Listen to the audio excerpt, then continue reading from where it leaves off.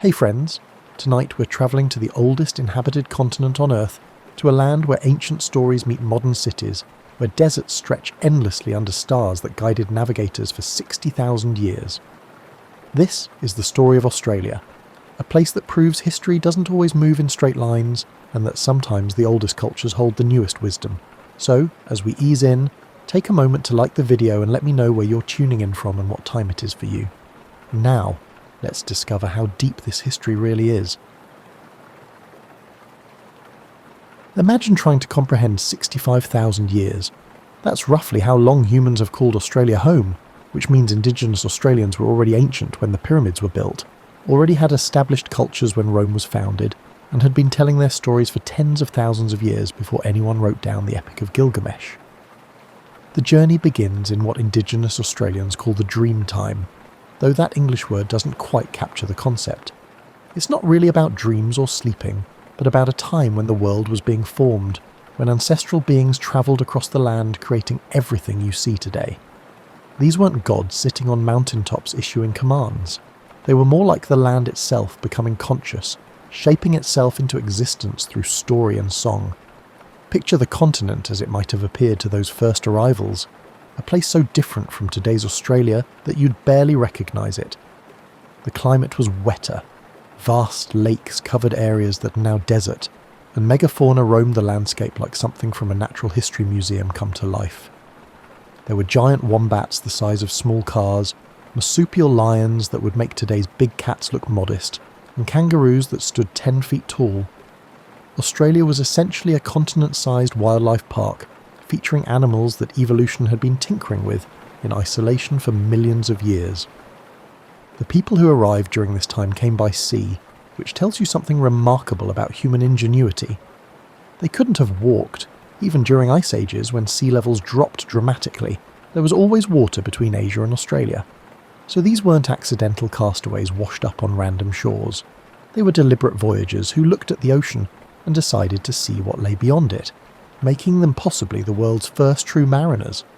What they found was a continent that required completely different survival strategies from anywhere humans had lived before.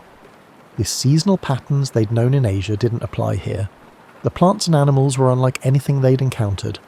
Traditional hunting techniques needed adaptation. It was like being handed a cookbook written in an unfamiliar language for ingredients that didn't exist back home. But humans are remarkably good at figuring things out, and these early Australians became experts at reading a landscape that seemed determined to keep its secrets. They learned which plants were edible, which could be made edible through careful preparation, and which should never be touched. They discovered that certain rocks, when struck together, produced better tools than others. They figured out that fire, used strategically, could transform the landscape into a more productive hunting ground. This last innovation, the systematic use of fire to manage the land, was probably the most consequential decision in Australian history.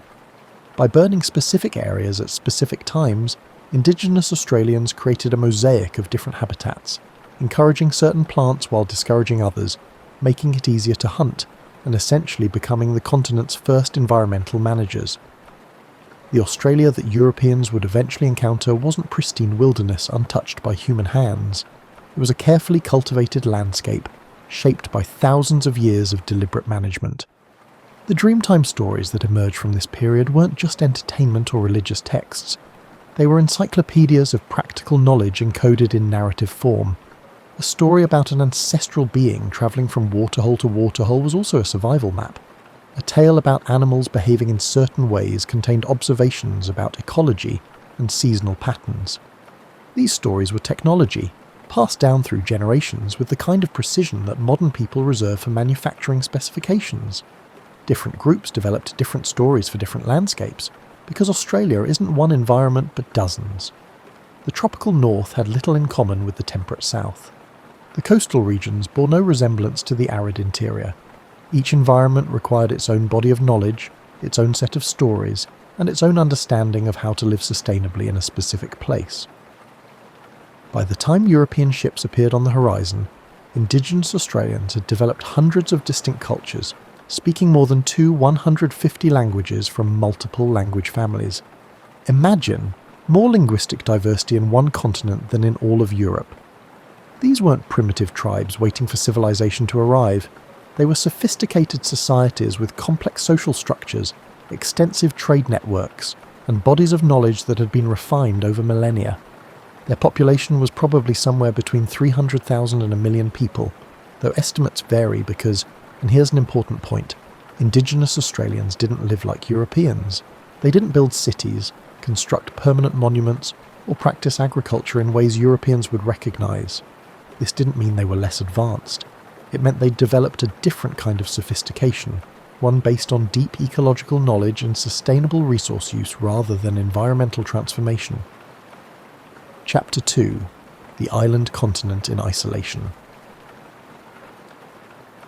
While the rest of the world was writing history, building empires, and generally making a fuss about civilization, Australia remained largely separate from these global dramas. The continent's isolation was so complete that it developed like a parallel universe where evolution took different paths and human societies followed different trajectories.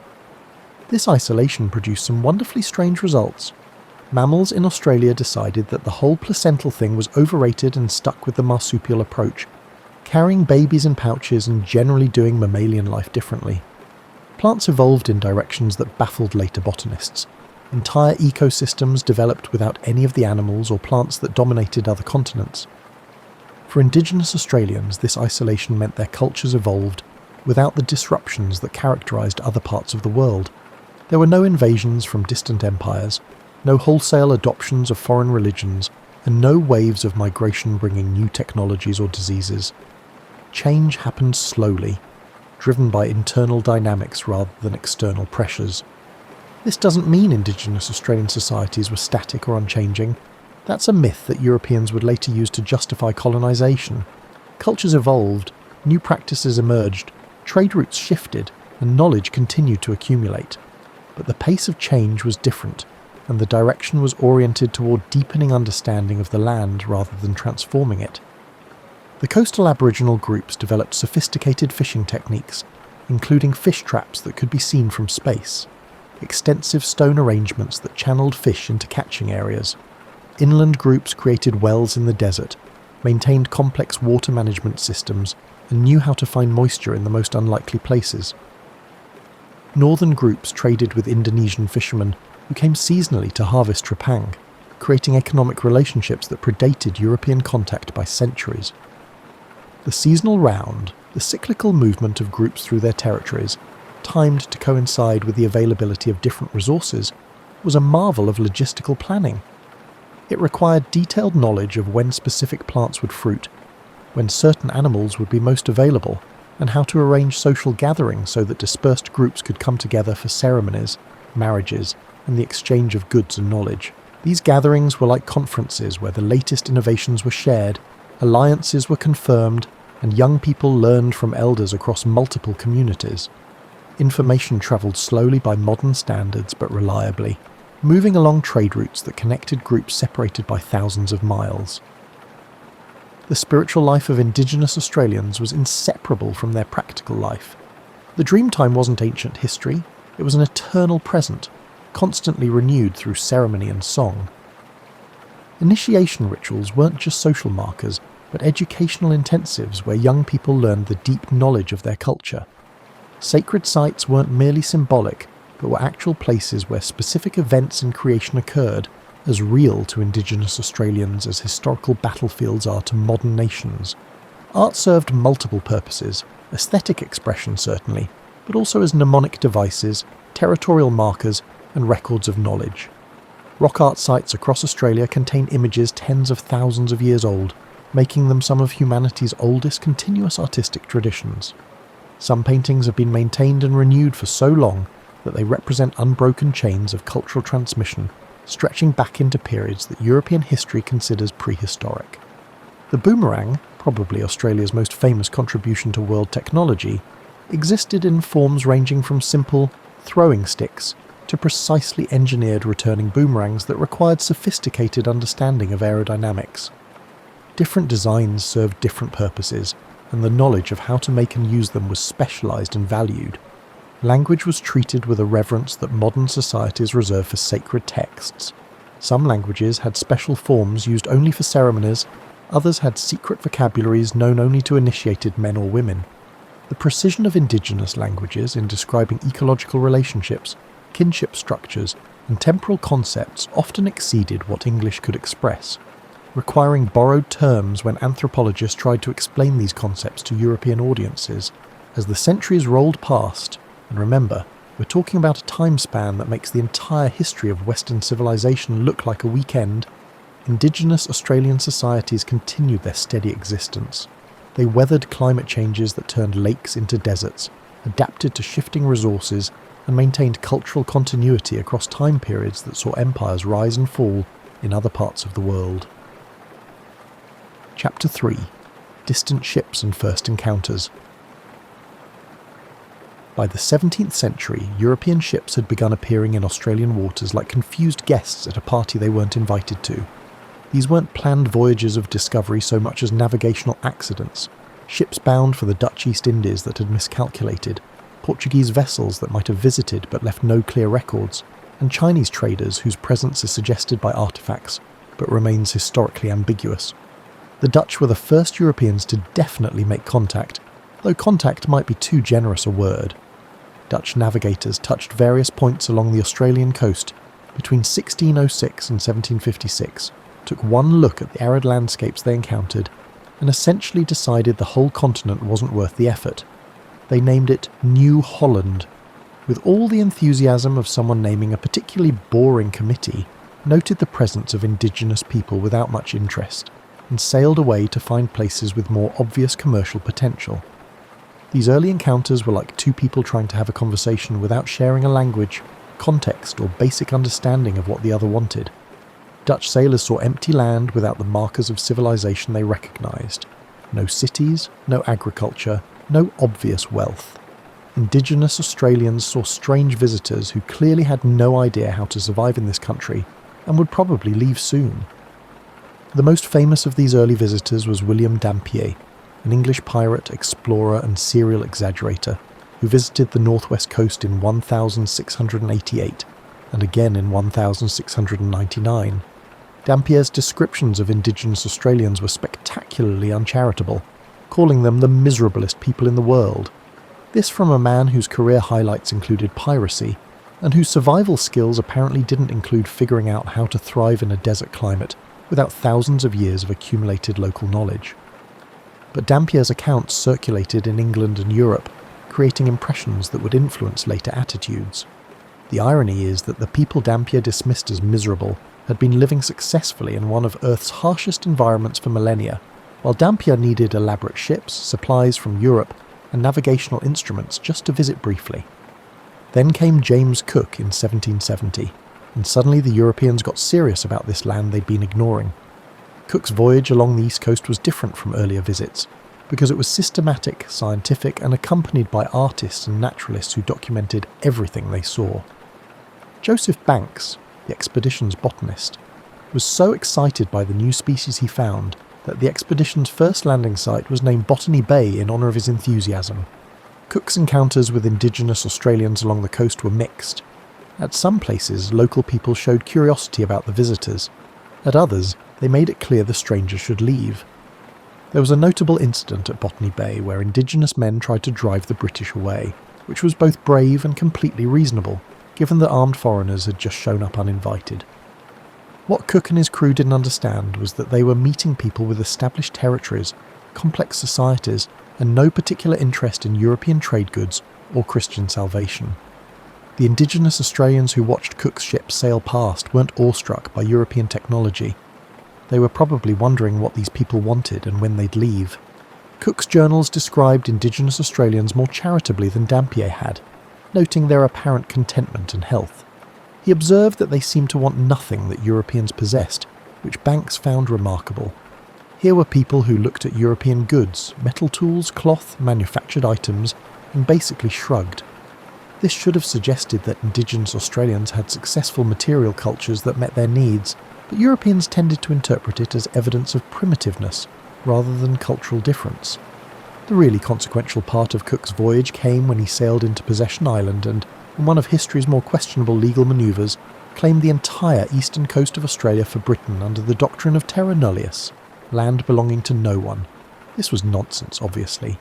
The land belonged to the hundreds of indigenous groups who had lived there for 65,000 years.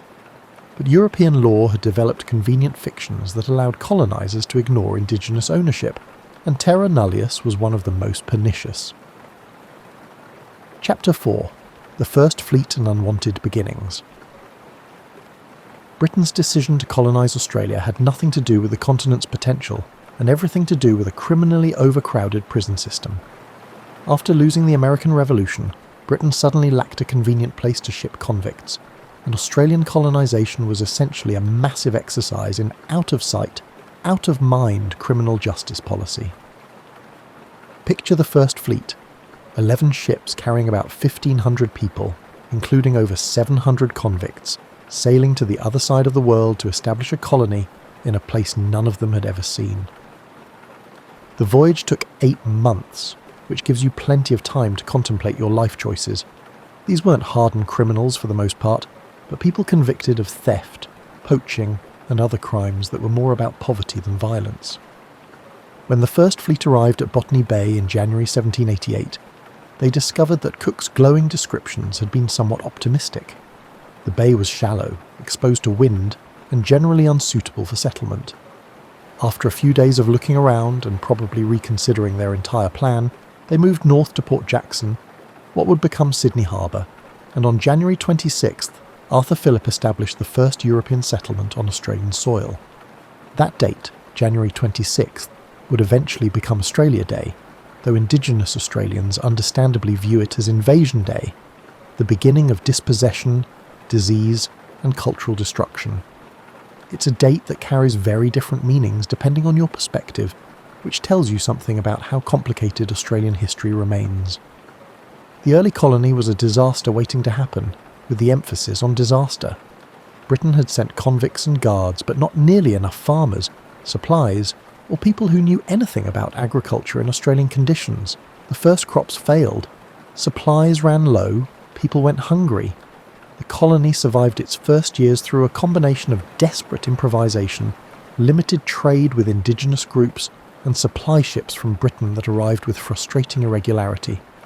Indigenous people of the Sydney region, the Eora Nation, watched these newcomers with a mixture of curiosity, concern, and growing alarm. At first, there might have been hope that the British would leave once they realised how unsuited they were to local conditions. But as the settlement persisted and expanded, it became clear these visitors intended to stay. The relationship between colonisers and Indigenous Australians deteriorated quickly. The British saw empty land ready for use. Indigenous Australians saw their territories being occupied, their resources being depleted, and their way of life being threatened. Spears met muskets. Traditional hunting grounds became British farms. Sacred sites were cleared for buildings. Smallpox hit Sydney's Indigenous population in 1789, killing roughly half the Eora people. Whether this was deliberately introduced, as some historians argue, or accidentally transmitted remains debated. Either way, the impact was catastrophic. European diseases against which Indigenous Australians had no immunity would prove more deadly than European weapons over the following decades. Some Indigenous people tried to work with the colonisers. Bennelong, a Eora man, learned English and tried to bridge the cultural divide. He travelled to England, met King George III, and returned to Sydney wearing English clothes. But Bennelong's story didn't have a happy ending. He eventually became estranged from both cultures, too changed to fully return to his previous life, but never truly accepted by British society. The colony slowly stabilised and grew. More convicts arrived. Free settlers began coming, lured by land grants. The British pushed further inland, and with each expansion, Indigenous Australians were pushed off their traditional lands. Sometimes this happened through negotiation or coercion. Often it happened through violence that colonial authorities preferred not to document too carefully. By the early 1800s, the pattern was set. British settlements expanded along the coast and inland. Indigenous resistance met military response. Diseases spread through indigenous populations faster than the settlements themselves expanded, and Britain began to realise that this prison colony might actually become something more substantial. Chapter 5. Wool, Gold, and the Rush to Claim a Continent. The transformation of Australia from penal colony to economic powerhouse happened faster than anyone expected, and it had a lot to do with sheep, specifically merino sheep, whose wool turned out to grow exceptionally well in Australian conditions. By the 1820s, wool exports were making certain colonists very wealthy, and suddenly, Australia looked less like a dumping ground for criminals and more like an opportunity for ambitious settlers. The land grants that Britain offered free settlers were generous, to put it mildly, thousands of acres to anyone willing to establish a farm. Of course, these grants completely ignored that the land belonged to indigenous groups who had managed it for millennia. But colonial authorities operated under the convenient fiction of terra nullius, treating Australia as empty land free for the taking. Squatters, settlers who simply moved onto land without official permission, pushed the boundaries of settlement even faster than colonial governments could keep track of. They'd find good grazing land, establish sheep stations, and essentially dare the authorities to do anything about it. Most of the time, the government eventually recognised these illegal settlements, because stopping them would have required resources the colony didn't have. For Indigenous Australians, this expansion was catastrophic. Their traditional lands were taken for sheep stations, waterholes were monopolised by pastoral stations, hunting grounds were fenced off. When Indigenous people continued to use their traditional territories, which they had every right to do, they were treated as thieves and trespassers on their own land. Frontier violence escalated into what historians now recognise as guerrilla warfare. Indigenous groups conducted raids on pastoral stations, taking sheep and supplies. Settlers responded with punitive expeditions that often turned into massacres. Colonial authorities mostly looked the other way, and most of this violence went unrecorded, making it difficult to know the full extent of the deaths. Then came 1851, and everything accelerated. Gold was discovered, first in New South Wales and then in Victoria, sparking one of history's great gold rushes. Suddenly Australia was flooded with prospectors from around the world, Chinese miners, American 49ers who'd missed California's gold rush, British workers seeking fortune, and adventurers from everywhere. The gold rushes transformed Australia's demographics and economy overnight. Melbourne grew from a small town to a substantial city within a few years. The population doubled in a decade. Wealth poured in from the goldfields, funding construction, commerce, and the beginnings of an Australian identity that was less about being British and more about being Australian. The goldfields were remarkably democratic compared to most of 19th century society. Anyone could try their luck. Convicts who'd served their time, free settlers, Indigenous Australians, Chinese immigrants, and people from every social class. Your success depended on luck and determination rather than birth or connection. This created a rough egalitarianism that would influence Australian culture for generations. Of course, this democracy had limits. Chinese miners faced particular discrimination, blamed for everything from taking gold that should have gone to Europeans to undermining wage standards. Taxes and restrictions specifically targeted Chinese miners, revealing that Australian egalitarianism extended mainly to Europeans. Indigenous Australians were largely excluded from the goldfields, pushed aside by the rush of prospectors flooding across their territories. The Eureka Stockade incident in 1854 became one of the founding myths of Australian democracy. Miners in Ballarat, frustrated by expensive licences and government corruption, built a stockade and raised a flag. Soldiers attacked, killing about 30 miners in a brief violent confrontation. The rebellion failed militarily but succeeded politically. It led to reforms that made the colonies more democratic and became a symbol of Australian independence and workers' rights. By the 1860s, Australia had been transformed from a collection of prison colonies to a prosperous, growing society. The convict era was ending. The last convict ship arrived in Western Australia in 1868. Free immigration now dwarfed forced transportation. Cities were growing, industries were developing, and the colonies were gaining increasing autonomy from British rule. But this prosperity came at a cost that wasn't equally distributed. While European settlers celebrated growth and opportunity, Indigenous Australians faced continuing dispossession, violence, and population collapse. Their numbers had decreased dramatically from pre-contact levels, ravaged by disease, violence, and the destruction of traditional ways of life. Chapter 6. Making a Nation from 6 Arguments.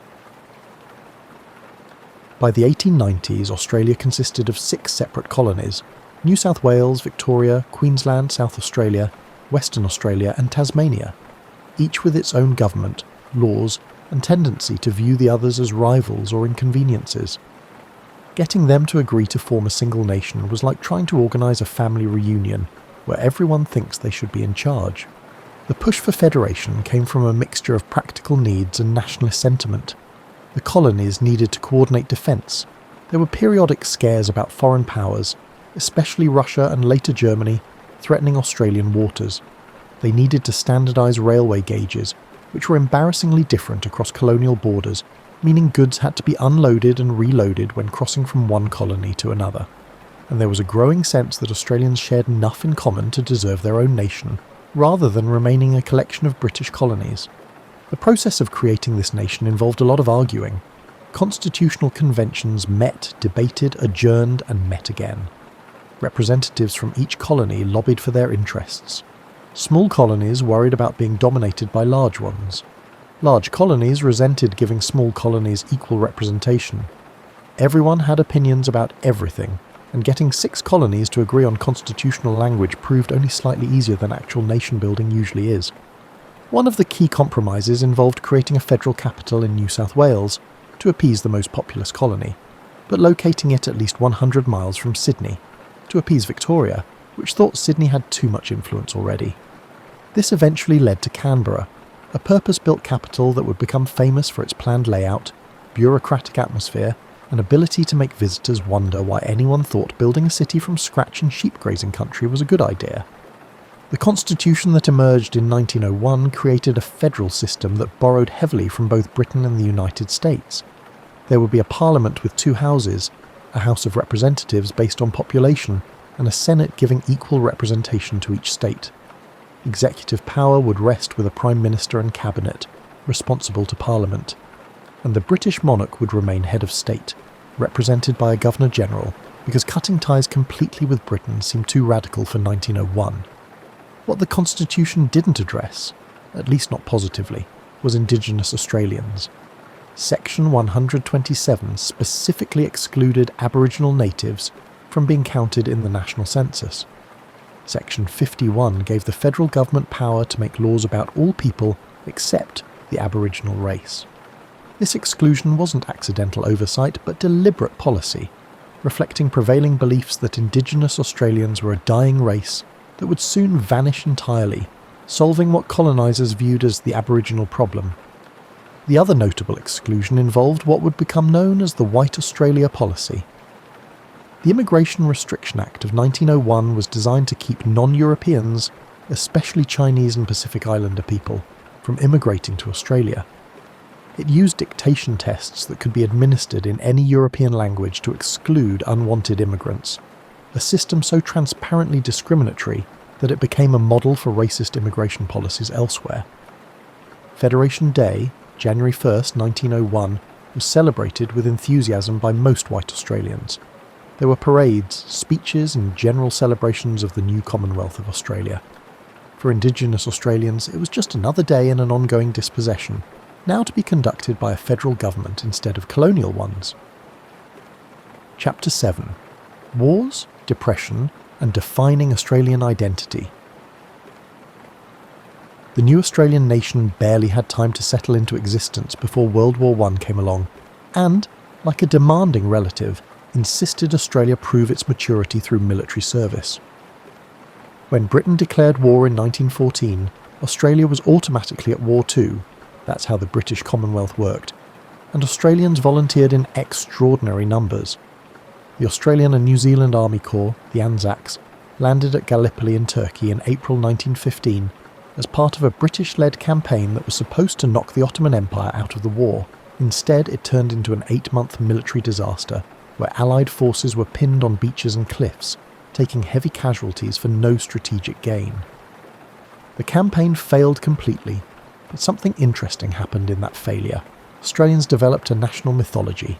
Anzac Day, April 25th, became Australia's most important national commemoration, not celebrating victory, but honouring sacrifice, mateship, and the Anzac spirit of endurance under impossible conditions. There's something distinctly Australian about choosing a military defeat as your defining national moment, suggesting that how you handle adversity matters more than winning. Over 60,000 Australian soldiers died in World War I. a staggering number for a nation of fewer than 5 million people. Hardly a town or suburb wasn't touched by grief. War memorials went up in every community, listing names that often represented significant percentages of local young men. The war changed Australia from a collection of former colonies into a nation that had proven itself on the world stage, though the price of that proof was heartbreakingly high. The 1920s brought recovery and prosperity. Briefly, Australia's economy grew, cities expanded, and there was a sense that the worst was behind. Then came 1929 and the Great Depression, hitting Australia particularly hard because the economy depended heavily on exports of wool and wheat, both of which collapsed in value. Unemployment reached 30%. People queued for government relief that barely kept families fed. Shanty towns grew on city outskirts. The Great Depression tested Australian institutions and social cohesion in ways that would influence politics for generations. Labour unions gained strength, pushing for better conditions and greater economic equality. Conservative forces worried about radicalism and communism. Political tensions ran high, occasionally spilling into violence. Australia weathered the Depression without revolution or dictatorship, which was something of an achievement given what was happening in other parts of the world, but the experience left lasting marks on Australian society. World War II came along just as Australia was recovering from the Depression, and this time the threat was existential. When Japan entered the war, Australia suddenly faced invasion by a military power that was advancing rapidly through Southeast Asia. The fall of Singapore in 1942, where British promises of defence collapsed and thousands of Australian soldiers were captured, marked a turning point in Australian strategic thinking. Prime Minister John Curtin made a famous declaration that Australia would look to America rather than Britain for security, explicitly acknowledging that Britain could no longer protect its distant dominion. American General Douglas MacArthur made Australia his headquarters for the Pacific War. American servicemen flooded into Australian cities. The Battle of the Coral Sea stopped Japanese naval forces heading toward Australia. For the first time, Australians faced war in their own region, rather than fighting in distant European or Middle Eastern campaigns. The war accelerated Australia's transformation from British colony to independent nation. After 1945, there was no going back to assuming Britain would handle defence and foreign policy. Australia needed to develop its own international relationships, strengthen its military, and think about its place in the Asia-Pacific region, rather than imagining itself as a distant outpost of Europe. Chapter 8. Post-war Transformation and Cultural Awakening. The decades after World War II saw Australia transform more rapidly than in all its previous history. The government launched a massive immigration program under the slogan "Populate or Perish," bringing over 2 million immigrants between 1945 and 1947-1965. The initial focus was on British immigrants, but as numbers fell short, Australia expanded to accept displaced persons from Europe: Poles, Ukrainians, Yugoslavs, Greeks and Italians. This immigration challenged the White Australia policy's assumptions without directly confronting them. The government tried to maintain the policy while accepting Southern Europeans who earlier generations might not have considered properly white. Italian and Greek immigrants faced discrimination, were called derogatory names, and struggled for acceptance, but their presence began diversifying what it meant to be Australian. These immigrants changed Australian food, culture and cities. Suburbs that had been relentlessly British became multicultural neighbourhoods. Coffee culture arrived with Italian immigrants who were horrified by Australian coffee habits. Greek restaurants introduced Australians to cuisines beyond meat pies and fish and chips. European immigrants brought different attitudes about food, family and leisure that gradually influenced broader Australian culture. The 1950s and 1960s were also when Indigenous Australians began organising more effectively for civil rights. They had fought in both world wars, worked in industries supporting the war effort, and then returned to lives defined by discrimination and legal restrictions. In Queensland and the Northern Territory, Indigenous workers on cattle stations lived under conditions barely distinguishable from servitude. In southern states, Indigenous people faced segregation in housing, education and public spaces.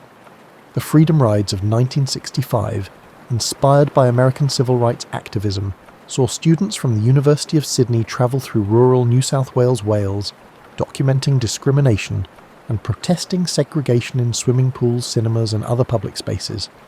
These protests brought national attention to inequalities that most urban Australians preferred not to think about. The real breakthrough came in 1967, with a referendum asking Australians to remove constitutional provisions excluding Indigenous Australians from the census and prohibiting the federal government from making laws for them. Over 90% voted yes, one of the highest referendum results in Australian history. It didn't immediately change Indigenous lives, but it represented a shift in national attitudes, an acknowledgement that exclusion and discrimination had to end. The White Australia policy's dismantling happened gradually through the 1960s and early 1970s. First, restrictions eased slightly, then exceptions multiplied. Finally, in 1973, the Whitlam government officially ended racial discrimination in immigration policy. This opened Australia to Asian immigration, fundamentally changing the nation's demographic trajectory. Vietnamese refugees arrived after the Vietnam War, establishing communities that enriched Australian society. Asian skilled migration increased. By the 1980s, Australia was receiving immigrants from every continent, transforming cities into genuinely multicultural places. Sydney and Melbourne became among the world's most diverse cities, with neighbourhoods where dozens of languages could be heard and restaurants representing cuisines from every corner of the globe. These changes weren't smooth or universally welcomed. There were tensions, racist incidents, and political movements resisting multiculturalism. Pauline Hanson's One Nation Party emerged in the 1990s, arguing that Asian immigration threatened Australian identity. But these resistance movements represented minorities. Most Australians adapted to diversity, recognising that multiculturalism wasn't destroying Australian identity but creating a new version of it. The arts flourished during this period. Australian cinema experienced a renaissance with films that explored Australian themes and landscapes. Rock bands like AC/DC and INXS achieved international success. Australian literature gained recognition beyond simply being exotic British writing from the Southern Hemisphere. There was growing confidence that Australian culture could stand on its own terms rather than constantly referencing British or American models.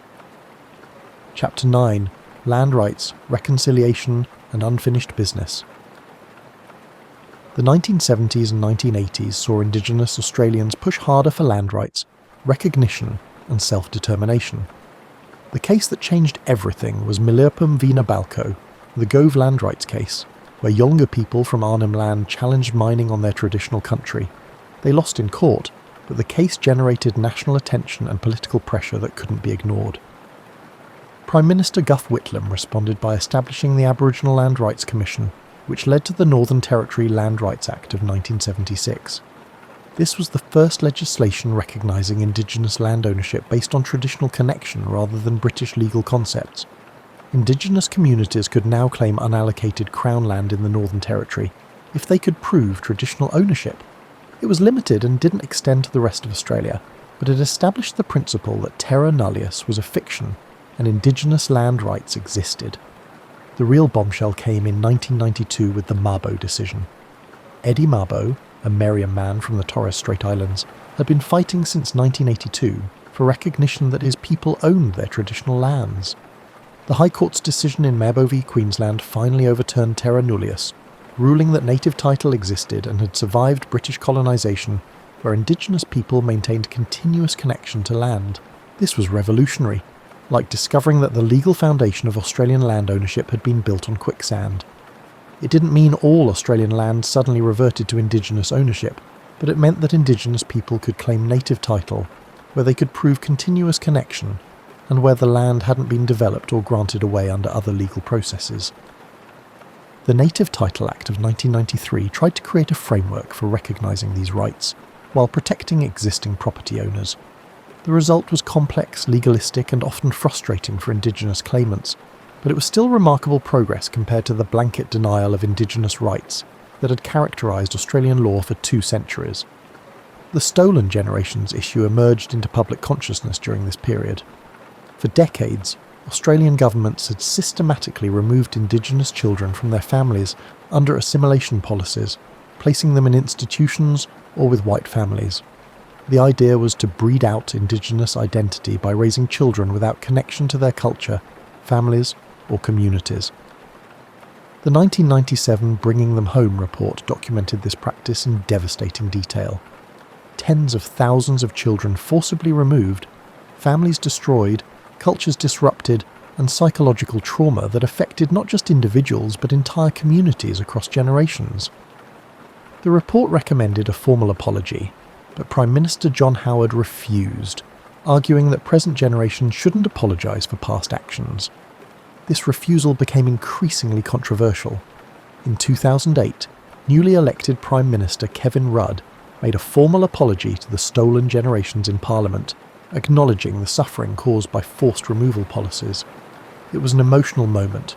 Many stolen generation survivors were present in Parliament, and the apology was broadcast nationally. It didn't undo the harm, but it represented official acknowledgement of historical injustice. Yet progress on Indigenous issues remained frustratingly slow and uneven. The gap in life expectancy, health outcomes, education, and employment between Indigenous and non-Indigenous Australians persisted despite numerous government programs. Remote Indigenous communities face particular challenges: inadequate services, limited economic opportunities, and the ongoing impacts of historical dispossession. Constitutional recognition of Indigenous Australians became a long-running debate. The Constitution still contained provisions from 1901 that excluded or marginalised Indigenous people.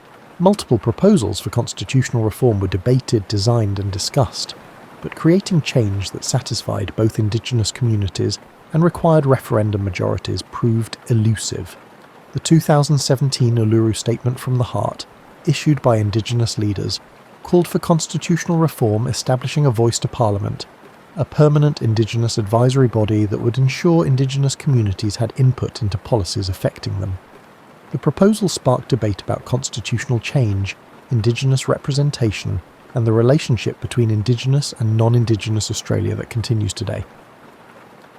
Chapter 10: Modern Australia in a Changing World. As the 20th century ended and the 21st began, Australia found itself navigating an identity that was increasingly complex. No longer simply British, but not quite willing to embrace being Asian despite geography, Australia occupied an interesting middle ground, a Western democracy in the Asia-Pacific region, with a population becoming more diverse with each passing year. The Sydney Olympics in 2000 became a showcase for this modern Australia. The opening ceremony featured Indigenous performers prominently. Cathy Freeman, an Indigenous athlete, lit the Olympic flame and later won gold in the 400 metres while carrying both the Australian and Aboriginal flags.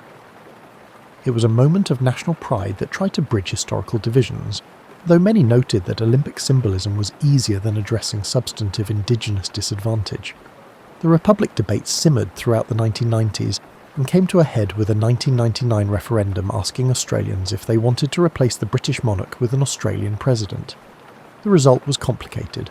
Polls showed many Australians supported becoming a republic in principle, but the specific model proposed, where Parliament would elect the president, didn't satisfy either monarchists or Republicans who wanted direct election. The referendum failed, and Australia retained Queen Elizabeth II as head of state, a reminder that changing constitutional arrangements requires more than vague sentiment. Australia's economy transformed during these decades through a process politely called economic reform, but which involved significant pain for many communities. Manufacturing declined as globalisation shifted production to Asia.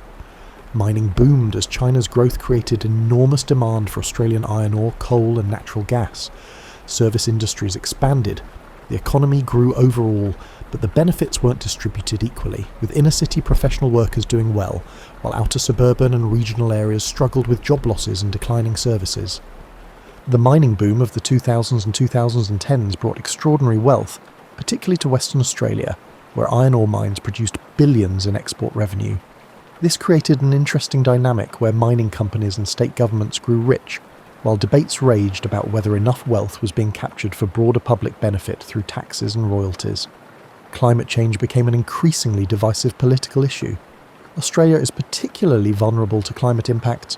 Droughts become more severe, bushfires more frequent and intense, coral bleaching threatens the Great Barrier Reef, and coastal communities face rising seas. Yet Australia's economy depends heavily on coal and gas exports, creating political tensions between environmental concerns and economic interests. The millennium drought of the late 1990s through 2000s hit southeastern Australia particularly hard. Major cities implemented water restrictions, farmers watched crops fail, and debates about water management dominated politics. The drought eventually broke, but it previewed challenges that climate change is expected to intensify. Then came the Black Saturday bushfires of 2009 in Victoria, the deadliest bushfires in Australian history, killing 173 people and destroying thousands of homes. The fires generated their own weather systems, moved faster than people could flee, and demonstrated the devastating potential of extreme fire conditions combined with strong winds and record temperatures. Immigration remained contentious. Successive governments struggled with asylum seekers arriving by boat, implementing increasingly harsh deterrence policies. Offshore detention centres in Nauru and Papua New Guinea held asylum seekers in conditions that drew international criticism. The political calculation was that being perceived as tough on borders won more votes than humanitarian concerns cost, revealing uncomfortable truths about Australian political priorities. Meanwhile, Australia's relationship with China grew more economically important and politically complicated. China became Australia's largest trading partner by far, buying Australian resources at scales that drove economic growth. But strategic concerns about China's rising power, its treatment of ethnic minorities, and its increasingly assertive foreign policy created tensions between economic interests and security concerns. The COVID-19 pandemic in 2020 to 2021 revealed both strengths and limitations in Australian governance. Border closures and lockdowns contained the virus more successfully than in many countries, keeping death rates relatively low. But border policies separated families, locked international students and temporary residents out of support systems, and exposed inequalities in who could afford to weather extended lockdowns.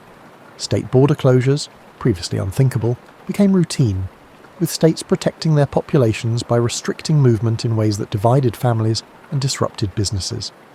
The pandemic revealed that Australian federalism, designed for an era of slow communication and transport, could create as many problems as it solved in a crisis requiring rapid, coordinated response. The Voice to Parliament referendum in 2023 asked Australians whether they supported constitutional change to establish an Indigenous advisory body. Despite initial polling showing support, the referendum failed, with many Australians voting no for varied reasons. Some opposed constitutional change, others wanted practical action instead of symbolic recognition, and some were influenced by misinformation campaigns about what the Voice would actually do. The referendum's failure highlighted ongoing challenges in reconciliation. While most Australians supported Indigenous rights in abstract terms, building consensus for specific reforms proved difficult. The gap between symbolic recognition and substantive change remained frustratingly wide. Chapter 11. The Land Itself, Australia's Enduring Character. As we wind down this long journey through Australian history, it's worth considering the land itself, this vast, ancient continent that has shaped everyone who has lived here, from the first humans who arrived 65,000 years ago to the most recent immigrants stepping off a plane last week. Australia is the flattest, driest inhabited continent, with soils among the oldest and least fertile on Earth. This isn't prime agricultural land that generously yields whatever you plant. It's a landscape that demands respect, knowledge, and adaptation. Indigenous Australians learned this over millennia.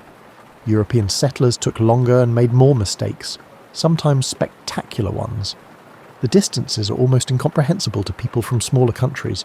You can drive for hours, days even, and see nothing but scrubland, the same eucalyptus trees stretching to every horizon.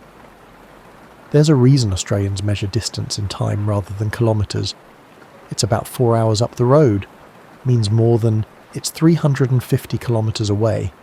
Because the real question is how long you'll be driving through that emptiness. Yet this emptiness isn't really empty. The outback that looks barren to European eyes teems with life if you know how to look. Lizards sheltering under rocks, birds nesting in impossible places, and plants that survive years without rain and then burst into bloom when moisture finally comes. Indigenous Australians could read this landscape like Europeans read books, seeing stories, resources and knowledge in every feature. The coasts tell a different story, lush, green, and where most Australians actually live. Over 80% of the population clusters along the coastline, particularly the eastern and southeastern coasts, leaving the interior largely uninhabited except for mining operations and small towns connected by impossibly long roads. This creates an odd situation where Australia is simultaneously one of the most urbanised countries in the world and one with vast spaces where human presence is minimal. The Great Barrier Reef, stretching for over 2,000 kilometres along the Queensland coast, is the world's largest living structure, visible from space. It's a reminder that, while the land is ancient and weathered, the surrounding oceans are dynamic and alive. The reef faces existential threats from warming waters and ocean acidification, making it a symbol of broader environmental challenges. Australian wildlife remains gloriously weird. Monotremes, mammals that lay eggs, exist nowhere else. Marsupials dominate where placental mammals rule elsewhere. Venomous creatures abound: snakes, spiders, jellyfish, and even a venomous platypus, because apparently regular platypi weren't strange enough. Yet for all the dangerous wildlife reputation, Australia is remarkably safe if you exercise basic common sense, unlike places with large predators that actually hunt humans. The seasons run opposite to the Northern Hemisphere, which creates ongoing calendar confusion. Christmas happens in summer, requiring Australians to maintain European traditions like hot roast dinners in sweltering heat, while knowing that singing about snow and winter wonderlands is geographically nonsensical. Some things persist through cultural inertia, regardless of environmental fit. Chapter 12. What Australia Means Today. As you settle deeper into your pillow, let's consider what Australia represents in the early 21st century. Not the tourist brochure version with beaches and opera houses, but the more complex reality of a nation still working out what it wants to be. Australia is one of the world's most successful multicultural democracies, a place where people from every continent live together, with generally less conflict than history might predict. Over 30% of Australians were born overseas, and in cities like Sydney and Melbourne, that percentage approaches 40%. This diversity is now woven into Australian identity rather than threatening it, though individual incidents of racism remind us that acceptance isn't universal. The Australian sense of humour, self-deprecating, ironic and slightly irreverent toward authority, remains a defining characteristic. Australians instinctively deflate pomposity, value authenticity over pretension, and use nicknames as signs of affection. This can sometimes frustrate visitors from more formal cultures, but it creates a social environment where hierarchy is less rigid than in many societies. Mateship, that quintessentially Australian concept, values loyalty, helping others, and standing by your friends. It emerged from the harsh conditions of early colonial life, where cooperation meant survival, got reinforced through military experiences, and now shapes everything from workplace culture to political rhetoric. Though mateship has historically been quite masculine in its emphasis, contemporary understanding has broadened to include more diverse forms of solidarity and community support. The tyranny of distance, Australia's isolation from major world centres, has shaped national psychology in interesting ways. Australians are simultaneously provincial and cosmopolitan, deeply attached to local places while being enthusiastic international travellers. The distance creates a kind of fortress mentality sometimes, but also produces people who are comfortable with crossing cultural boundaries. Sports occupy an almost religious place in Australian culture. Cricket, Australian rules football, rugby league, rugby union, soccer, and countless other sports generate passion that can seem disproportionate to outsiders. But sports serve as social glue, creating shared experiences and identities that bridge other divisions. State rivalries in sports are intense, but mostly good-natured, except when they're not. The beach lifestyle isn't tourist mythology, but genuine cultural practice for millions of coastal Australians. Learning to swim, understanding surf conditions, and spending summer days at the beach aren't luxury activities but normal parts of life. Surf life-saving clubs are community institutions that combine sport, service, and social connection. Australian English has evolved into its own dialect with distinctive pronunciation, vocabulary, and idioms that can confound even native English speakers from other countries. The tendency to abbreviate everything, Arvo for afternoon, Servo for service station, brekkie for breakfast, combined with distinctive slang, creates a language that is simultaneously familiar and foreign to other English speakers. Yet underneath these cultural characteristics, deeper questions persist. What does reconciliation with Indigenous Australians actually require beyond symbolic gestures? How does Australia balance its Western political traditions with its Asian geography? What responsibilities come with extraordinary resource wealth in a world facing climate change?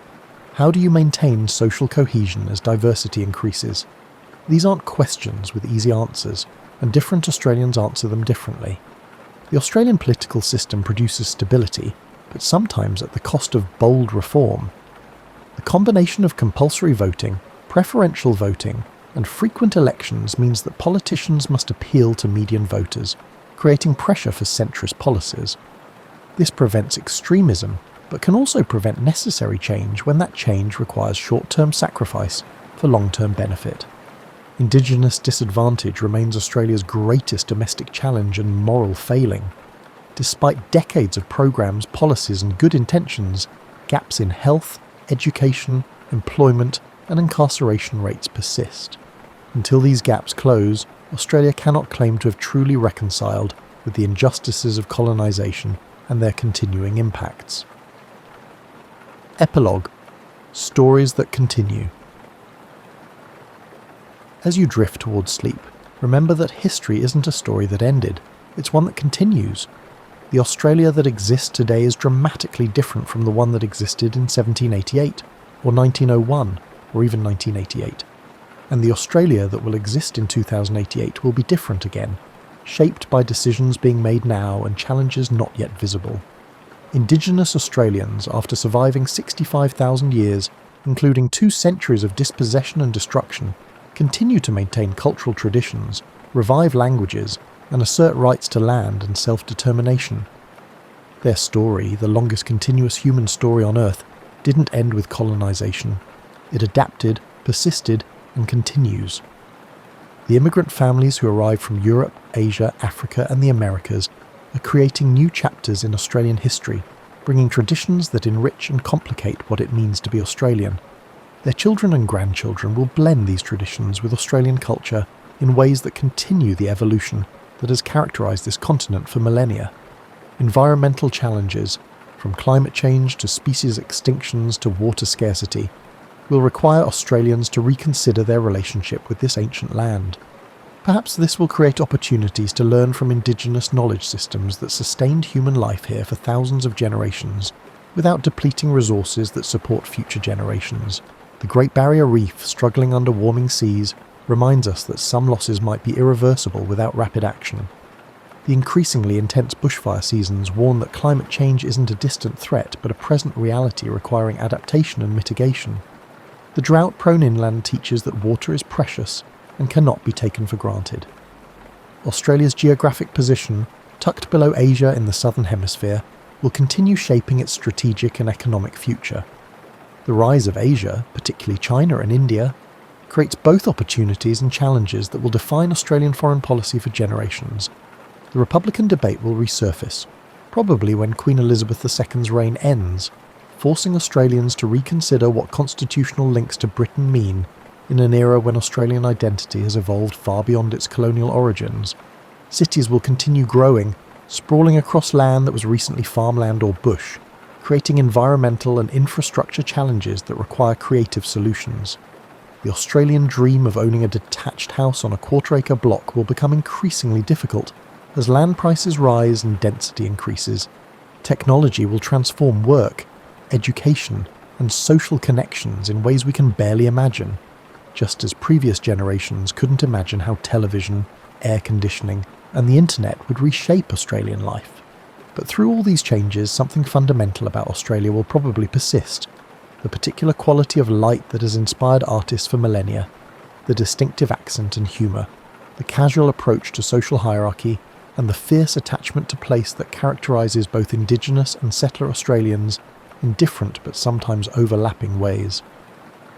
The story that began 65,000 years ago when the first humans crossed the water to reach this continent continues. It has been a story of adaptation, survival, conflict, creativity, and constant change. It has included tragedies that should never be forgotten and triumphs worth celebrating. It has been shaped by indigenous knowledge, British colonisation, multicultural immigration, and countless individual decisions that accumulated into historical forces.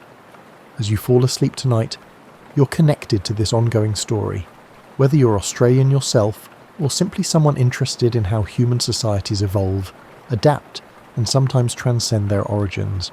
Australia's history, like all history, isn't a collection of dates and facts, but a web of human experiences, choices, and consequences that continue resonating through time. The land itself, ancient, weathered, patient, has witnessed all of this and will witness whatever comes next.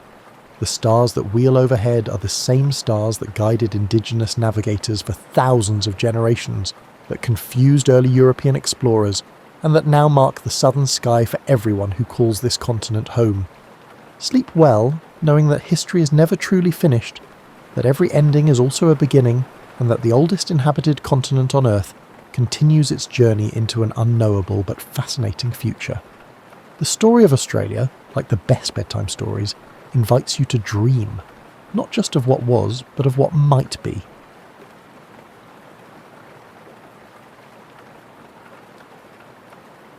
From his earliest days, young Marcus sensed expectations clinging to him like a heavy mantle. He was not yet the philosophical emperor history would revere, merely a curious boy from a prominent Roman family. Marble halls and hushed political debates formed the backdrop of his childhood, each conversation reinforcing the idea that he was fated for a grand role. Even while tinkering with wax tablets and toying with styluses, the weight of the future loomed in every corner of his home. Despite his tender years, Marcus felt drawn to the Roman Forum's colossal columns and venerable statues. Each marble figure whispered tales of victory and downfall, reminding him how power shimmered, then vanished. He marvelled at the thought that these silent sentinels once watched over leaders who, like him, had walked these streets, shoulder to shoulder with fate. More than politics or pageantry, Marcus discovered his keen interest in philosophy.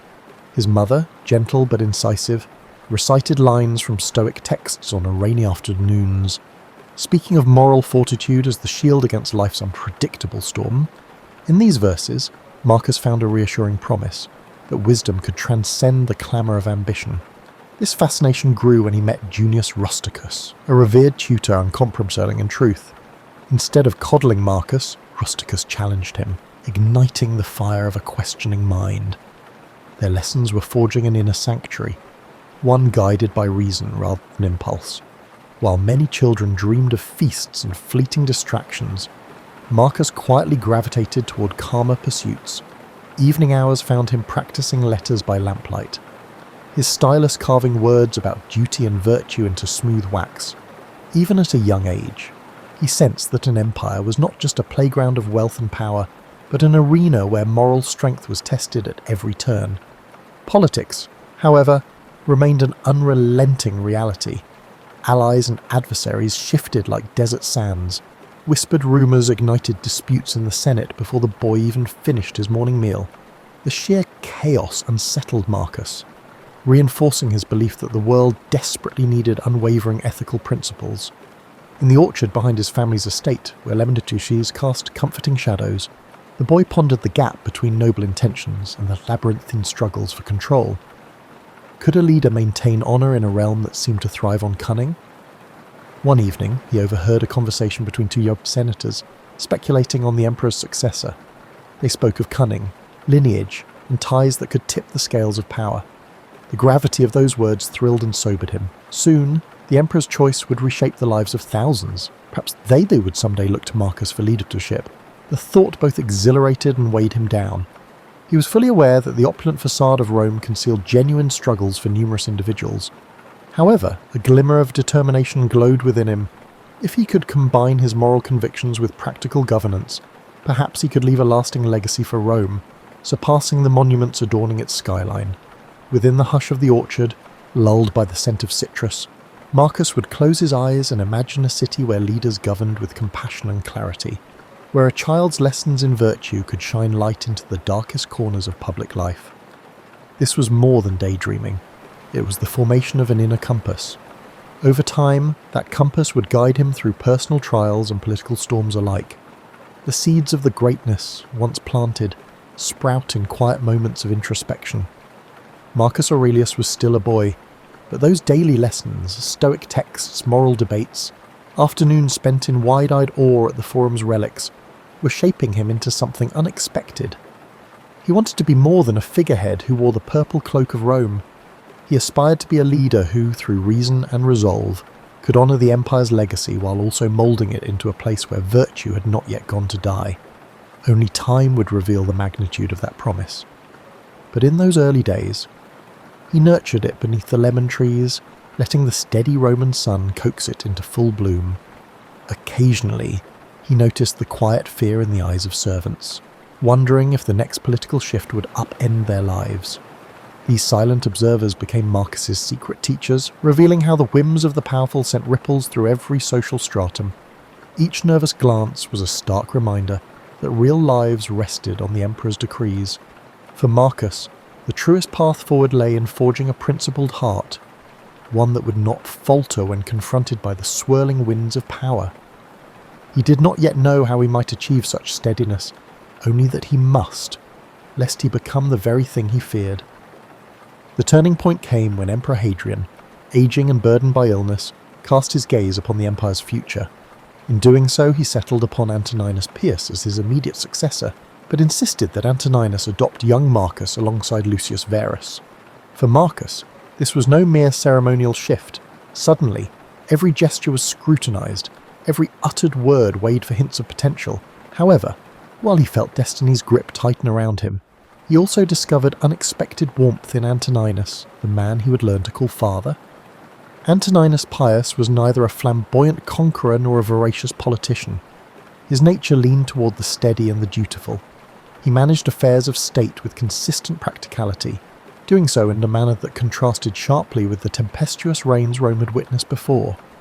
Gradually, Marcus realized that the empire did not always hunger for breathtaking exploits.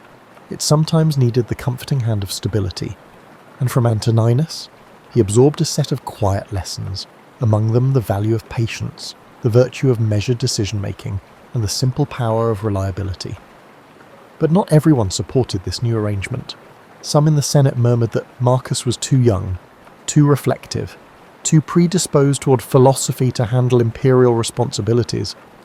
They questioned whether the boy who spent hours with Stoic scrolls and moral treatises could ever become the commanding presence they believed Rome required. In response, Marcus met these doubts not with anger, but with a focused determination. If he was untested in governance, then he would devote himself even more deeply to studying its intricacies. He devoured treatises on law, pored over military histories, and conversed late into the night with advisors who had navigated the labyrinth of Roman politics. The more he learned, the more he recognized that governance was not a place for rash tempers or inflexible dogmas. Indeed, it demanded both compassion and detachment, an ability to stand firm for justice while also understanding the fragility of human ambition. His bond with Lucius Verus added a twist to this evolving chapter. Lucius was his co-heir, a young man prone to revelry and spectacle, far less studious than Marcus but undeniably charismatic. The two could not have been more different. Yet they were tied together by destiny's decree. Even so, Marcus found that their differences enriched his perspective. Through Lucius, he glimpsed the appeal of festivity and lived experience, worlds that felt distant to his contemplative soul. He did not begrudge Lucius his extravagances, but he pledged to maintain a certain balance, steering clear of the pitfalls of mindless indulgence. Under Antoninus's watchful guidance, Marcus began attending meetings where Roman officials debated issues of provincial taxes and infrastructure. At first, he was a silent observer.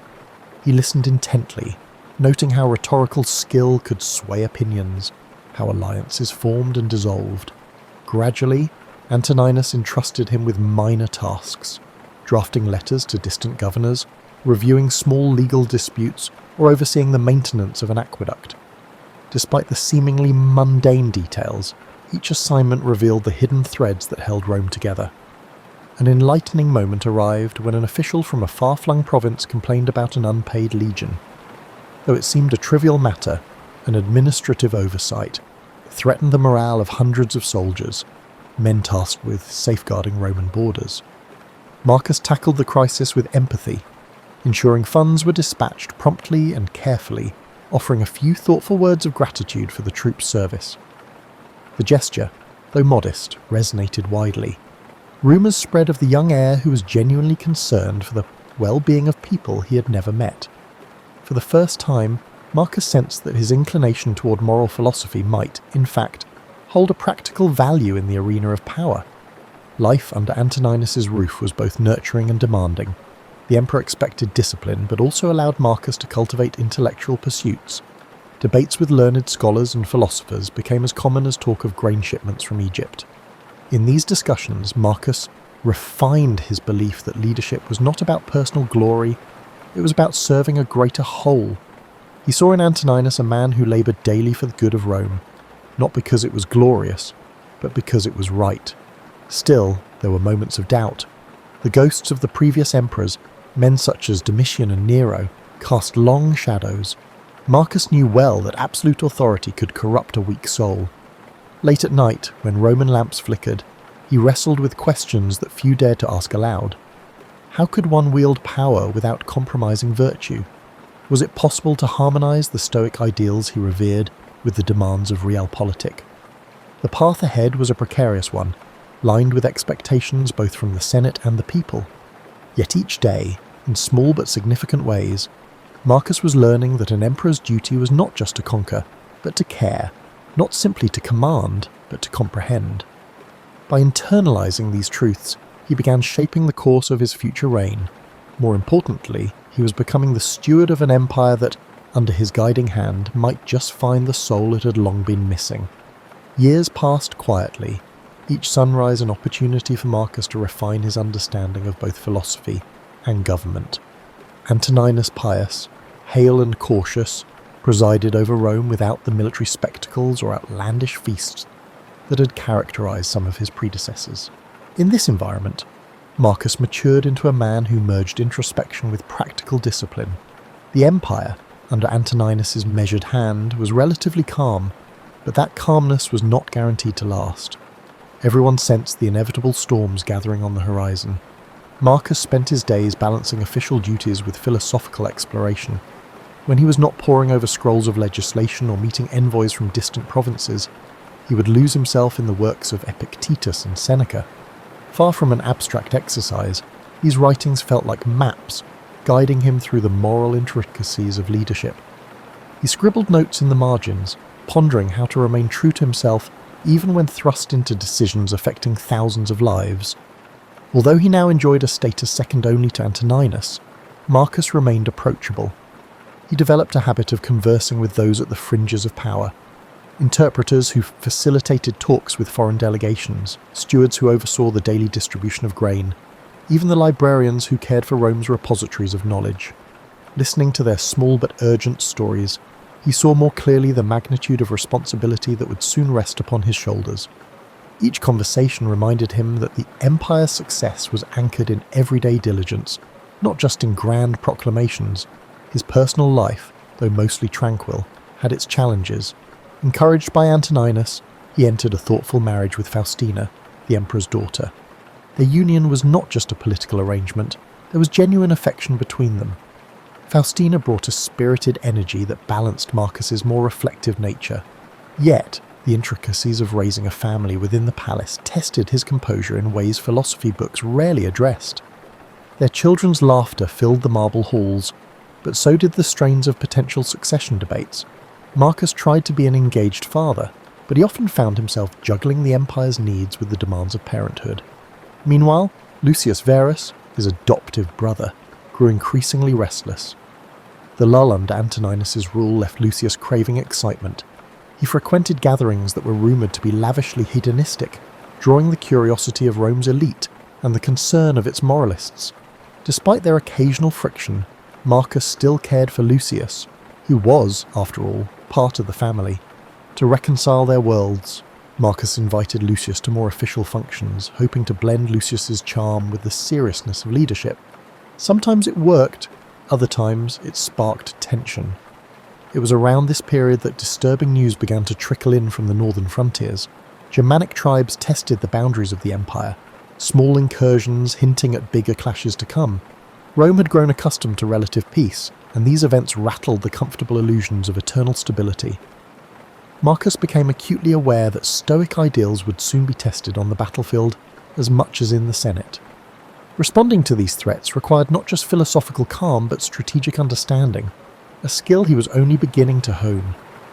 In the midst of these concerns, Antigonus's health began its slow decline. The once vigorous emperor found it harder to manage day-to-day affairs. His breath grew laboured, and he often complained of fatigue.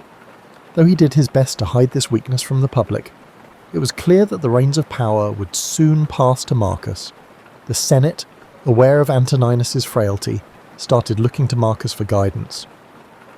The time of apprenticeship was ending. A new chapter beckoned. As the final months of Antoninus's life slipped away, Rome braced for another transition.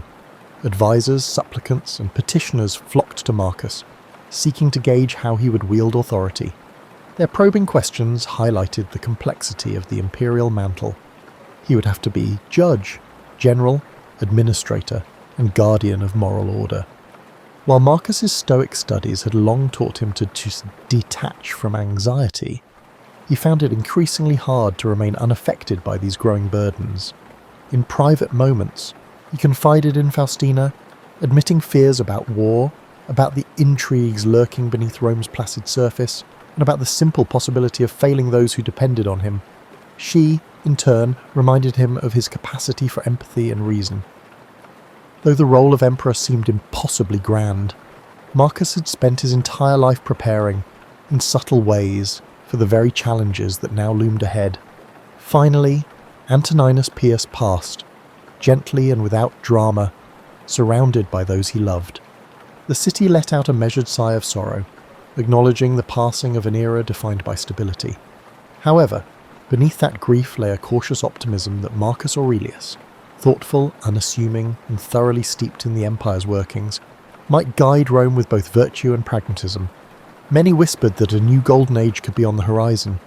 Others, recalling the cycles of history, reserved judgment until the events proved the substance of Marcus's character. With the emperor's seat now vacant, all eyes turned to Marcus. The hush that settled over the city was brief but profound. A quiet vow formed in his mind. He would carry forth the Stoic torch, letting reason define his reign and compassion temper his decisions. Unknown trials awaited him, from barbarian incursions to political betrayals, but he would meet them as a man dedicated to something greater than personal gain. Rome was poised to discover if a philosopher king could truly exist, a leader who could blend moral wisdom with the realities of ruling an empire that, though splendid, was also vulnerable and flawed. In the wake of Antoninus's passing, Marcus Aurelius ascended to the throne with a mixture of solemnity and resolve. By tradition, he shared authority with Lucius Verus, fulfilling the adoption arrangements that Hadrian had set in motion years before. It was a decision that simultaneously solidified Rome's governance and tested Marcus's patience. Despite their differing temperaments, one philosophical and measured, the other spirited and convivial, they now united in leadership. Their first challenge appeared swiftly. The Parthian Empire seized upon the perceived vulnerability of a transitioning Rome, threatening key eastern provinces. Roman legions prepared for battle, and Lucius Verus rushed to oversee military operations. Marcus stayed behind in the capital to manage the rest of the empire. Letters from the front revealed victories peppered with Lucius's flamboyant account of triumphs. Yet Marcus also sensed the strain on the troops. In addition to the clashing of swords, war also presented logistical challenges such as supply lines, desert conditions, and the imminent threat of disease. As if on cue, a devastating plague emerged, travelling with the legions back from the eastern campaigns. Called the Antonine Plague by future historians, it spread like wildfire, leaving panic in its wake. Citizens fled the densely populated quarters while rumours circulated that the gods were punishing Rome for its arrogance. In the midst of this horror, Marcus clung to his Stoic roots, advocating calm, reason, and measured steps to contain the devastation. Hospitals were organised, rations allocated. Despite scepticism from some corners, the emperor led by example, supporting sanitation measures and funding the medical efforts of Galen, the famed physician of the time. Yet the costs were severe. Cities grew somnant from the high death toll, farmland lay untended, and the empire's morale dipped to a new low. The plague's merciless reach sharpened Marcus's sense of empathy. He realised that no matter one's station in life, suffering belonged to all. He worked tirelessly with local leaders to provide relief, draining personal funds to feed and heal those most affected. While some criticised these expenses as unsustainable, Marcus saw them as a moral imperative. An emperor, he believed, was beholden to the welfare of his subjects, not the other way around. Over time, the plague receded, though the scars it left on Rome, both physical and psychological, would linger for years. The war front also stabilised under Lucius's oversight, enabling the generals to secure treaties. Eventually, Lucius returned to the capital, bringing with him ornate spoils of victory. Yet Marcus noticed a new gravity in his brother's demeanour. The conflict and subsequent plague seemed to have tempered Lucius's thirst for diversions, at least for a while. For the time being, they presented a cohesive front, but the empire had little time for respite. Almost as soon as the eastern threat subsided, word arrived of renewed aggressions along the Danube. Germanic tribes, emboldened by Rome's vulnerabilities, pushed southward. This new confrontation demanded a robust military response. Rome prepared legions to defend its territory, and Marcus himself resolved to lead them. Though it was not typical for a philosopher to don military garb, he understood that a hands-on approach would galvanise soldiers and reassure a fearful populace. Packing up his scrolls and leaving behind the marble halls of the palace, Marcus journeyed north. Stationed in military camps, he observed firsthand the stark realities of war. There were no polite Senate debates here, only the raw tension of men preparing for battle. Surrounded by tents and the clang of metal, he composed sections of what would later be known as his Meditations, journaling thoughts on duty, mortality, and the interplay between fate and free will. This writing served as a kind of mental fortress, shielding him from the cynicism and despair that often accompanied the brutality of war. In these harsh environs, Marcus discovered a facet of leadership seldom addressed in philosophical texts, the delicate balance between mercy and force. When tribunes asked how to handle captured enemy combatants or how to deal with the defiant provinces, Marcus weighed each decision with painstaking care. He believed that any punishment must be morally justified, not simply enacted for vengeance or as a show of might. Yet he also knew Rome had to maintain its authority, or risk inviting further rebellions. Back in Rome, Faustina managed the household and represented the imperial family in public ceremonies. She wrote supportive letters to Marcus, sharing updates about domestic affairs. Their bond, forged in quieter times, proved resilient through these challenges. Despite the stress of separation, they found solace in one another's determination to keep Rome functioning and hopeful. Night after night, Marcus read letters from the capital, reflecting on how ephemeral life could be, how swiftly fortunes changed. He reminded himself that an emperor's responsibility was to act as a steward, not a despot, and that each decision would reverberate through the empire long after he was gone. And so he pressed on, consulting with generals, negotiating with tribal leaders, and continuing to record his private reflections about human nature. As war raged, the empire watched with a mixture of dread and admiration. Here was a ruler who seemed less concerned with personal glory and more intent on preserving Rome's values and stability. Veteran soldiers, once sceptical of a philosopher-emperor, fought with a renewed fervour, encouraged by his willingness to share their burdens. In those windswept camps along the Danube, Marcus Aurelius began shaping a legacy unlike any other, one rooted in the conviction that wisdom and compassion, far from being weaknesses, were the empire's strongest defence. The savage winters on the Danubian frontier tested Rome's legions in ways few had anticipated. Snow whipped through the encampments, layering tents in white drifts. Horses whinnied at the bitter chill, and the men huddled around makeshift fires. Marcus Aurelius, never one to shield himself from hardship, felt the sting of frozen air each morning. For all the stoic counsel he'd absorbed, he still found it an unrelenting challenge to rise at dawn and address the concerns of his commanders. Yet the deeper the cold bit into his bones, the more he recognised that resolve was forged through shared trials.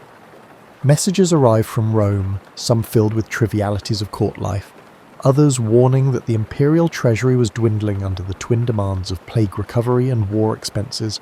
Food prices rose, merchants hoarded grain, and unrest simmered in urban districts. In response, Marcus intensified efforts to maintain supply lines, ensuring that shipments of grain and other essentials could reach both the front line and the capital.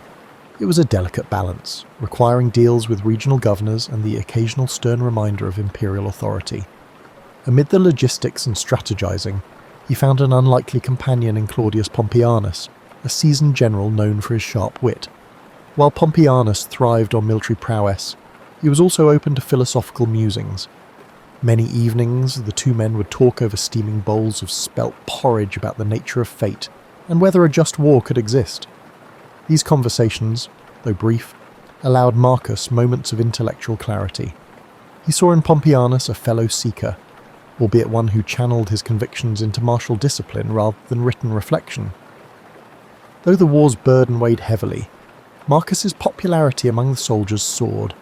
In him, they saw not an aloof imperial figure but a leader who endured the same bitter chill, the same muddy camps, the same threat of sudden attack. During battle preparations, Marcus took care to visit injured soldiers, offering words of encouragement. His presence among them became a reassuring symbol that Rome's emperor understood sacrifice not from a gilded distance, but through personal experience. Yet the frontier's dangers were manifold. Rumours circulated of potential betrayal among allied tribes, and infiltration by spies working for the Germanic chieftains. Skirmishes erupted unexpectedly.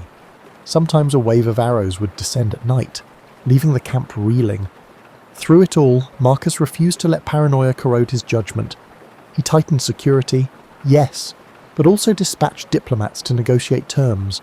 If a measure of peace could be attained through reason rather than bloodshed, he was determined to find it. Back in Rome, Faustina managed the empire's public face as best she could. She visited temples, performed ritual offerings, and listened to the appeals of citizens who sought the emperor's ear. Though many admired her resilience, whispers of court intrigue continued to swirl. Some criticized Faustina for her independent demeanor, while others, eager for influence, tried to align themselves with her. She navigated these politics deftly, sending regular dispatches to Marcus so he was never uninformed. Letters also arrived from Lucius Verus, who split his time between the capital and lesser conflicts simmering in other territories. His initial flamboyance had softened, replaced by a pragmatic acceptance of imperial duty. Together, albeit from a distance, Marcus and Lucius worked to present a united front. They knew Rome's foes would seize upon any sign of discord. As the war stretched on, Marcus felt the strain in every facet of his life. He was the philosopher emperor, yet he frequently ordered troop movements that ended in bloodshed. At night, when the cold wind rattled the tent flaps, he wrestled with guilt. He reminded himself that stoicism was not about denying emotion, but understanding it. Power, he realized, did not give him the luxury of clean hands. Leaders often had to act in ways that chafed against their deeper ideals. Still, there were small mercies, brief truces brokered, a day of sunshine to melt the ice, a messenger bringing news that a troubled province had stabilized. In these fleeting moments, Marcus remembered why he had taken up this struggle in the first place, to safeguard a realm that, for all its imperfections, still held the potential for virtue. If Rome could remain strong yet morally grounded, the seeds of a more enlightened society might one day take root. Victory was not guaranteed, nor was an end to the constant trials. The barbarian tribes fought with desperation, determined to carve out territories in the empire's weakening landscape. But Marcus pressed on, forging alliances and marshalling legionary forces, always mindful that true victory would involve reconciliation as much as military success. His body bore the signs of fatigue, and a creeping illness sometimes left him feverish, but he maintained the outward composure expected of an emperor. As the harshest winter months receded, there glimmered the faint promise of progress. More tribes showed willingness to negotiate, to accept treaties that allowed them limited settlement in exchange for peace. Though some Roman senators were outraged by the concessions, Marcus stood firm. He believed that clinging to old illusions of absolute dominion would only compound the cycle of violence. Compassion, guided by chivalrous reason, was his guiding star even in the theatre of war. After countless skirmishes and negotiations, the tide slowly began to turn in Rome's favour. Marcus Aurelius, weathered and weary, found himself overseeing a series of settlements that cautiously stabilized the Danubian frontier. Tribes once considered mortal enemies now sought peaceful coexistence, albeit with complex agreements involving tribute, migration rights, and mutual defense pacts. Some senators bemoaned the dilution of Roman purity, but Marcus saw a different future, a broader, more interconnected empire that could adapt and thrive. His determination to incorporate foreign peoples instead of vanquishing them outraged traditionalists. However, the emperor deemed it imprudent to presume that the empire's initial borders were unchangeable. Like a living organism, Rome had to evolve or wither. He recalled his Stoic maxims: all things change, and one must move in harmony with the nature's flow. For Marcus, that included welcoming new voices into the Roman fold, even if it defied entrenched notions of superiority. Physically, the years of hardship had taken a toll. The relentless cold of the frontier, the stress of command, and the sporadic fevers that plagued him during extended campaigns left Marcus frailer than before. Long days spent riding between outposts led to frequent aches, and a persistent cough hinted at something more serious. Nonetheless, he pushed forward, guided by a sense of duty that burned hotter than any physical ailment. The war itself was winding down, yet a fresh tragedy shook him. Word reached the emperor of Lucius Verus's sudden death from illness while returning to Rome. Marcus grieved deeply for his adoptive brother. Though they had often been at odds, Lucius's presence had been a stabilizing factor, a reminder that rulership could have more than one face. In the aftermath, Marcus bore the weight of the empire alone. Sleepless nights ensued, haunted by questions about legacy, mortality, and the shape of Rome's future. Returning to the capital, he found a society wounded, but not broken. The plague's scars remained visible in empty shops and thinner crowds, but daily life had regained some vibrancy. Senators who once criticized him with veiled scorn now offered subdued respect. Many recognized that he had led Rome through one of its darkest chapters, whether or not they agreed with every decision. Outside the Senate, artisans and farmers alike spoke of the emperor's empathy, a trait seldom celebrated in men of power. However, no sooner did Marcus settle back into Roman affairs than fresh rumours emerged. Whispers accused Faustina of conspiring against him, suggesting she had grown too close to certain members of the court. Marcus, pained by this gossip, tried to separate baseless slander from legitimate concern. He had learned from his years of governance that rumours often sprang from envy or manipulation. Still, the seeds of doubt were difficult to eradicate entirely. Faustina dismissed the accusations, and Marcus, trusting her loyalty, did not pursue them further. In these uneasy times, he also grappled with fatherly worries.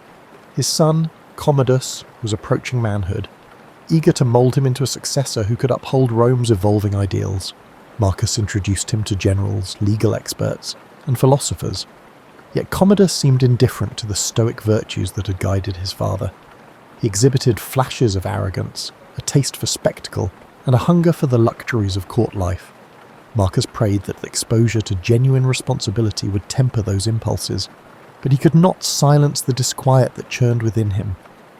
Amid political intrigues and paternal anxieties, Marcus returned to his writings, adding new pages to the philosophical journal he kept close at hand. These reflections, composed in the hush of dawn or by lamplight late at night, served as a compass when external chaos threatened to overwhelm him. Quietly, he reaffirmed that temperance, justice, courage, and wisdom remained the pillars upon which a life of purpose was built. If he could not enforce these virtues on an empire, let alone on his child, he could at least embody them. Determined to leave Rome stronger than he found it, Marcus embarked on a series of legal and social reforms.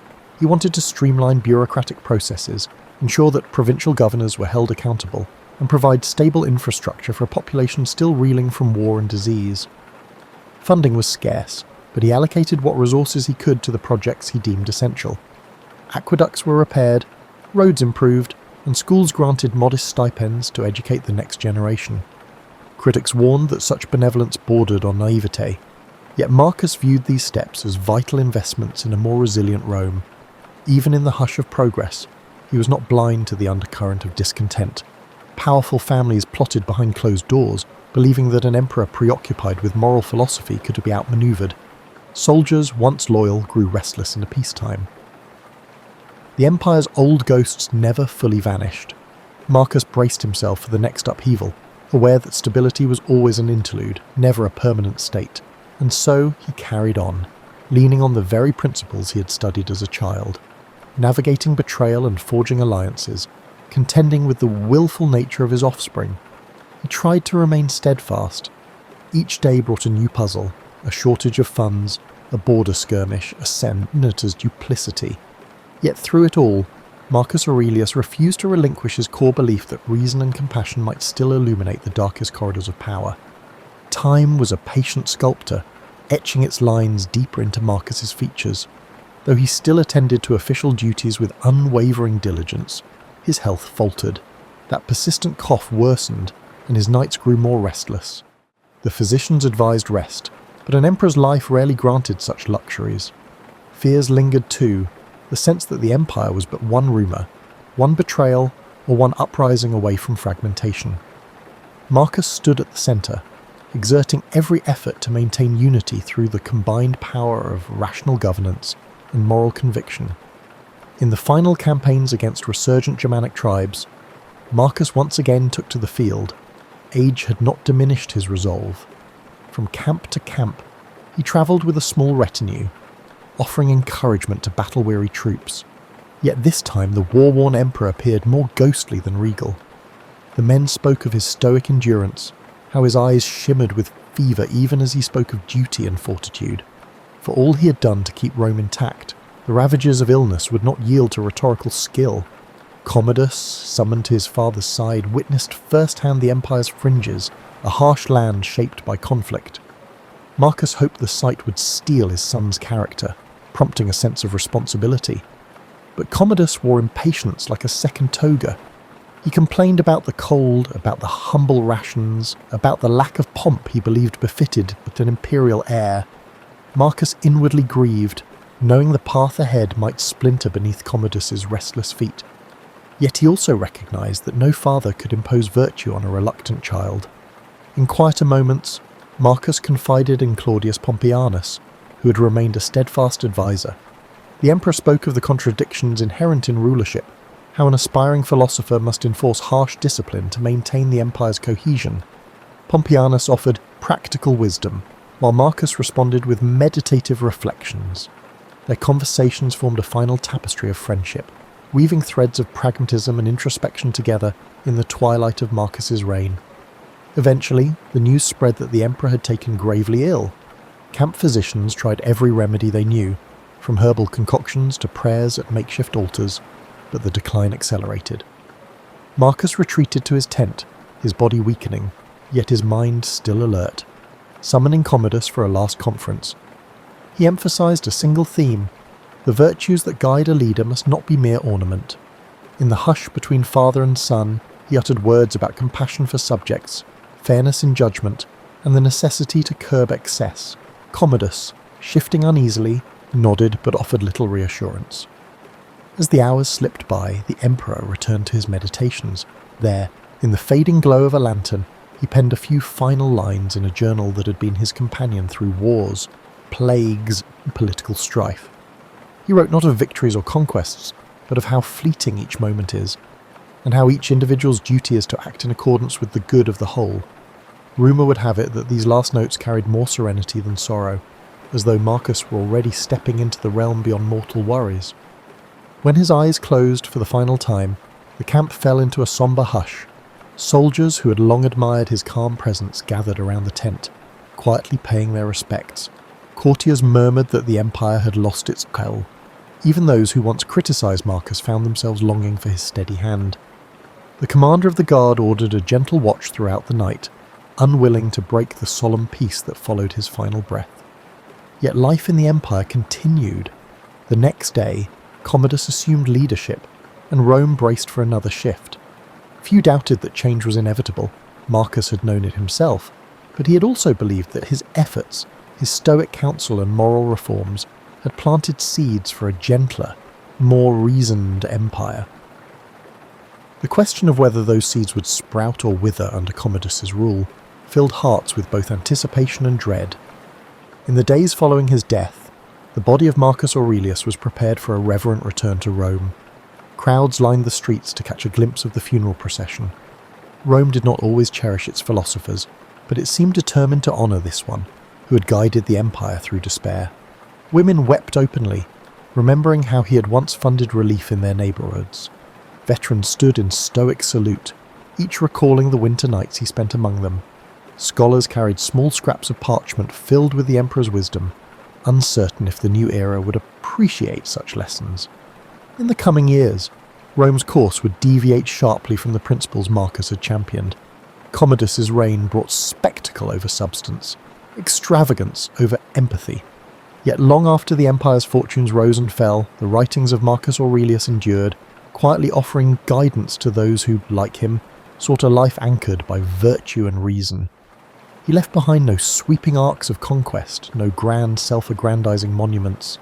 His legacy was etched in the hearts and minds of those who witnessed how an emperor could sit by a soldier's bedside or grant clemency to a defeated foe. The marble might crumble, the gold might tarnish, but the ideals Marcus championed, integrity, humility, wisdom, would stand resilient. And so, in the annals of history, he would remain a guiding light, a testament that even within the highest seat of power, the human spirit could strive for something nobler than mere dominion.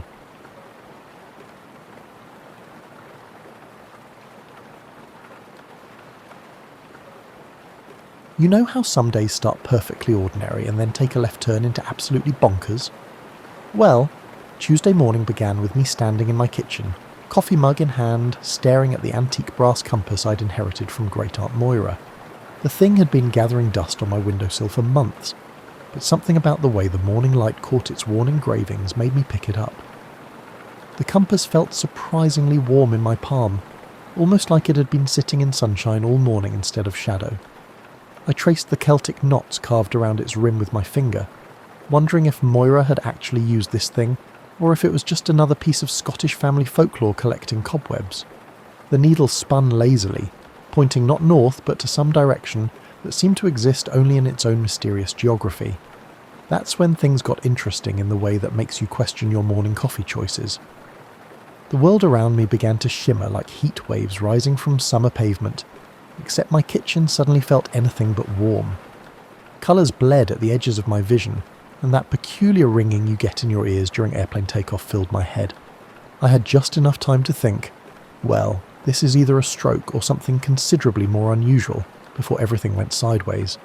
Time travel, as it turns out, feels remarkably like being tumbled in the world's largest washing machine, while someone plays a bagpipe orchestra directly into your skull. Not unpleasant exactly, but definitely not something you'd want to experience right after breakfast. The sensation lasted either 3 seconds or 3 centuries, time being somewhat negotiable during interdimensional transit, apparently.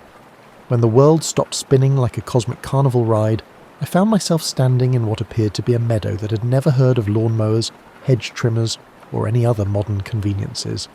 Tall grass swayed around my ankles, dotted with wildflowers that looked like they'd stepped straight out of a medieval illuminated manuscript.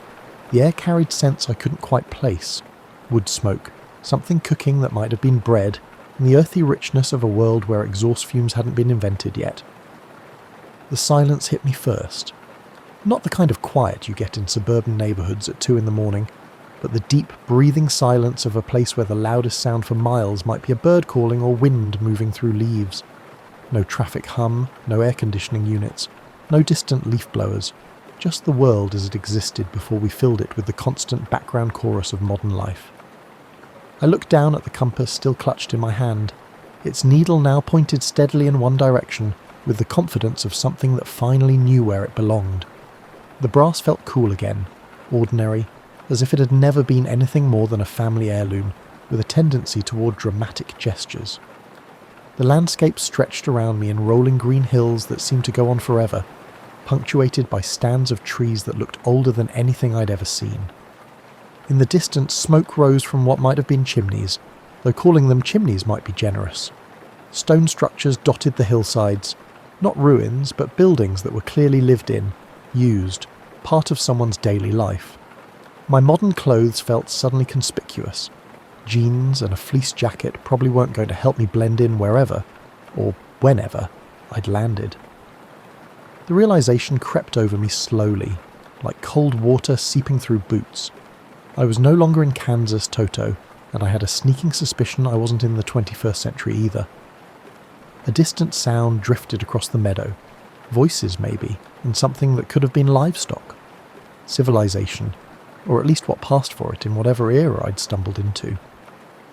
The compass needle held steady, pointing toward those distant wisps of smoke, as if it knew exactly where I needed to go. I took a deep breath of air that tasted like it had never met a factory, adjusted my grip on Great Aunt Moira's compass, and started walking toward whatever adventure awaited. After all, when you've accidentally time-travelled to what appeared to be medieval Scotland, standing around in a meadow questioning your life choices seemed less productive than finding out where you'd actually ended up. Besides, the coffee back home was getting cold anyway. Walking through medieval Scotland, I discovered, is like hiking through the world's most authentic historical reenactment, except nobody told you the rules, and there's no gift shop at the end. The path I followed, and I use the term path generously, for what was essentially a suggestion of where people might have walked repeatedly, wound through countryside that looked like every romantic Highland calendar you've ever seen, minus the modern photographers, and plus a concerning amount of what might charitably be called natural fertilizer. The compass led me toward a cluster of buildings that materialized from the landscape like something emerging from a dream. Stone cottages with thatched roofs huddled together as if sharing warmth, connected by what I gradually recognized as streets, in the same way that rivers are connected by riverbeds, more suggestion than engineering. Smoke curled from chimneys in lazy spirals, and the whole scene had that soft-focus quality you see in paintings, except it smelled considerably more authentic. As I got closer, the sounds of daily life began to filter through the morning air. Voices spoke in such thick accents that they might as well have been speaking Gaelic, which I realised with growing concern they probably were. The rhythm of hammering, the lowing of cattle, and other sounds indicated that people were going about their perfectly normal medieval morning routines, possibly from a smithy nearby. The first person I encountered was a woman hanging laundry on a line strung between two posts, singing something under her breath that sounded like a lullaby written by someone who understood both joy and sorrow intimately. She wore a long dress in a shade of brown that probably had a fancy, historical name like umber or russet, covered by an apron that had clearly seen heavy use. When she spotted me approaching, her song trailed off, and she straightened slowly, taking in my appearance with the careful attention of someone evaluating whether I was lost, dangerous, or merely peculiar. Given my jeans, sneakers, and fleece jacket, I was probably hitting all three categories simultaneously. The conversation that ensued would have been amusing if it hadn't been crucial to my immediate survival. She spoke in what I eventually recognised as English, but English that had taken such a scenic route through time and regional dialect that understanding it required the kind of mental gymnastics usually reserved for solving crossword puzzles in foreign languages. Through a combination of pointing, pantomiming, and the universal language of looking completely bewildered, I managed to communicate that I was a traveller from, well, far away seemed safer than 700 years in the future. She introduced herself as Elias, which she pronounced in a way that made my attempts to repeat it sound like someone sneezing while trying to say Alice. Elias had the kind of practical kindness that comes from living in a world where hospitality might be the difference between life and death for travellers. She scrutinised me thoroughly, observing my clearly unfamiliar attire and apparent bewilderment, before making a seemingly decisive assessment of my overall innocence. Within minutes, I found myself sitting on a wooden stool in her cottage, which was simultaneously smaller and more complex than I'd expected. The single room served as kitchen, living room, bedroom, and probably several other functions I hadn't identified yet. A fire burned in a stone hearth that dominated one wall, filling the space with warmth and the kind of wood smoke that makes you think of winter evenings even in broad daylight. She ladled something from a pot hanging over the fire into a wooden bowl and handed it to me with the universal gesture of "eat this before you fall over." The stew, and I'm calling it stew because that seemed like the closest modern equivalent, contained ingredients I couldn't entirely identify, but which tasted like someone had managed to make comfort food out of whatever was available in a world before grocery stores. As I ate, Elias continued talking in her musical, incomprehensible dialect, occasionally gesturing at my clothes or the compass I still carried. I nodded at what seemed like appropriate intervals, and tried to look grateful rather than completely lost, which wasn't difficult since I was in fact deeply thankful and completely lost. The stew was surprisingly delicious, warming me deeply and easing the residual disorientation from my temporal journey. Outside, the village continued its daily rhythm, blissfully unaware that someone from the future was sitting in Elias's cottage, trying to figure out how to explain the concept of time travel through interpretive dance. Medieval Scottish villages, I learned over the following days, operate on a social system that makes modern office politics look straightforward. Everyone knows everyone else's business, but they discuss it in such elaborate circumlocutions that understanding what's actually happening requires the analytical skills of a detective and the patience of a saint. Elias, with her practical demeanour, appeared to have taken on the role of my cultural interpreter and general caretaker. She'd found me clothes that wouldn't immediately mark me as either foreign or potentially magical. A long tunic in undyed wool, rough brown trousers, and shoes that were less shoes and more leather suggestions wrapped around my feet. The transformation from 21st century person to medieval peasant was remarkably thorough, though I kept the compass hidden in an inner pocket like a technological talisman. The daily rhythm of village life unfolded around me like a complex dance. I was learning one stumbling step at a time. People rose with the sun because artificial lighting consisted of candles and firelight, both too precious to waste on staying up late binge-watching anything. Work commenced immediately and persisted until dusk, interspersed with meals that became unique events. Food, I discovered, was both simpler and more complicated than I'd expected. Simpler because ingredients were limited to what could be grown, caught or raised locally. More complicated because preparing even basic meals required skills I'd never developed, like knowing which wild plants were edible versus which ones would make you see colours that didn't exist.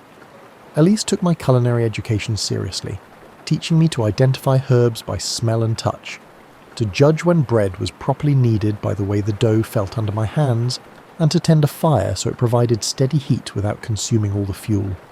These lessons came with running commentary in her musical dialect, most of which went over my head, but some of which I was beginning to understand through sheer repetition and context.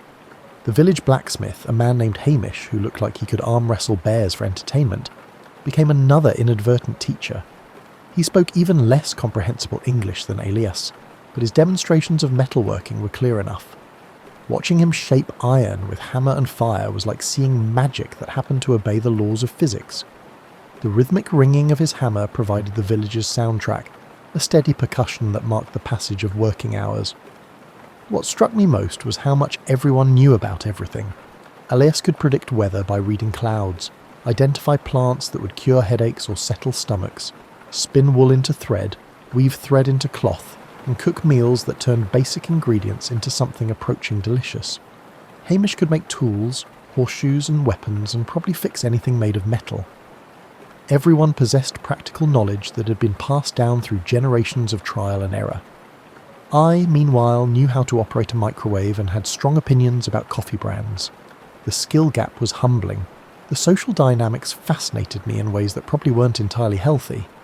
Decisions seemed to emerge from informal discussions that could last days, with everyone contributing opinions in ways that looked chaotic, but followed patterns I was slowly learning to recognise. Leadership existed but was more collaborative than hierarchical, at least on the level of daily village life. My presence had become a source of mild entertainment for everyone. People needed to teach the stranger, who appeared out of nowhere, basic survival skills that most people learned as children. But there was no mockery in their attention, just curiosity and the kind of practical helpfulness that comes from living in a community where everyone's survival depends on everyone else's competence. The evenings were my favourite time. After the work was done and the animals settled for the night, people would gather around fires to share stories, songs and whatever passed for local gossip. These sessions were like a combination of theatre, news broadcast and social media feed, all rolled into an oral tradition that stretched back generations. I listened more than I spoke, partly because understanding their stories required most of my mental processing power, but mainly because the storytelling itself was so rich. These weren't just tales, they were living history, entertainment, moral instruction, and community memory all woven together in voices that knew how to make words dance. Sitting by firelight, surrounded by voices speaking in rhythms older than written history, I began to understand why my great-aunt Moira's compass had brought me here. The present wasn't just a different time, it was a different way of being human, one that operated on completely different assumptions about what mattered and how life should be lived. Just when I'd started feeling reasonably confident about my ability to navigate medieval Scottish life without accidentally starting a witch trial or dying from eating the wrong mushroom, the universe decided to remind me that historical periods come with historical problems, the kind that don't have modern solutions. It started with Hamish not showing up at his forge for 2 consecutive days. In a village where everyone's routine was as predictable as sunrise, this was equivalent to the town clock stopping. Ilias noticed first, the way mothers notice when children are too quiet. She stood in her doorway, looking toward the silent smithy with the expression of someone calculating distances to the nearest help. The explanation, when it came, arrived in the form of young Tavish running through the village like his hair was on fire, shouting something in rapid Gaelic that sent every adult within hearing distance into immediate action. Even with my improving language skills, I caught only fragments, something about riders, weapons, and a word that might have been MacLeod, spoken in the tone usually reserved for natural disasters. Within minutes, the village transformed from sleepy rural community to organised emergency response team. Men appeared with weapons I hadn't known they possessed, swords, spears and bows that looked both well-maintained and frequently used. Women began securing livestock, hiding valuables, and preparing for what was clearly a familiar drill. Elise grabbed my arm with a grip that suggested this was not the time for questions. She led me to her cottage, where she began pulling up floorboards to reveal a cache that contained everything from silver coins to woolen cloaks to what appeared to be important documents wrapped in oiled cloth. The hiding place was obviously well planned and frequently accessed. Through gestures and her increasingly urgent dialect, she managed to communicate that raiders, possibly clan rivals, possibly just opportunistic troublemakers, were approaching from the east. This was apparently a recurring problem, like having neighbours who borrowed your tools and never returned them, except the tools were your livestock, and the borrowing involved weapons. The next few hours unfolded like a medieval disaster movie, except with no special effects budget and considerably more authentic terror. The village emptied as people moved to defensive positions or hiding places that had clearly been planned in advance. I found myself following Elias to a cave system in the nearby hills, along with most of the women, children and elderly villagers. The caves were more sophisticated than I'd expected, dry, well ventilated and stocked with supplies that suggested this wasn't anyone's first rodeo. Someone had carved rough shelves into the stone walls, and these held water containers, preserved food, and bundles of warm clothing. This was infrastructure born from necessity, the kind of preparation that comes from living with ongoing uncertainty. Waiting in the cave, listening to the muffled sounds of what might have been conflict in the distance, gave me plenty of time to contemplate how unprepared I was for medieval life's more challenging aspects. My modern sensibilities kept expecting someone in authority to handle the situation. Police, military, some form of organised government response.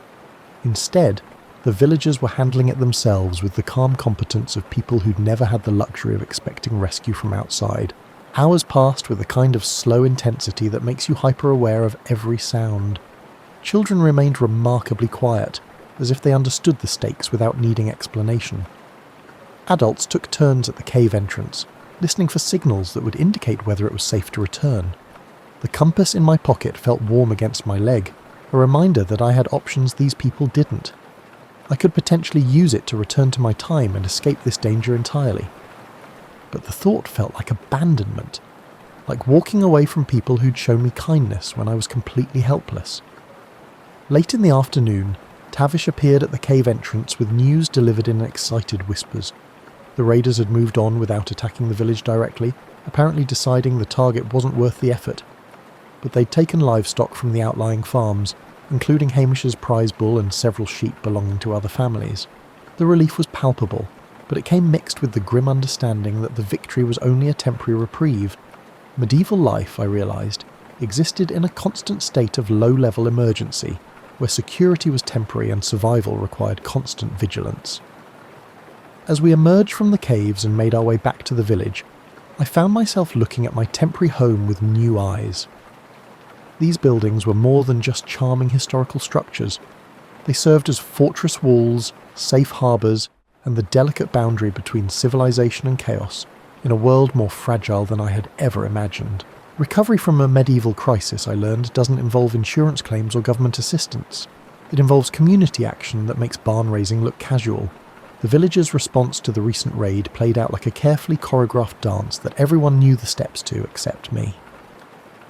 Within hours of returning from the caves, assessment and redistribution began. Hamish's lost bull was mourned briefly, then replaced through a complex system of shared resources that involved everyone contributing something: grain, labour, animals, or promissory notes for future services. Watching this unfold was like seeing economics in its most basic form, where value was measured in practical terms and everyone's survival depended on everyone else's generosity. My role in this recovery effort was initially unclear. I possessed no livestock to share, no traditional skills to contribute, and no accumulated social capital to draw upon. Standing around looking sympathetic wasn't going to help anyone replace stolen sheep. But Elise, with her gift for practical solutions, found ways to make me useful. She set me to work helping with tasks that required more hands than skill, holding wool while she spun it into thread, carrying water for various household needs, and learning to tend the fire so it burned efficiently without consuming precious fuel. These weren't glamorous contributions, but they freed her to focus on more complex work, which in turn helped the overall community effort. The compass in my pocket seemed to pulse occasionally, as if reminding me of its presence. Sometimes I'd catch myself wondering what would happen if I used it, whether I'd return to my own time and place, leaving this community to handle their challenges without the minor assistance I was learning to provide. The thought always left me feeling oddly hollow, like contemplating leaving a book unfinished. As days passed, I began to understand the intricate social network that held the village together. Relationships here weren't just personal, they were economic, political, and survival-based all at once. When old Morag shared her preserved vegetables with families who'd lost stores to the raiders, she wasn't just being kind, she was investing in a network of reciprocity that might save her life someday. My language skills improved through necessity and immersion. Conversations that had been incomprehensible began revealing their meanings, though I still missed subtleties and references to shared history. The dialect was like a musical instrument I was learning to play. I could manage simple melodies, but the complex compositions were still beyond my reach. Hamish, recovered from whatever had kept him away during the raid, took an interest in my metalworking curiosity. His forge became a second classroom where I learned that working with iron required patience, timing, and physical strength I was slowly developing. The rhythm of hammer on anvil was meditative in ways I hadn't expected, and there was profound satisfaction in shaping metal into useful forms. Under his patient instruction, I managed to create my first piece, a simple hook for hanging pots. It was crude, functional, and probably embarrassing by medieval standards. But Hamish examined it with the seriousness of a master craftsman evaluating important work. His nod of approval felt like earning a diploma from the University of Practical Life. The village's children became another source of education, though they were probably learning as much from me as I was from them. My stories about the future, carefully disguised as tales from far away, fascinated them. In return, they taught me games, songs, and the kind of local knowledge that adults took for granted but visitors needed to learn. Through their patient instruction, I discovered which berries were safe to eat, how to read weather signs and cloud formations, and the proper way to approach various animals without getting kicked, bitten, or worse. I realized that children's knowledge, unfiltered by assumptions about what everyone already knew, was often more practical than adult knowledge. Evening storytelling sessions continued to be highlights of each day. My contributions to these gatherings evolved from silent listening to occasional participation. The first time I successfully told a story that made people laugh, I felt like I'd passed some invisible test of community membership. The story was about a traveller who got lost and ended up in a place where everything was familiar but slightly different, like his home viewed through a distorting mirror. Looking back, it was probably more autobiography than fiction, but the audience appreciated the humour in someone bumbling through unfamiliar customs while trying to maintain dignity. Sitting by firelight surrounded by faces that had become familiar and dear, I realised I'd stopped thinking about this experience as temporary. The compass still rested in my pocket, still offered the possibility of return, but That possibility felt less urgent than it had when I'd first arrived. Finding your place may mean not just surviving, but also adding value to those around you. Living in medieval Scotland for several weeks taught me that community isn't just a pleasant social concept. It's a survival technology refined over generations. Every relationship, every tradition, and every seemingly casual interaction served multiple purposes that weren't immediately obvious to someone raised in the age of individualism and social safety nets. The revelation came during preparation for what Ilias called the harvest celebration, though my improving language skills suggested the actual name involved several syllables that didn't translate directly into modern English. The celebration wasn't just a party, it was a community-wide ritual of gratitude, resource assessment, and social bonding that would help everyone survive the coming winter. Preparations began weeks in advance and involved everyone in overlapping circles of responsibility. Women organised food preparation that required coordinating ingredients from dozens of households. Men handled construction of temporary structures and arrangements for entertainment. Children managed smaller tasks that nonetheless proved essential to the overall effort. My role in these preparations had naturally transitioned from that of a helpful stranger to that of a community member. Alias no longer gave me basic instructions for simple tasks. She assumed I understood the underlying patterns and would apply them appropriately. This shift from explicit teaching to implicit expectation felt like crossing an invisible threshold. Hamish had begun including me in conversations about metalwork projects that extended beyond immediate practical needs, planning decorative elements for the celebration, discussing improvements to tools and equipment, and considering the next season's requirements. These conversations assumed I would be present for their completion. The assumption was never stated directly, but it coloured every discussion about future plans. The compass in my pocket had become a familiar weight, no longer foreign, but not quite forgotten. Sometimes I'd catch myself absently touching it through the fabric, like checking for keys or a wallet in a habit that suggested ownership rather than temporary possession. When had it stopped being my great-aunt Moira's compass and become simply mine? As the celebration approached, I began to understand the deeper currents that moved beneath village life. This ceremony wasn't just about harvest. It was about reinforcing social bonds that would be tested by winter's isolation and challenges. The shared work of preparation created opportunities for resolving conflicts, negotiating marriages, planning collaborative projects, and generally maintaining the social fabric that held everyone together. My contribution to the celebration planning surprised me with its complexity. What started as simple task assistance had grown into genuine responsibility for coordinating between different working groups. People came to me with questions, suggestions, and problems that needed solving. Somehow, without conscious intention, I'd become someone others relied upon. The night before the celebration, I found myself sitting with Hamish outside his forge, sharing ale that tasted like liquid bread, and watching stars that looked brighter than any I'd seen in the 21st century. Our conversation meandered through topics that would have been impossible when I'd first arrived. Technical discussions of metalworking, philosophical observations about community life, and shared complaints about weather and neighbours. "You're different than when you first appeared," Hamish said in his careful English, clearly making an effort to communicate precisely. Less like someone watching everything from outside. His observation struck me as profoundly accurate. I had been watching from outside initially, observing medieval life like an anthropologist or tourist, maintaining psychological distance even while learning practical skills. But somewhere along the way that distance had dissolved. I'd stopped analysing and started simply living. The realisation raised questions I'd been avoiding. What was my responsibility to this community that had taken me in? What did I owe to people who'd shared their resources, knowledge and lives with someone who might disappear at any moment? The compass offered escape, but escape from what? And to what? My modern life seemed increasingly abstract when I tried to recall its details. The job that had felt vital, the possessions I'd accumulated, the relationships that operated through screens and scheduled interactions, all of it felt less real than the weight of bread dough in my hands or the satisfaction of shaping metal in Hamish's forge. That night, I lay on the straw mattress in Elisa's cottage, listening to the familiar sounds of village life settling into sleep, and tried to imagine using the compass to return home. The image felt hollow, like trying to remember a dream upon waking. This was not because modern life was bad, but rather because it belonged to someone I could no longer confidently identify with. The celebration tomorrow would mark not just the harvest, but a year's cycle of growth, work, and community survival. It occurred to me that I'd become part of that cycle in ways I hadn't planned or expected.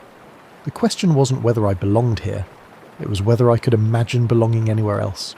Tomorrow would provide clarity one way or another. The harvest celebration unfolded like a symphony played by instruments I'd never heard before but somehow recognised in my bones. Dawn brought the scent of bread baking in communal ovens, the sound of children's laughter mixing with adult voices raised in songs that seemed older than the stones themselves, and a sense of anticipation that made the air itself feel alive with possibility. I woke to find that Elias had left new clothes on the stool beside my bed. Not the rough work garments I'd grown accustomed to, but festival clothes in colours that caught the light. The tunic was deep blue, the colour of the evening sky, with embroidery around the neck and sleeves that must have taken weeks to complete. When had she found time to create this? And why? The day began with a ritual I was invited to join rather than simply observe.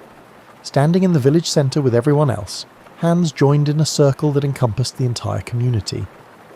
I listened to words spoken in Gaelic that I couldn't understand but somehow felt the meaning of. Gratitude, remembrance, hope for the future, acknowledgement of the cycles that connected all life. Universal concepts expressed in ancient syllables. Upon the conclusion of the formal ceremonies and the commencement of the celebration proper, I found myself effortlessly transitioning through familiar routines.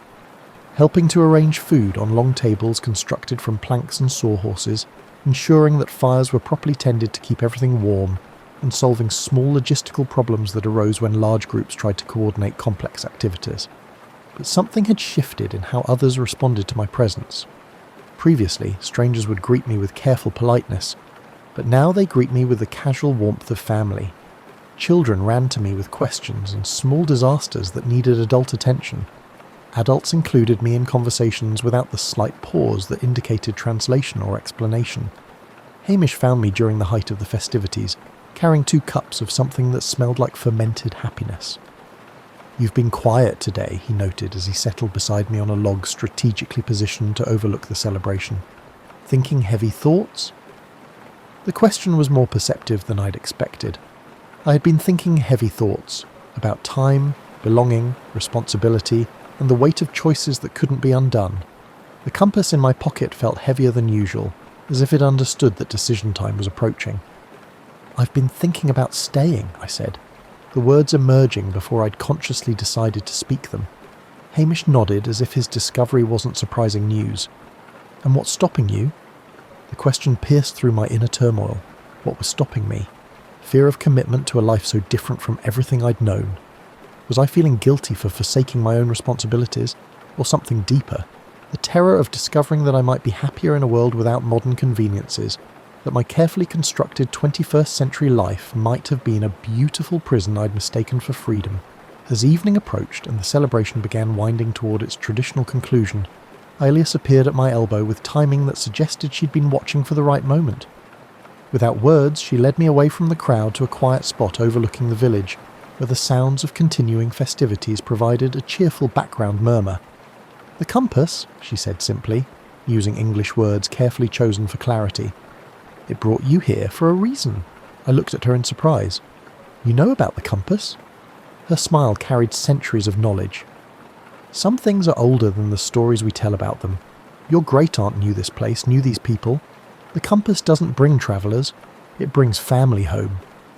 The revelation settled over me like recognition of something I'd always known but never articulated. Great-aunt Moira's stories about Scotland, her mysterious past and the way she'd always seemed slightly out of step with modern times. Suddenly they made sense in ways that had nothing to do with logic and everything to do with truth. The compass grew warm in my pocket, and I understood that this was the moment of choice. I could return to my time, carrying memories of this experience like souvenirs from an extraordinary vacation.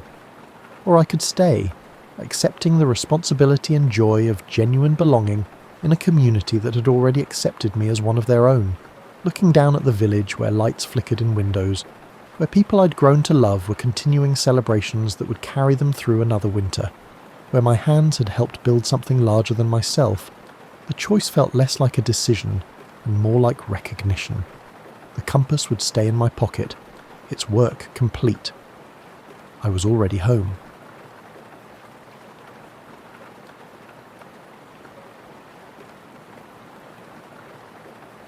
Julius Caesar wasn't always the towering figure we picture, draped in a bright red cloak and commanding the world's greatest empire. Before he was that legend, he was simply Gaius Julius, born into a patrician family with fading clout in a Rome that seemed to change every week. In those early days, the city itself wasn't the polished marble wonder of later centuries. With curving streets that spread gossip more quickly than chariots, it was a noisy, crowded centre of ambition and politics. People lived on top of each other in shabby apartments, while aristocrats planned lavish feasts in their villa courtyards, hoping to lure allies for the next election. Gaius Julius was shaped by it all.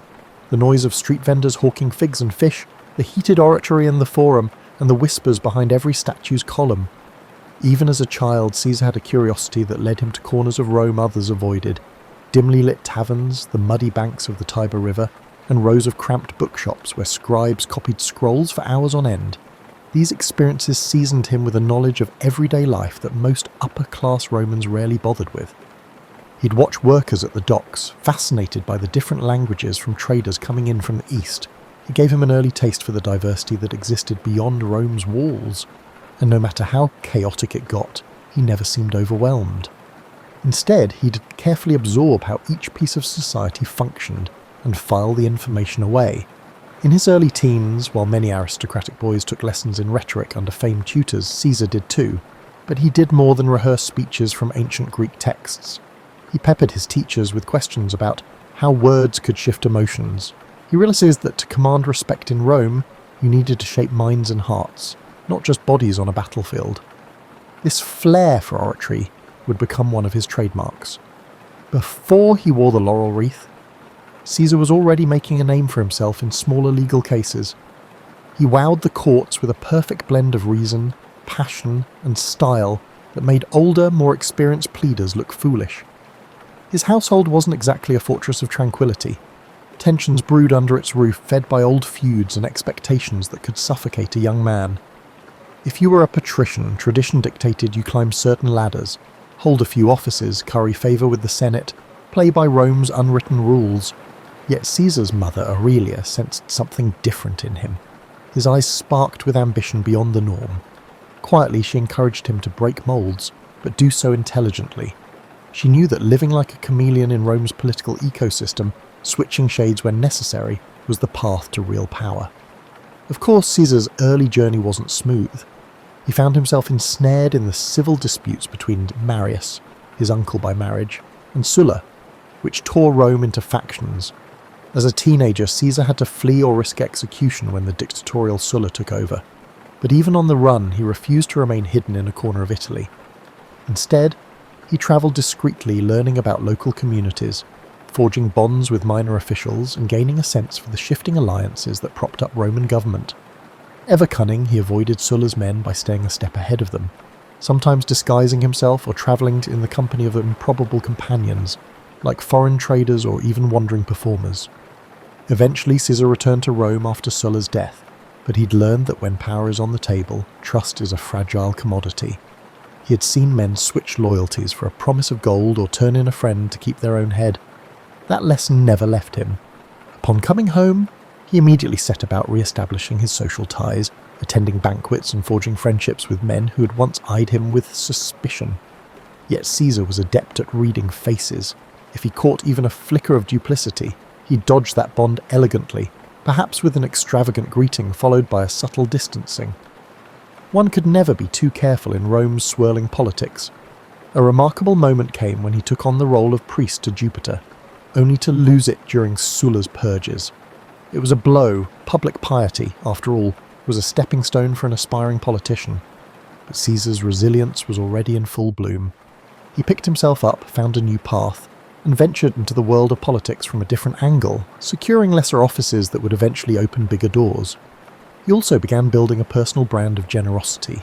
Soon people whispered about the banquets he held and the funds he provided for public works. Senators wondered how he managed to gather such deep pockets.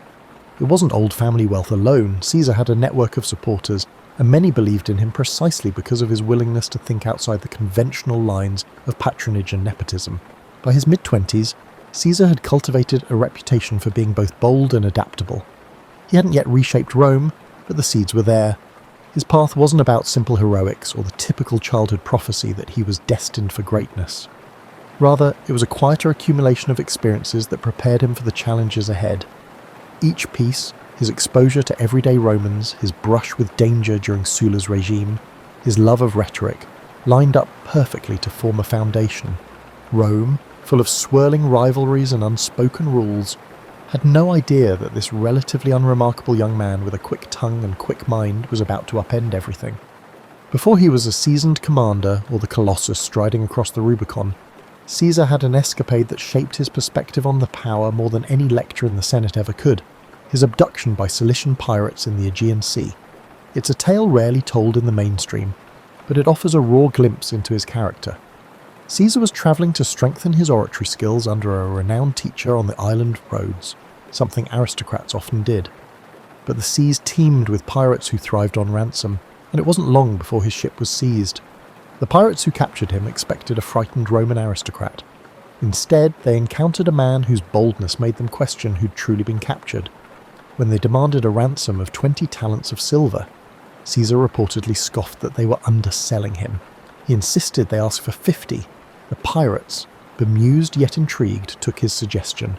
For several weeks, Caesar lived among them, waiting for friends to gather the sum. During that time, he treated them as if he were the one in charge, ordering them to keep quiet when he slept, even reciting poems and speeches and telling them to appreciate the artistry, or else.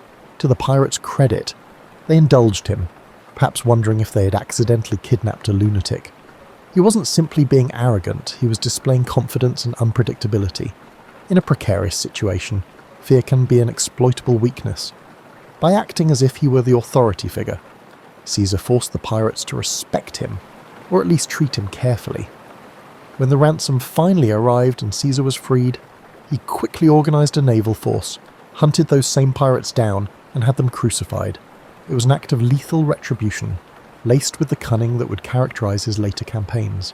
The memory of that ransom demanded, and of Caesar's outlandish performance on the pirates' island, helped shape his entire approach to dealing with adversaries, dramatic, strategic, and always with an eye to the outcome.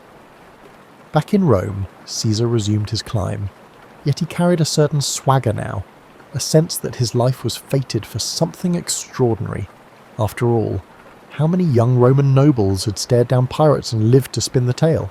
At political gatherings, people whispered behind their cups of wine, speculating on whether that story was just Caesar's brand of theatrics or pure truth. But it was undeniable that he managed to secure enough influence to become a military tribune, and soon he was off to gain experience in the provinces, which gave him intimate knowledge of the armies he would one day command. The politics he left in Rome were no less complicated. He forged a delicate pact with Pompey and Don Crassus, later known as the First Triumvirate. This was not a formal institution, but rather a private handshake that united three men with distinct strengths: Pompey's military prestige, Caesar's wealth, and Caesar's political cunning. People often assume Caesar just lucked into that arrangement, but it was actually the culmination of countless dinners, private agreements, and carefully bartered favours. Caesar knew that if he wanted to climb higher, he needed to bring Rome's big players into his corner, at least temporarily. If that meant moderating his own ambitions in the short run to secure Pompey's trust, he'd do it without blinking. With their support, Caesar aimed for a new goal, a position that would not only confer prestige, but also provide him with the chance to broaden his network and bolster his army with devoted soldiers. The governorship of Hispania Ulterior or Gaul, where fortunes could be made and reputations cemented, seemed ideal. Not only would it allow him to command armies, it would offer a stage to showcase his genius in both administration and warfare. In time, he secured the proconsulship of Gaul. Gaul was vast, populated by diverse tribes, each with its own traditions, alliances and grudges. Where lesser men might see only a frontier to exploit, Caesar saw a chessboard with dozens of moving pieces. He relished the challenge. This was, after all, the man who once calmly dined with kidnappers. Gathering legions known for their discipline and grit, he departed north, determined to do more than just play caretaker. He wanted to knit those tribes into Rome's sphere of influence, forging new roads and alliances while showcasing Roman supremacy. Before he launched significant campaigns, Caesar did his homework. He arranged meetings with tribal chiefs, listening carefully to their rivalries and hearing their pleas for Roman protection. Was it genuine concern or a ploy? Caesar would weigh each statement, reading not just the words but the shifts in tone and eye contact. If he sensed an opportunity, like a tribe longing for revenge on its neighbour, he'd promise support, extracting pledges of loyalty. In many ways, his tactics mirrored the hush-hush political dealings he'd honed back in Rome, only now the stakes were measured in thousands of soldiers and entire territories. Yet, throughout these manoeuvres, Caesar never lost sight of the persona he'd cultivated. He was no mere bureaucrat.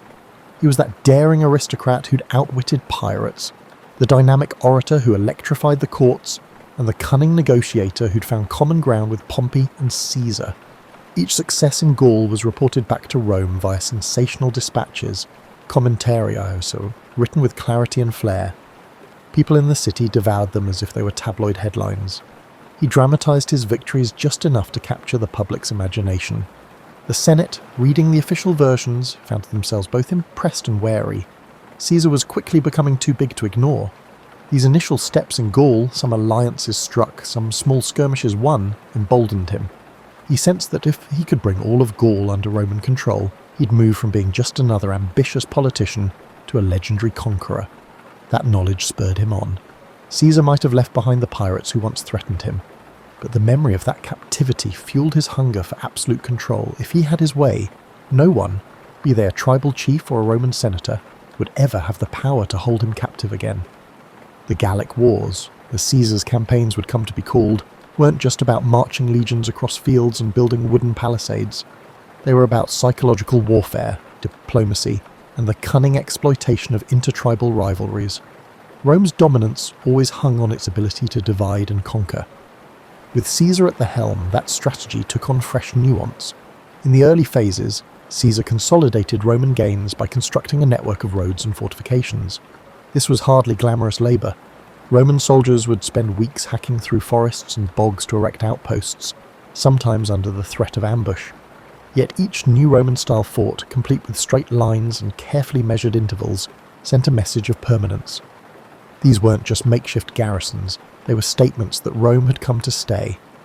People often remember Caesar's brilliance on the battlefield, but his true strength lay in methodical organisation. He considered logistics as vital as sword and shield. The various Gallic tribes watched uneasily, some rushing to Caesar's side, others forming alliances against him. Caesar capitalised on the smallest seeds of division. If one tribe feuded with another, he'd arrive as a peace broker, offering Roman friendship and military aid against a rival. Soon enough, the tribe would find itself bound to Caesar by mutual benefit and shackled by Roman expectations. The brilliance lay in making it seem as if the tribe had chosen this path freely. Not that Caesar's campaign was devoid of bloodshed. Certain tribes resisted fiercely, resentful of foreign occupation. The Belgae in the north, for instance, marshalled huge forces that tested Roman discipline. Caesar, never squeamish, deployed tactics to crush resistance decisively, destroying crops, capturing strategic points, and sometimes resorting to brutal reprisals that sent a chill through neighbouring tribes. He didn't revel in cruelty for its own sake, but he understood the Roman tradition of deterrence. Ferocious display could prevent a drawn-out rebellion. This approach, while effective, also laid the seeds for future animosity, especially among fierce defenders of Gallic independence like Vercingetorix. Vercingetorix was an Arvernian chieftain who recognised that the Gallic tribes needed unity more than ever. He wasn't some hot-headed bandit chief. He was methodical, charismatic, and had a strategic mind that could rival Caesar's. While Caesar was off campaigning on another front, Vercingetorix rallied disparate tribes under the banner of Gallic pride. When Caesar got wind of this resistance, he recognised at once that Vercingetorix was no ordinary adversary. The typical trick of exploiting old rivalries might not work here. The confrontation between Caesar and Vercingetorix escalated into one of the defining struggles of the Gallic Wars. Vercingetorix adopted a scorched earth policy, instructing villagers to destroy their own supplies and towns to starve the Roman legions of resources. It was a grim strategy, burning fields and uprooting harvests, but it slowed Caesar's advance, creating logistical nightmares for Roman soldiers accustomed to living off the land. For a man who prided himself on controlling every variable, Caesar found himself confronting the unpredictable factor of a charismatic local leader who matched him in cunning. Still, Caesar was a master of adaptation. Recognizing the challenge, he consolidated his troops and chose to besiege key Gallic strongholds.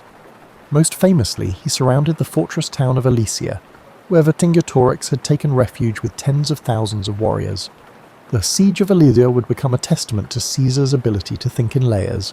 He constructed a ring of fortifications around the city to starve out Vercingetorix's forces, and, anticipating a Gallic relief army, he built another ring facing outwards to protect his legions from an attack from outside. This double fortification was an audacious engineering project, involving miles of ditches, ramparts, and watchtowers, enough to give any modern city planner pause. The days wore on under a relentless sun. The besieged Gauls inside Alesia ran short of food.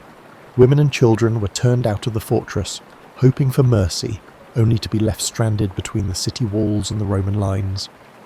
Meanwhile, a massive relief force of various Gallic tribes arrived, attempting to break Caesar's outer defences.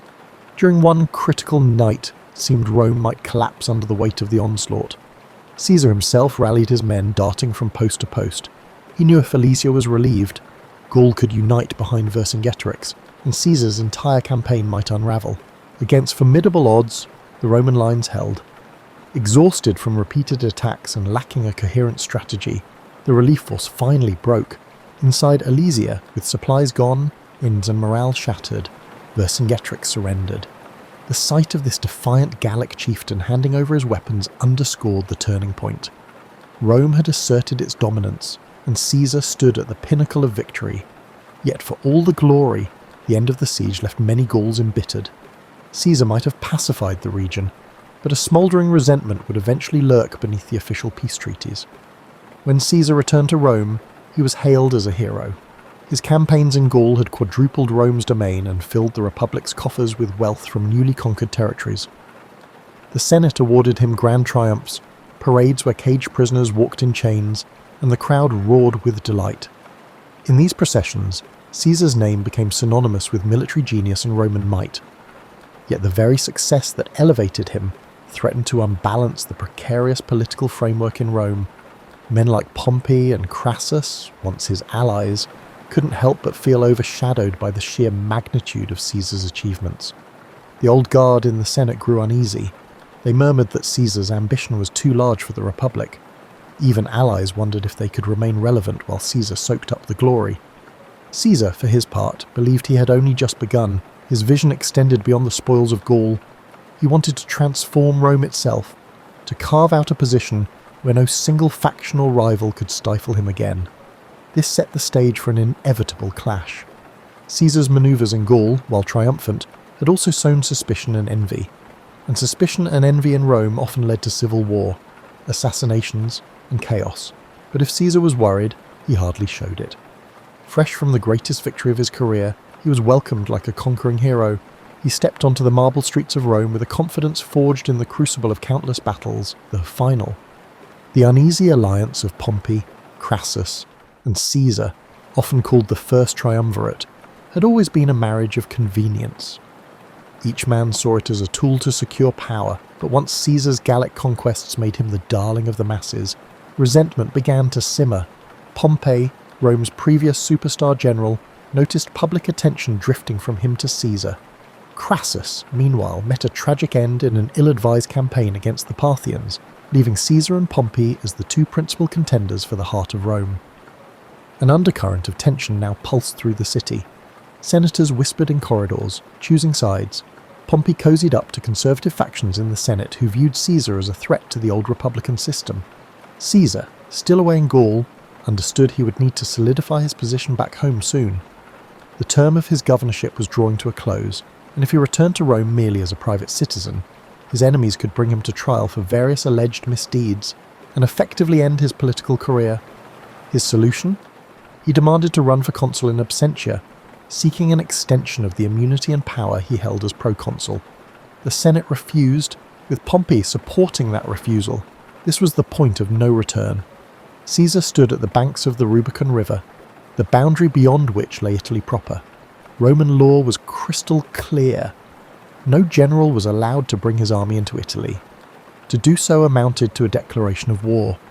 On a winter's night in 49 BCE, Caesar made his choice.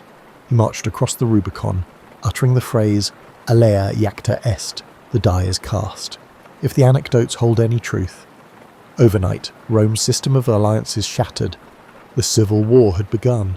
Pompey and many senators fled Rome to gather forces in the east, confident they'd muster armies far greater than Caesar's. They had the backing of traditional elites, wealthy provinces, and, they believed, time on their side. Caesar, however, wasn't known for cautious delay. He pressed forward at breakneck speed. Towns and cities along the way opened their gates, some out of admiration for Caesar, others out of fear. The unstoppable momentum took Pompey by surprise, forcing him to evacuate Italy altogether. Caesar entered Rome unopposed. But taking Rome was just the beginning. The real challenge was confronting Pompey's legions, which were regrouping in Greece. Caesar, leaving a minimal garrison behind, sailed across the Adriatic to chase down his rival. It was a frantic race, both men vying for resources and key strategic points. Caesar's forces were often outnumbered. Pompey's alliances spanned vast portions of the Republic.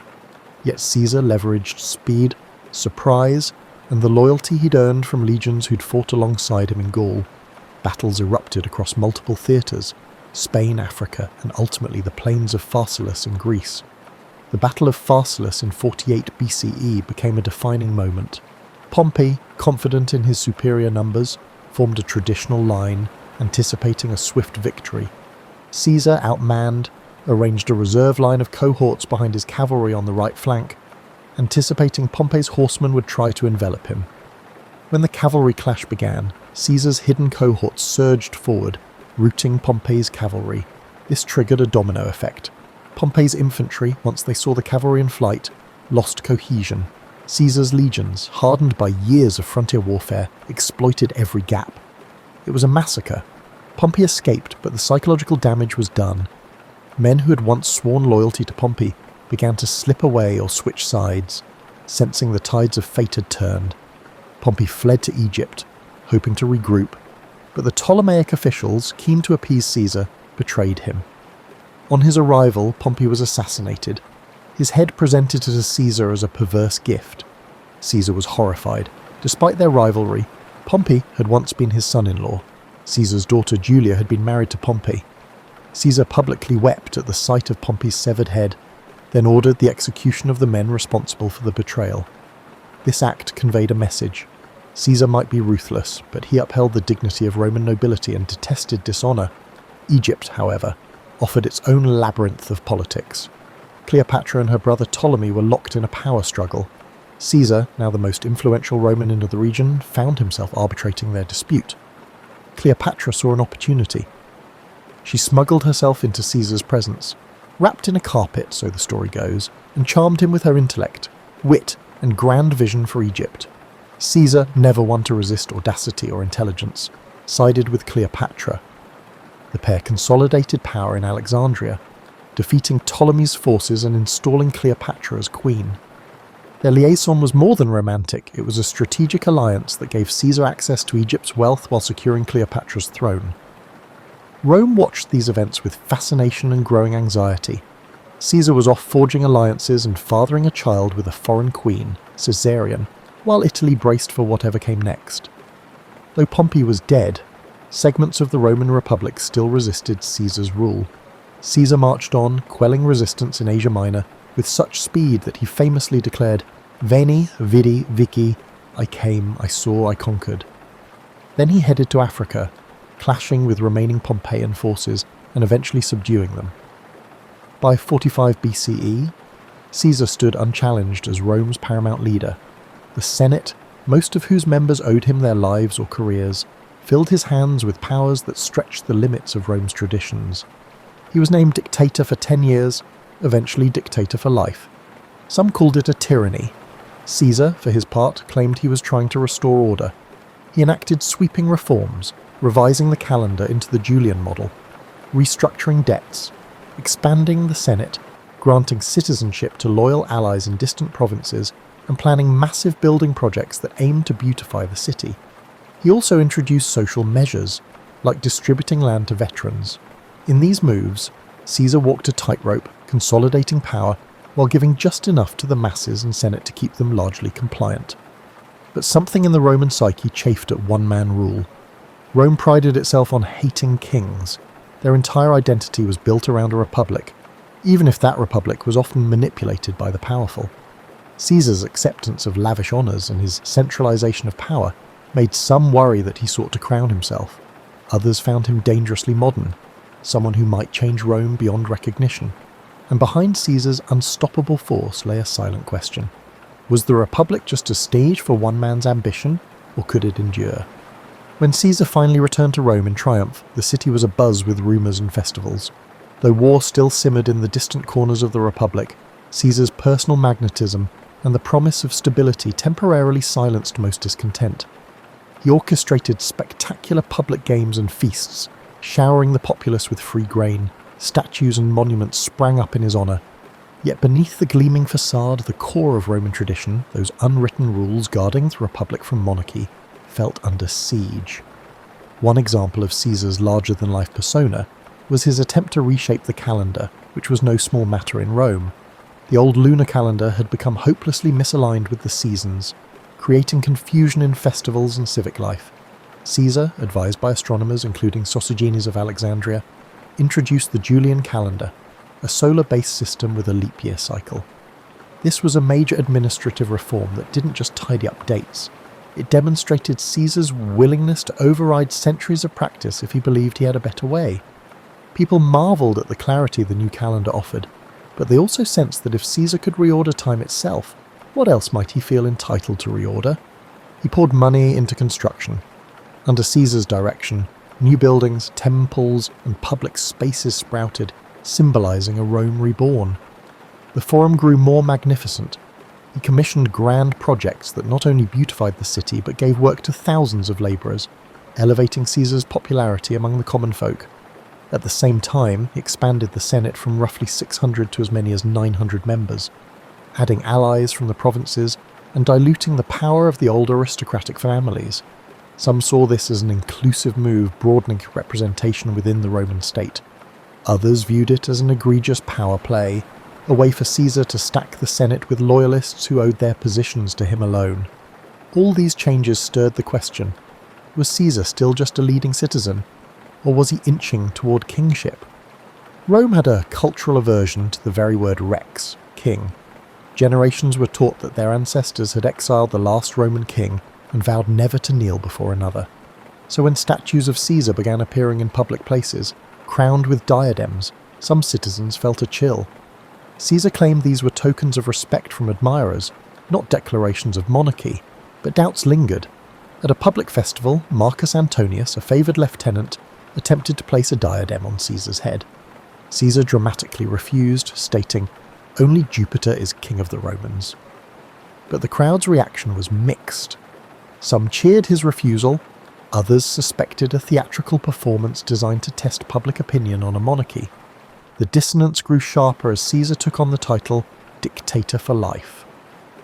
In theory, a dictator in Roman history was an emergency measure, appointed for 6 months in times of dire threat, and then required to relinquish power. By extending this temporary position indefinitely, Caesar strained the very definitions of Roman governance. His supporters insisted Rome needed strong leadership given all the unrest, but his critics argued that Caesar was snuffing out the Republican flame. The seeds of conspiracy began to sprout. Senators who longed for a return to the old order, such as Gaius Cassius Longinus and Marcus Junius Brutus, started meeting discreetly.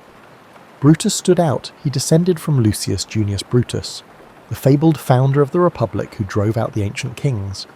Caesar had shown Brutus remarkable favour, even rumoured to have paternal affection for him. Yet this complicated bond didn't stifle Brutus's conviction that Caesar's power threatened the Republic's core values. Cassius, a cunning figure with a far darker edge, fanned the flames, reminding Brutus of his ancestors' legacy and the sacred duty to protect Rome from a tyrant. Meanwhile, Caesar seemed to sense an undercurrent of danger. He went about with guards, but he also believed that living in constant fear would diminish his stature. On the surface, he continued orchestrating elaborate plans. He was preparing a massive campaign against Parthia in the east, intending to surpass even Pompey's conquests. Returning to Rome from that victory, Caesar likely envisioned a final consolidation of power, an unassailable legacy.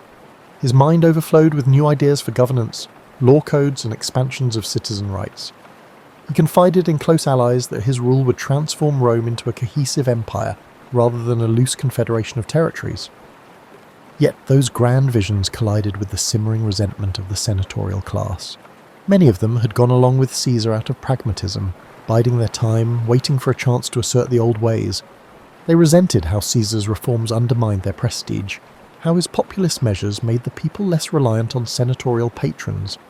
Some conspirators hoped to reinstate a pure republic with limited terms of office and carefully balanced powers.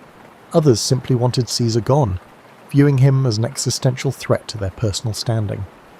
So as Caesar walked the marble floors of the Curia, conferring with senators, not all who greeted him warmly were true allies. The facade of unity was just that, a facade.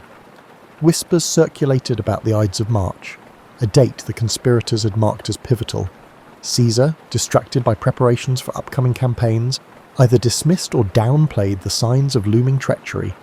He was, after all, Julius Caesar, the man who escaped pirates, conquered Gaul, and overcame Pompey. To him, fear was a cage he refused to live in. To the conspirators, his confidence was both an insult and an opportunity. The stage was set, and all of Rome felt the tension in the air. The days leading up to the Ides of March had a strange energy in Rome. Senators bustled about with forced smiles, while scribes noted a flurry of edicts and proposals Caesar aimed to finalise before departing on campaign. Craftsmen laboured on newly commissioned statues and inscriptions praising Caesar's achievements. Meanwhile, anxious whispers seeped through the city, swirling in the smoky corners of taverns and the hush of aristocratic dinner parties. Caesar himself oscillated between excitement for his Parthian expedition and vague apprehension. Omens were a big deal in Roman society, and several odd occurrences had stoked superstitions, reports of strange lights in the sky, or a soothsayer who warned Caesar to beware the Ides of March. Caesar, rational yet not entirely dismissive of command auguries, seemed torn between curiosity and disbelief. He joked about the warnings, telling friends the Ides of March had arrived and nothing had happened yet. But behind the levity, hints of caution surfaced. He was known to have shared concerns with Calpurnia, his wife, who begged him on to be vigilant. The conspiracy gained momentum. Cassius worked tirelessly, approaching senators who felt displaced by Caesar's sweeping reforms or who bore personal grudges. Persuading Brutus had been the linchpin. Brutus's moral standing and family legacy offered a veneer of honour to what might otherwise look like a naked power grab. With Brutus on board, recruiting others became easier. Each conspirator had different reasons. Some claimed to fight for the Republic's freedom, others sought personal gain or revenge, yet they united under a single, dramatic resolution: Caesar must be removed. One version of their plan involved attacking Caesar during a Senate session, when he would be relatively unguarded. In theory, the presence of so many senators served as a public shield. Caesar wouldn't expect a mass attack in the heart of Roman governance. The conspirators also believed that once the deed was done, they could proclaim themselves defenders of liberty, summoning the people to restore republican ideals. Despite the risk, none could deny the plan's audacious simplicity. The Senate meeting on the Ides of March beckoned like a grim appointment. The morning of the Ides arrived. Calpurnia, shaken by nightmares, implored Caesar not to go. Some historians claim she dreamed of a statue of Caesar spouting blood, or of him lying slain in her arms. Moved by her distress, Caesar initially decided to stay home, possibly rescheduling the Senate session. That alone could have altered history. But the conspirators panicked when they heard Caesar might not come. They dispatched Decimus Brutus, no relation to Marcus Brutus, but another close ally, to persuade Caesar. Decimus feigned concern that Caesar would insult the Senate by his absence, diminishing his standing right before his grand campaign. So, despite Calpurnia's pleas, Caesar relented. He donned his ceremonial toga and left for the Curia. Inside the Senate meeting, the atmosphere was thick with tension, though it started off with formalities. Caesar took his seat. A group of conspirators approached, pretending to ask a favour on behalf of a political exile. They surrounded him as if to press their case more passionately. Then, as the story goes, at a signal, daggers appeared. The first strike came from Casca, and others joined. Accounts vary. Some say Caesar tried to defend himself, others that he was too overwhelmed. He was stabbed multiple times, the final blow from Brutus, prompting Caesar's legendary and possibly apocryphal utterance, "Et tu, Brute?" In moments, it was over. Caesar lay dead at the foot of Pompey's statue, a cruel twist of fate for the man who had once wept for Pompey's demise. The senators, spattered with blood, proclaimed they had liberated Rome from tyranny. They expected the city to greet them as heroes, yet the immediate reaction was shock, not jubilation. Citizens fled the Curia, unsure whether more violence would follow. The conspirators had planned for Caesar's death, but they hadn't planned for the emotional vacuum it would create among the Roman populace. The question remained, had they truly saved the Republic, or just unleashed chaos? Brutus and Cassius tried to calm the city with speeches, invoking the memory of their ancestor Lucius Junius Brutus, who banished Rome's last king centuries before. They insisted they had restored the Republic, but the people had witnessed Caesar's generosity, his banquets, land distributions, public games. Many commoners revered him. Anger and sorrow brewed in the streets. Word spread of the savage butchery in the Senate. Far from celebrating the conspirators, many citizens demanded vengeance. Mark Antony, who had not participated in the conspiracy, seized this public sentiment. He delivered a funeral oration for Caesar that became legendary. Antony spoke with passion, displaying Caesar's blood-stained toga, stirring the crowd into a frenzy against the conspirators. Some historians say Caesar's body was burned in the forum itself, with the flames fed by citizens who tossed in furniture and items as offerings. The conspirators, realizing the tide had turned, fled the city. Outrage soared, and the once proud Senate found itself overshadowed by the populist fury that Caesar had so skillfully harnessed in life. Thus, the killing that was intended to save the Republic actually accelerated its decline. Power soon consolidated not around a restored Senate, but around new strongmen, Mark Antony, Octavian, Caesar's young heir and adopted son, and others who would jockey for command in the following years. In death, Caesar had transcended mortality to become an icon, some would say a martyr, while the vision of a renewed republic, ironically, slipped further away. The aftermath of Caesar's assassination was as turbulent as any period Rome had ever seen. The city, already tense from years of civil conflict, discovered that removing one towering figure didn't automatically restore the old republic. Instead, a new power vacuum emerged, quickly filled by those with the ambition and resources to claim it. Mark Antony, Caesar's closest lieutenant, was first on the scene, leveraging his connection to the slain dictator to rally the masses. But Caesar had named a surprise heir in his will, Gaius Octavius, better known as Octavian, his grandnephew. Only 19 years old, Octavian carried Caesar's name, and soon enough, Caesar's legions would rally around him too. Brutus and Cassius fled Rome, hoping to raise armies in the eastern provinces. They published declarations defending the assassination as an act of patriotic duty, but the events in Rome worked against them. The funeral oration by Antony had painted them as traitors to Caesar, and, by extension, enemies of the Roman people. Legions loyal to Caesar scorned the conspirators. Lines hardened. Another round of civil wars seemed inevitable, as one man's ambition had morphed into a generational crisis of identity for Rome. Though Antony and Octavian initially eyed each other with suspicion, they realized they stood a better chance against the conspirators if they cooperated. Along with Marcus Lepidus, a trusted commander, they formed the Second Triumvirate. Unlike Caesar's informal arrangement, this triumvirate was legally sanctioned, granting the three men near absolute power to reorganize the state. And reorganize it they did. Prescriptions, lists of enemies of the state, were published. Men of wealth and influence found themselves outlawed. The triumvirate seized property and executed opponents, echoing the grim days of Sulla's dictatorship. The conspirators, meanwhile, mustered forces in the east, culminating in the climactic Battle of Philippi in 42 BCE. Brutus and Cassius were defeated, and they chose suicide over capture. If Caesar's murderers hoped for a renaissance of republican ideals, they had gravely miscalculated. Rome was now torn between competing strongmen. After Philippi, tensions rose between Antony and Octavian. Antony headed east, forming an alliance, and famously a romance, with Cleopatra in Egypt. Octavian solidified his base in Rome, ensuring the Senate recognized him as the principal heir to Caesar's legacy. By 31 BCE, the rivalry exploded into another civil war, culminating in the naval battle of Actium. Octavian prevailed.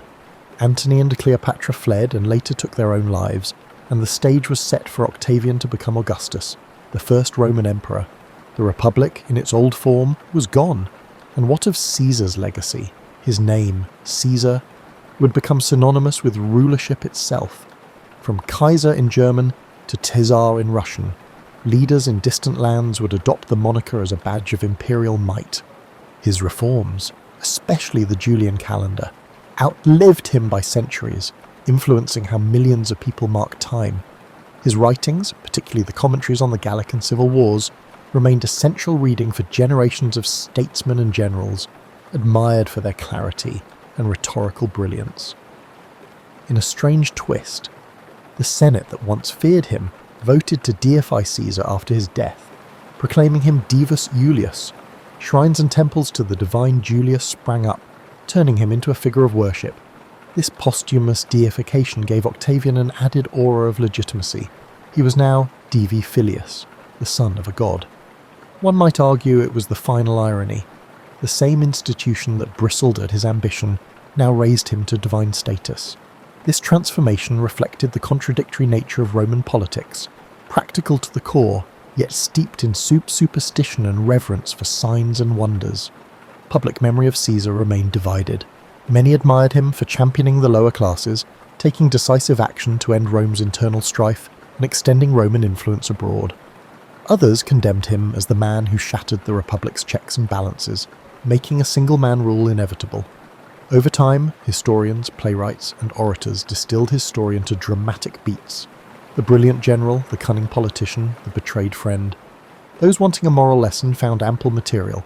Some used him as a warning against unchecked ambition, others as an example of visionary leadership undone by a petty jealousy. Yet there's a deeper layer to Caesar's life, one less recounted in popular lore. He was profoundly curious about the world, about languages, cultures, and the mechanics of governance. From his youth in the streets of Rome to his kidnapping by pirates, from the muddy battlefields of Gaul to the marble corridors of the Curia, he sought to understand and master every environment he touched. He wasn't content to play by the rules, he rewrote them. Not all admired his methods, but few could deny his results. For those living in Rome after Caesar's demise, daily life eventually stabilized under Augustus's reign. The city grew grander, the empire expanded, and a new system, the Principate, took shape. But an undercurrent of nostalgia persisted among some senators who recalled a republic where men like Cicero and Cato once debated the future of Rome. They wondered if, in slaying Caesar, they had severed the last chance to preserve republican dignity, or if Caesar's very presence had doomed it from the start. And so the figure of Julius Caesar stands in Roman history not simply as a conqueror or a dictator, but as a turning point. He harnessed ambition, popular support, and raw military skill to reshape the world's greatest republic. And in doing so, he cleared a path for imperial rule. Some see him as a hero visionary who expanded Rome's horizons. Others view him as the ultimate usurper, betraying the collective governance that had once defined the city's spirit. Perhaps both are true. In the end, Julius Caesar's story reminds us that history rarely lends itself to neat labels. The arcs of power, destiny, and personal will often weave together in ways that defy easy categorization. And if there's one lesson that resonates across the centuries, it might be this. When a single individual grows too large for the existing order, transformation, however exhilarating or destructive, becomes inevitable.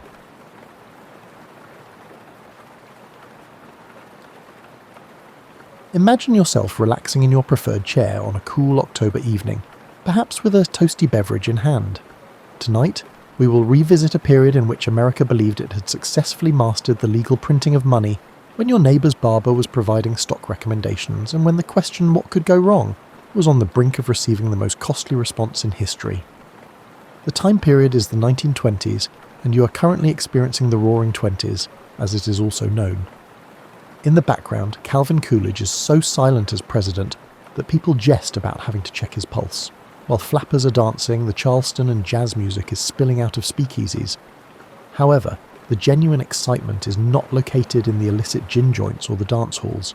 It is on Wall Street, where an entire nation has persuaded itself that purchasing stocks is as dependable as the sunrise. After the end of World War I, the United States found itself in a unique situation. America's factories were operating at full capacity, manufacturing a wide range of products, including refrigerators, radios, and automobiles, while Europe was still in the process of assembling the parts and calculating the cost.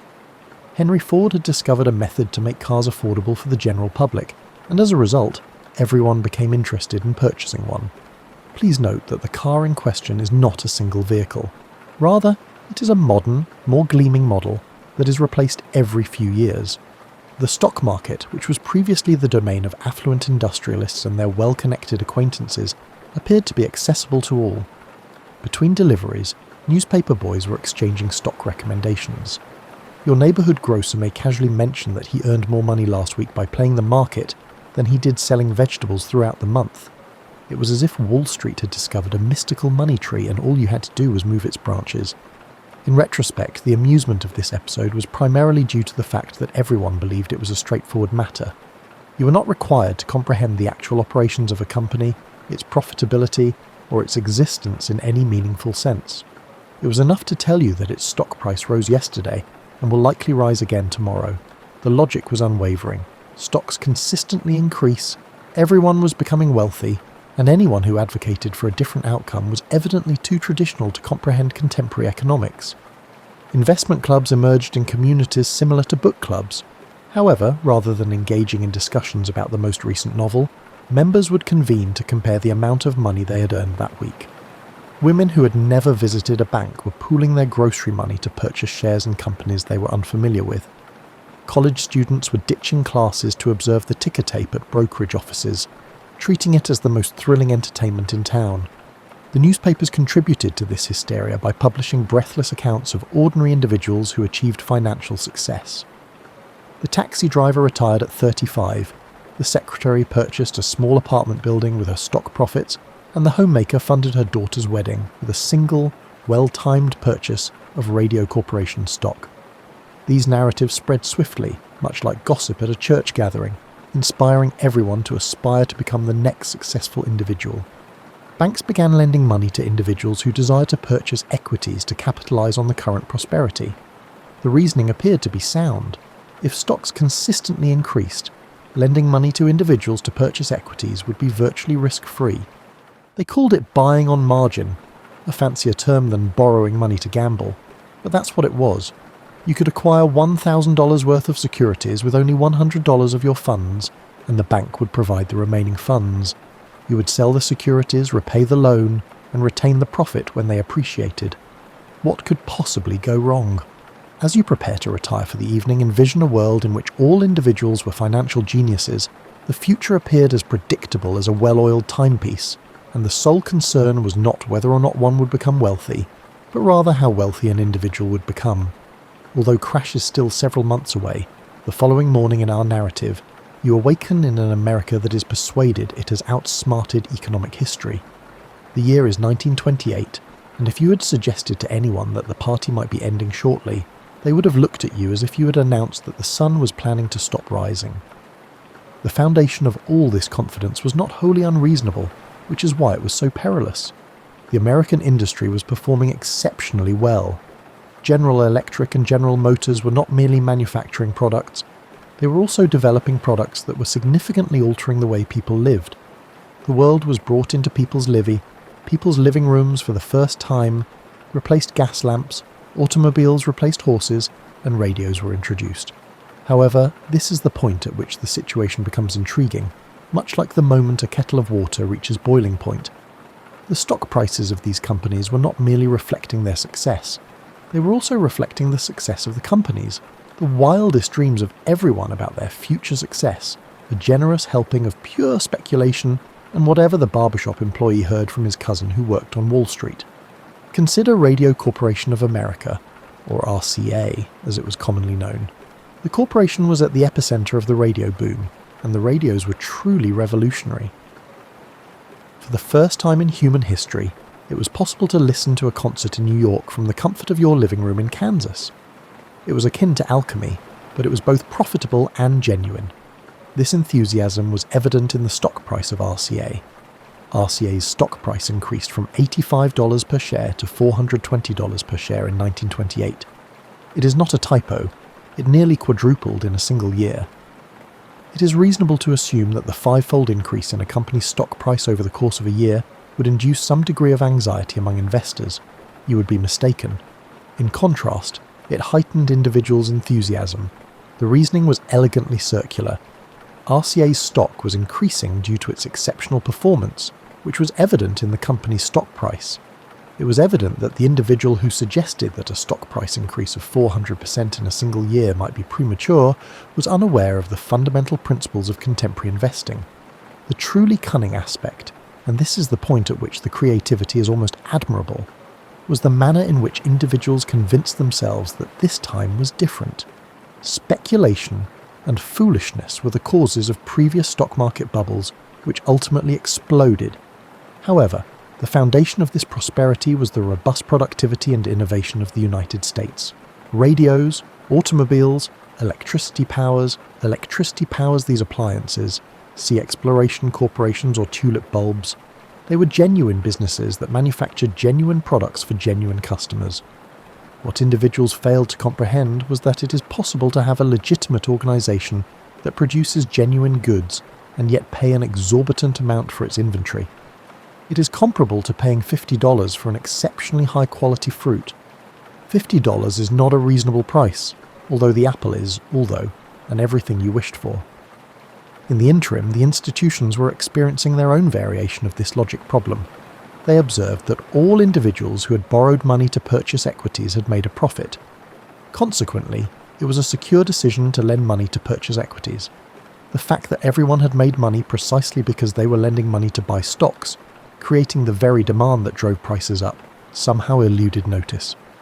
It was akin to a dog pursuing its tail, except that the dog was sits that it was making progress.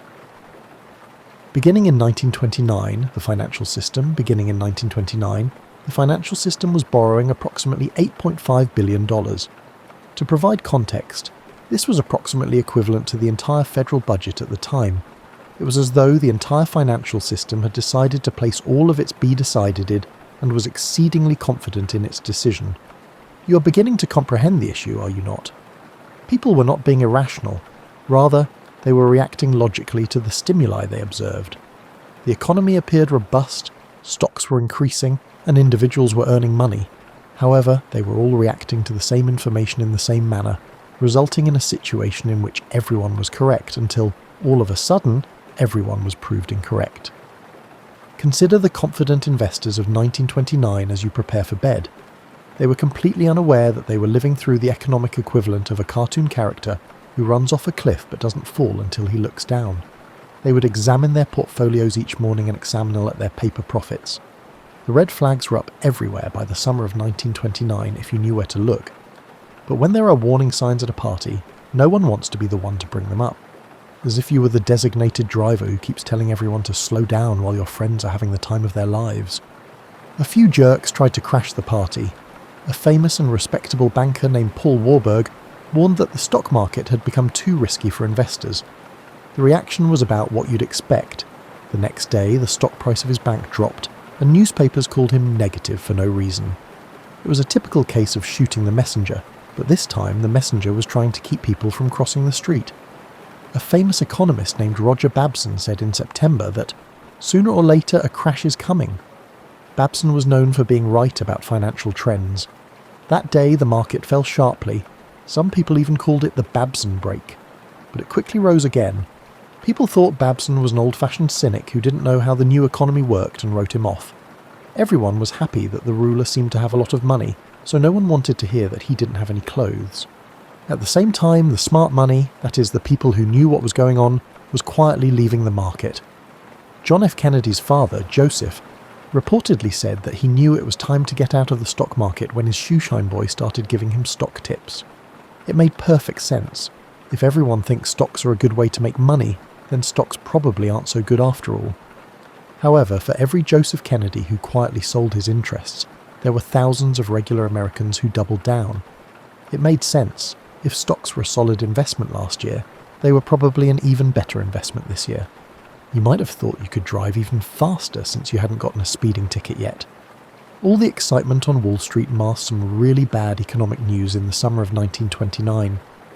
The production of goods in factories was beginning to slow down. Car sales were going down, less building was being done, but who cared about dull things like industrial production when RCA was still going up and everyone knew someone who had made a lot of money in the market? This part of the story is almost like a dream. The real economy, which includes factories, farms and other businesses that do real work, was getting tired. However, the stock market, a symbol of the real economy's performance, consistently reached unprecedented heights. It felt like a movie where the music is happy and upbeat, but the ship is slowly sinking on the screen. Despite its role as the responsible adult in these scenarios, the Federal Reserve found itself in a challenging situation. Every time the Federal Reserve attempted to curb the out-of-control stock trading, they faced accusations of harming the US economy. It is challenging to be the authority that must bring an end to a gathering when all participants are enjoying themselves. This is especially true if ending the party means disrupting the fun. The Federal Reserve did raise interest rates in August 1929, thinking that the action would stop some people from borrowing money on speculation. After stumbling for a few days, the market just shrugged it off and kept going up. You tapped someone on the shoulder, but they just turned and danced faster. By September, it was clear that the prices of the most famous stocks did not make sense by any standard measure. People put a lot of value on companies, as if they would keep growing at impossible rates forever. Someone must have known that you would be 15 feet tall by age 30, since you had grown 6 inches taller between the ages of 12 and 14. What was really sad was how many regular people had put their life savings into this market. Individuals who had diligently saved money, led frugal lifestyles, and meticulously planned for their retirement for decades suddenly began to question the wisdom of their cautious approach. They sold their bonds, took out mortgages on their homes, and put all of their money on the further rise in stock prices. Imagine that people in the United States in September 1929 were pleased with their investments and planning to retire early. As they went to sleep that night, they had no idea that they were about to learn one of the most expensive lessons in the history of the economy. The first few days of October 1929 were the same as any other month during the boom. People got up, looked at their stock prices, smiled at their gains on paper, and went about their days feeling like they were great at money. But if you looked really closely, and not many people did, you might have seen that the base was beginning to crack. On October 3rd, the market had what traders called a technical correction. This was the first real sign of trouble. In Wall Street talk, that means, don't worry about it. Prices dropped for no reason. It may not seem like a big deal, but the Dow Jones Industrial Average went down by about 6 points. This is because people were used to it going up every day. But everyone knew that markets have bad days every so often. It was important not to freak out. Fear was for people who didn't know that America had entered a new age of permanent wealth. The deal was a chance for the smart money, or at least the money that thought it was smart to buy. Stocks for sale. How could you say no to that? The market exhibited the typical behaviour of fluctuating unpredictably when it is uncertain about its direction for the next 2 weeks. The market fluctuates daily, yet it largely remains steady, akin to an inebriated individual attempting to maintain a straight path. Not many people were worried. The market was just taking a break before the next step up. On October 18th, however, the music began to slow down. This date would become famous over time. The market dropped considerably, but this time it felt different. It wasn't the slow decline in early October. Instead, it seemed like the market remembered something important but didn't like it. As of this point, many people had borrowed money to buy stocks, leaving them open to something called a margin call. To explain, let's say you borrowed $900 to buy stock worth $1,000. It's possible that you'd owe more money than the stock was worth if it dropped to $800. The bank would call and ask you to either add cash or sell stock to repay the loan. Many people got those calls on October 18th. You aren't concerned about getting a good price when you have to sell stock to pay back a loan. You just need to get rid of it quickly. Prices drop even faster when many people need to sell quickly at the same time. This leads to more margin calls, which cause even more people to sell. It's like a cascade of money, where each rock that falls sets off more rocks. The weekend of October 19th and 20th likely marked the last time most Americans believed they were living in an era of never-ending wealth. Newspapers, always willing to help, wrote stories that made people feel better by saying that this was only a short-term setback. Smart buyers took advantage of this chance to identify deals. By Monday, everything would be fine. On Tuesday, October 21st, everything was fine. The market opened, trade went on, and the world didn't end. However, the situation remained largely unchanged. Throughout the day, prices steadily declined, akin to water gradually draining from a bathtub. Tuesday was worse, Wednesday was even worse. Friday, October 24th, which would become famously known as Black Thursday, something very important had changed. It wasn't a fix, an update, or any other polite business term for the same thing. It was just pure fear. Imagine waking up on October 24th to find that your nest egg has shrunk. Not just a little, but by a large enough amount that you feel like you need to do some math in your head. When you attempt to contact your dealer, the phone lines experience congestion. Nobody appears to understand the status of their investments, despite everyone's efforts to learn. An all-time high of over 12 million shares were traded that day, which is about 3 times the normal amount. The stock prices were meant to be shown on ticker tape machines all day, but they couldn't keep up. They were hours behind schedule by the afternoon, so no one knew what anything was worth. People bought and sold stocks without knowing what the prices were, and sellers didn't know what they were getting charged. As you go to sleep tonight, picture what Wall Street looked like that Thursday night. Many people gathered around the stock exchange. Ticker tape was strewn across the streets like confetti after a parade that no one wanted to go to, and the sound of a party ending for the evening could be heard somewhere in the darkness. The party finished on October 24th. On October 29th, also known as Black Tuesday, the police were called, all the lights were turned on, and everyone saw the mess they had made. It's already very different from the world you went to sleep in when you wake up that Tuesday morning. Over the weekend, it became clear that this wasn't just a short-term setback, even though banks and well-known financiers were working hard to restore trust. It really happened. There was a full-on banking panic. It was challenging for the morning newspapers to stay positive, but you could read the fear in the words. The headlines talked about temporary market adjustments and buying opportunities for smart investors, but the numbers indicated that things were not what they seemed to be. Stocks were going down quickly after slowly going up for months. When the stock market opened at 10 a.m., millions of shares were already available for sale. Prices don't just drop during a panic. They crash because everyone wants to sell, but no one wants to buy. It's like musical chairs, but someone took away all the chairs at once and everyone saw it at the same time. Over 16 million shares were traded that day, which was a record that wouldn't be broken for almost 40 years. Black Thursday was already too busy for the ticker tape machines to keep up. By noon, they were reporting prices from 10 a.m. They were hours behind by the afternoon. People made financial decisions based on data that was almost immediately outdated. Imagine the scene inside the brokerage offices. Phones were ringing non-stop, workers were rushing to handle sell orders, and customers were squeezing together to find out what was going on with their investments. Everyone was talking at the same time and trying to shout over the others. The ticker tape machines clattered, and people began to realise something terrible was happening. The most distressing aspect was witnessing ordinary individuals discover they had lost their entire life savings. The secretary had used the money she earned from selling stocks to purchase that apartment building. The value of her stocks had dropped since she bought them. The car driver who quit when he was 35, his search for work had begun again. Who was the mother who paid for her daughter's wedding? There was no way for her to tell her family that the money was still there. But it wasn't just small buyers who lost all their money. The banks that gave all that money to buy stocks were also in a lot of trouble. People couldn't pay back their margin loans because the value of their stocks dropped below what they borrowed. These circumstances meant that the banks were left with useless paper. There was a chance that some banks, especially smaller ones that had done a lot of dealing in the stock market, would fail. What a strange irony.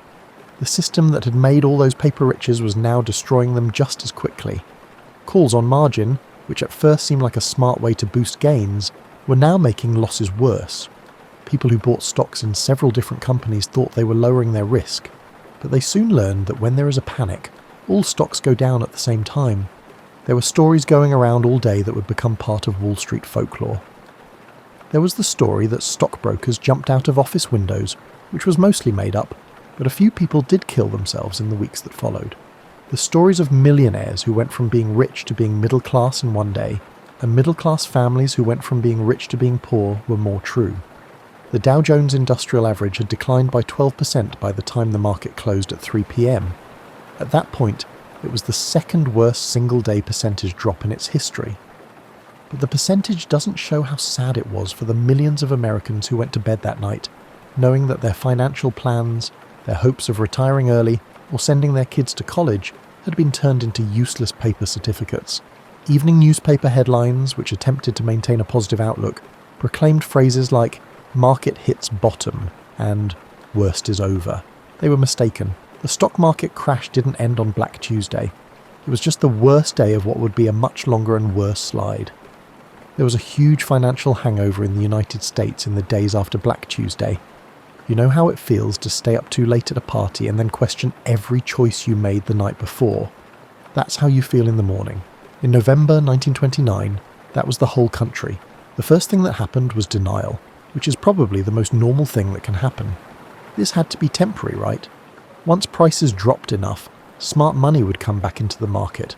Someone, like the government or the banks, would figure out how to fix this.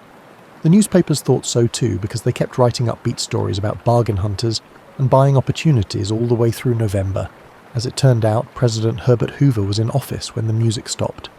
He initially made an effort to project confidence. He made reassuring statements about the basic strength of the American economy, which were accurate but not very helpful. It is akin to informing someone that their house is structurally sound, while it is engulfed in flames all around them. It was true that the economy was strong, but that didn't help the millions of people who had just seen their funds disappear. The weeks following the crash revealed the interconnectedness of everything. The stock market was no longer just a place for rich investors to have fun. It was an important part of American business. Banks had given out loans based on stock prices that were too high. A lot of businesses planned to grow because they thought the good times would last. Regular families had made big financial choices based on gains that were only on paper and were now gone. It was almost as bad for people's mental health as it was for their finances. For nearly a decade, Americans were told that wealth was normal and that anyone could get rich by trading in the market. Individuals who believed they were financially savvy had to quickly confront the possibility that they had been part of a widespread illusion. The most terrible thing about the crash was that it showed the lies that had kept the boom going. Could you please share those stories again about secretaries and cab drivers achieving financial success? Those people were now broke, and their stories were meant to warn instead of inspire. Investment clubs that had sprung up in neighbourhoods across the country quietly broke up because their members were too ashamed to talk about their losses. It was clear by December 1929 that the result wasn't going to be a quick comeback. Stock prices kept going down, but not in big drops all at once. Instead, they went down slowly and steadily, in a way that was almost worse than the initial fear. Panic is at least interesting. Slow decline is just sad. It's like every day seeing someone you care about get sick and not being able to do anything about it. Banks that were eager to give money to buy stocks were now desperately trying to get those loans paid back. But a stone doesn't have blood, and people can't give you money they don't have. The first banks to fail were the smaller ones that had been most involved in stock market speculation. As the crashes spread, they moved up to the bigger banks. Not many people knew the truth yet, but the stock market crash was only the beginning. Those who thought the crash wouldn't affect the real economy, factories, farms and shops, were about to be proven wrong. Losing their life savings discourages people from making purchases. When people don't buy things, businesses stop making them. People lose their jobs when companies stop making things. People tend to stop buying things when they lose their jobs. Once it starts, it's very difficult to break out of this vicious circle. Unemployment began to rise at the end of 1929, but people didn't fully understand how dire things were going to get for a few more months. Not only did the stock market crash wipe out wealth, but it also destroyed trust. It turns out that confidence is one of the most important parts of a healthy economy. The sad irony was that the things that made the boom so amazing, hope, willingness to take risks, and the belief that anything was possible, were now backfiring. At first, everyone thought stocks could only go up. Now, everyone thought they could only go down. Prices were going down too low because of the same herd attitude that had pushed them up too high. Now that the story is over, You may be thinking about what happened next and, more importantly, what we learned from this costly lesson in being humble with money. The first question is about the Great Depression, which happened for 10 years and had a giant impact on American society.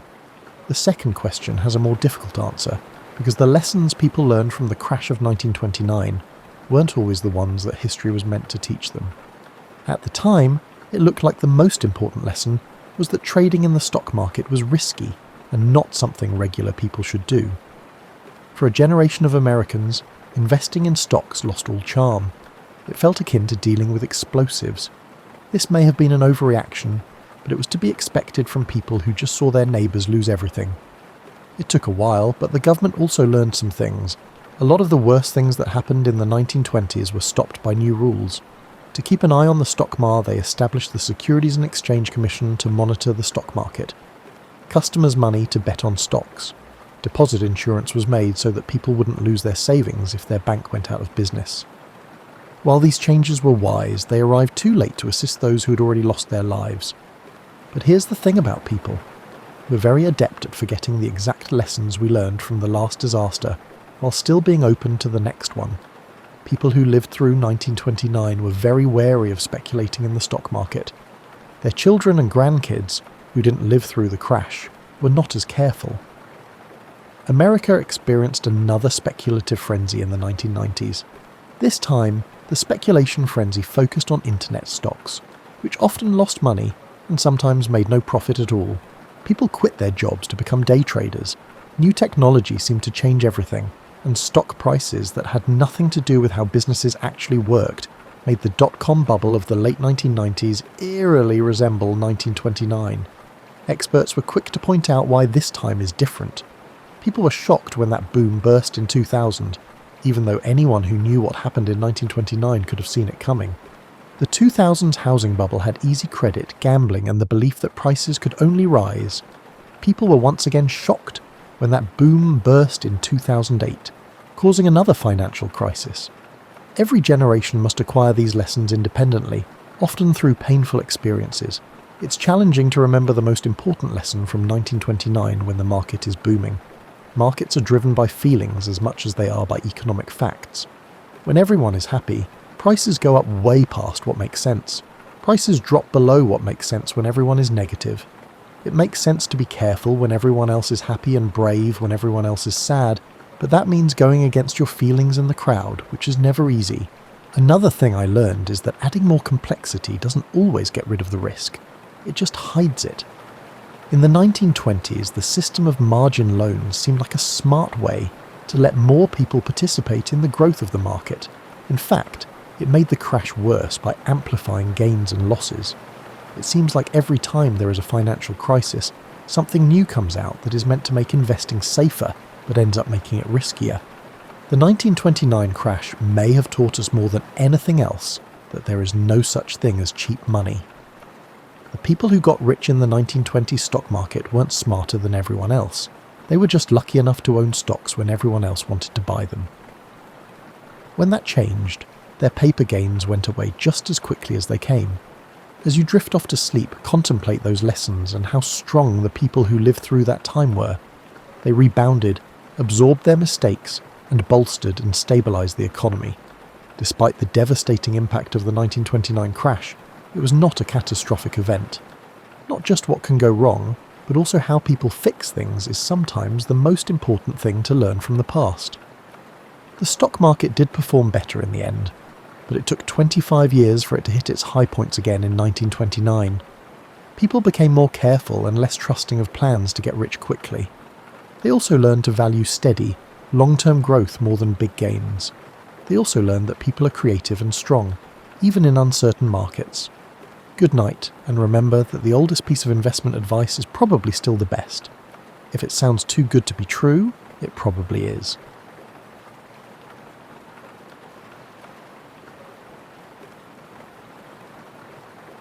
Picture yourself on a wooden ship in the middle of the Atlantic Ocean, in the year 1700. The water looks like a wrinkled blue bedsheet with no edges. It goes on forever. The sails made of canvas above you snap and billow in the wind, making sounds like thunder in the distance. You can hear the wood creaking all the time below deck. The ship's wooden bones bend and groan as the waves lift and drop the ship in a never-ending rhythm that makes your stomach feel bad. Now here's the scary part. You have no idea where you are. You have a pretty good idea of how far north or south you've gone. That's not too hard. A sextant can tell you the angle of the sun at noon when it is at its highest point in the sky. To find your latitude, compare that angle to tables in a book and do some math that would make your high school geometry teacher proud. For hundreds of years, sailors had been doing this, and it worked great. But what about east and west? That's when things got hard. Scary and very hard to understand. To find out how far east or west you've travelled, your longitude, you need to know what time it is back home. This may seem easy, but it's actually very hard. You can figure out that you're about 60 degrees west of London if you know that it's noon where you are now and that it's 4 in the afternoon back in London. 15 degrees of longitude is equal to 1 hour of time difference. It's really beautiful math, the kind that makes you feel smart just thinking about it. The problem is that clocks from the 1700s were moody and worked great in your living room, but as soon as you put them on a ship, they became useless lumps of metal and gears. The metal parts of the device expanded and contracted when the temperature changed. The moisture in the air caused their delicate parts to rust. The constant rocking motion messed up their pendulums, which were the weights that kept time steady. And what about salt air? Salt air was like poison to machines. It ate away at brass and steel like the ocean waves that slowly wear down a cliff. Sailors in the age of exploration were basically driving across a flat desert with no GPS, compass, or map. They had to guess where they were by looking at the sun and making educated guesses. And as you might expect, this caused disasters that would haunt maritime history. Ships would sail confidently toward what they thought was a safe harbour, only to find themselves grinding onto rocks that shouldn't have been there for another 100 miles. Whole fleets would miss their destinations by hundreds of miles, and sailors would run out of food and water as they desperately searched the horizon for land that was actually far behind them. The ocean was hiding things, and those things were dangerous. On a foggy October night in 1707, a British naval fleet led by Admiral Sir Cloudesley Shovel was sailing home from Gibraltar. This was the worst maritime disaster of the time. The Admiral's navigators told him they were safely to the west of the dangerous rocks off the Isles of Scilly, which are near the southwestern tip of England. They were wrong. Catastrophically, it was wrong in the past. 4 ships hit the rocks that night and went down in a matter of hours. Their screams were lost in the fog and wind as almost 2,000 men drowned in the cold Atlantic waters. Admiral Shovel was one of them. He made it to shore alive, but a local woman killed him because she wanted his emerald ring. It was the kind of tragedy that shows you how cruel it can be when people make mistakes and nature acts. Britain was shocked. The country that was building an empire that stretched around the world couldn't even safely get its own ships home. It was like being a great race car driver who couldn't always park in their own garage. The embarrassment was only worse than the rising death toll and the money lost when merchant ships disappeared into the ocean's vast anonymity.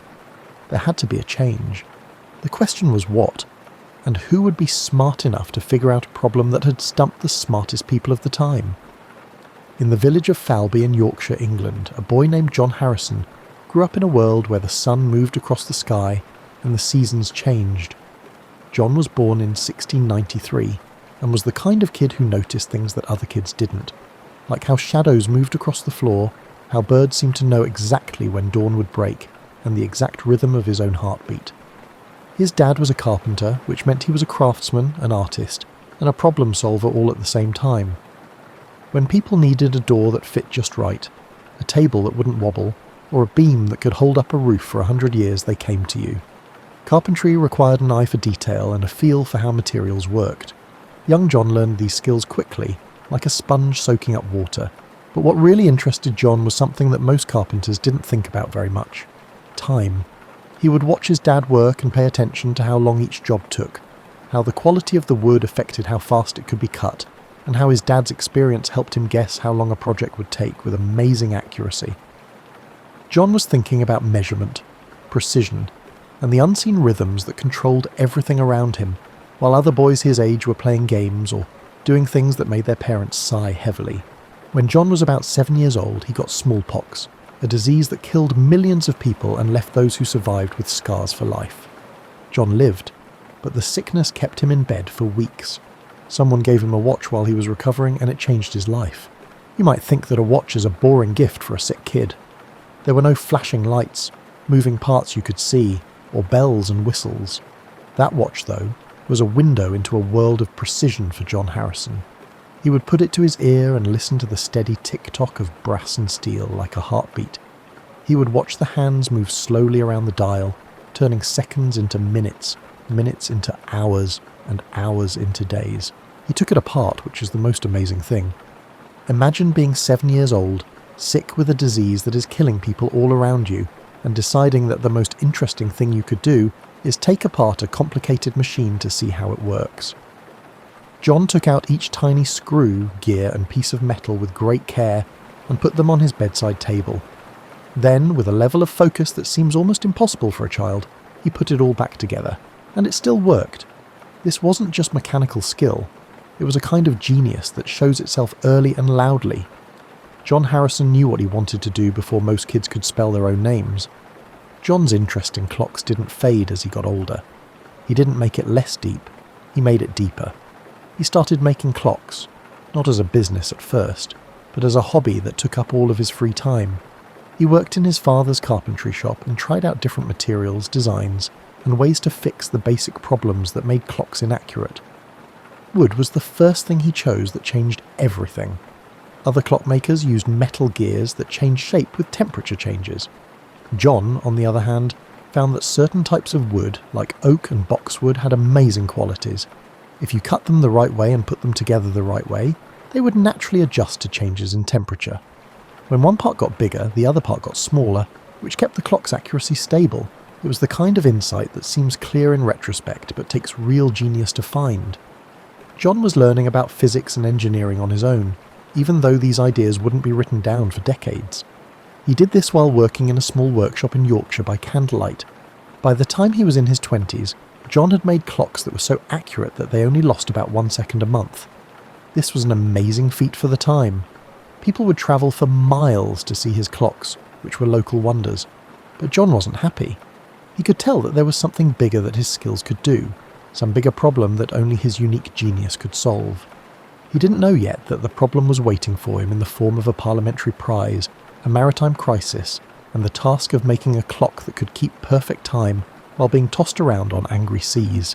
In 1714, when John Harrison was only 21 and still making wooden clocks in Yorkshire, the British Parliament did something strange.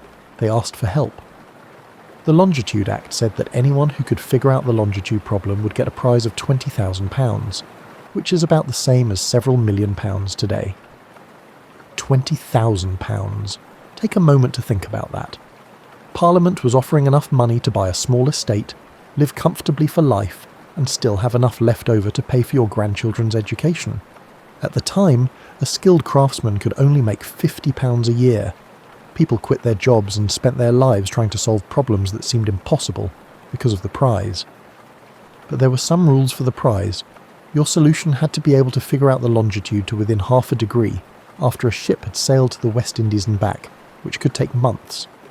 That might not sound very exact until you remember that half a degree of longitude at the equator is about 34 miles.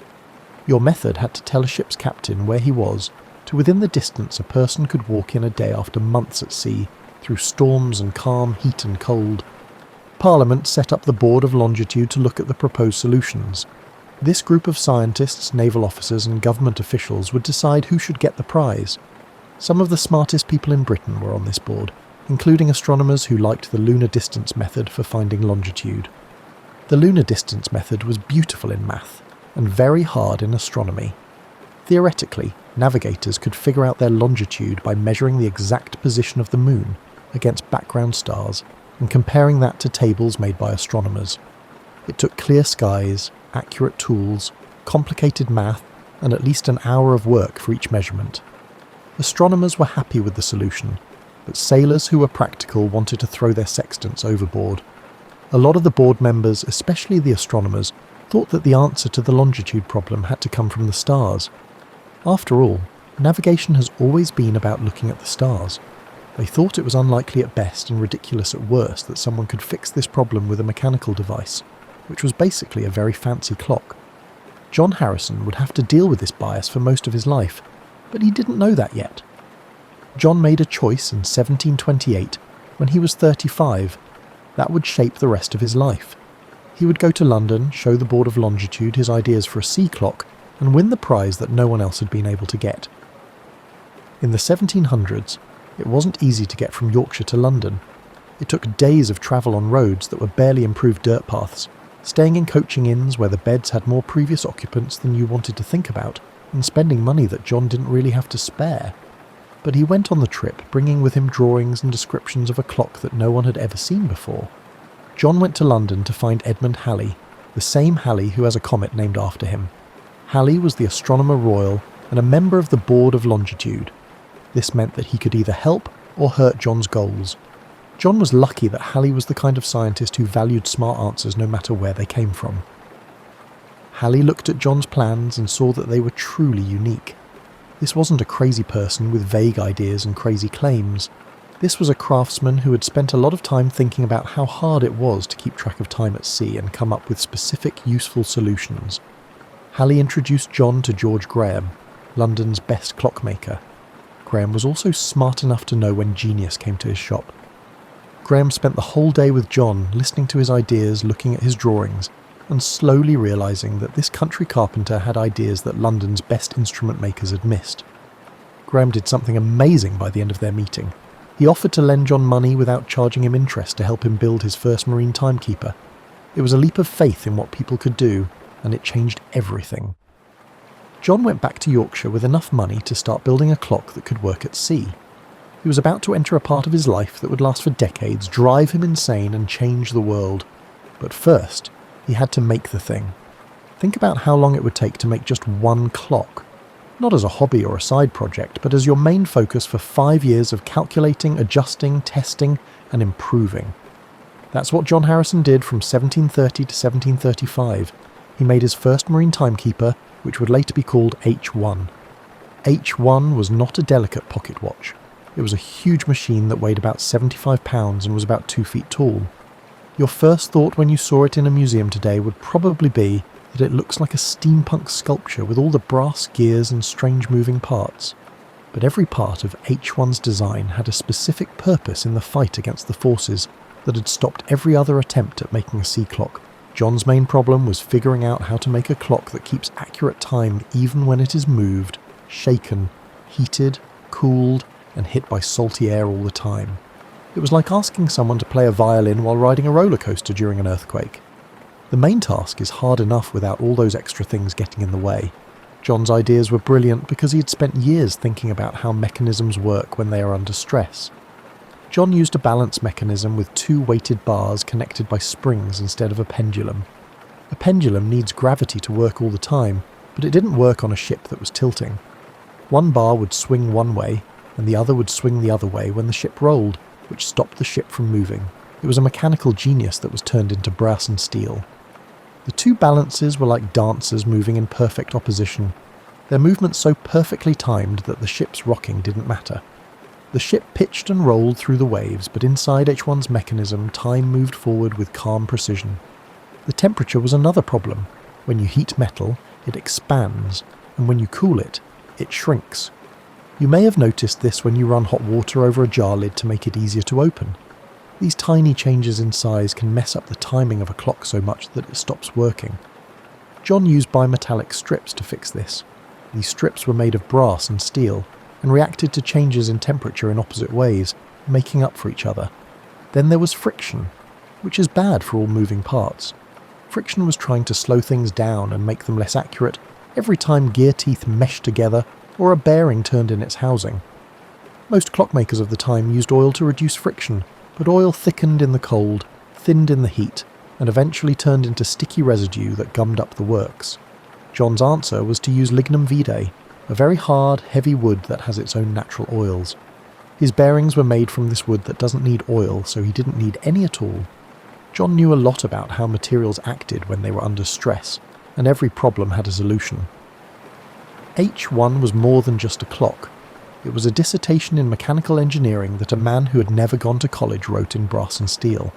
H1 was ready for its trial in 1735.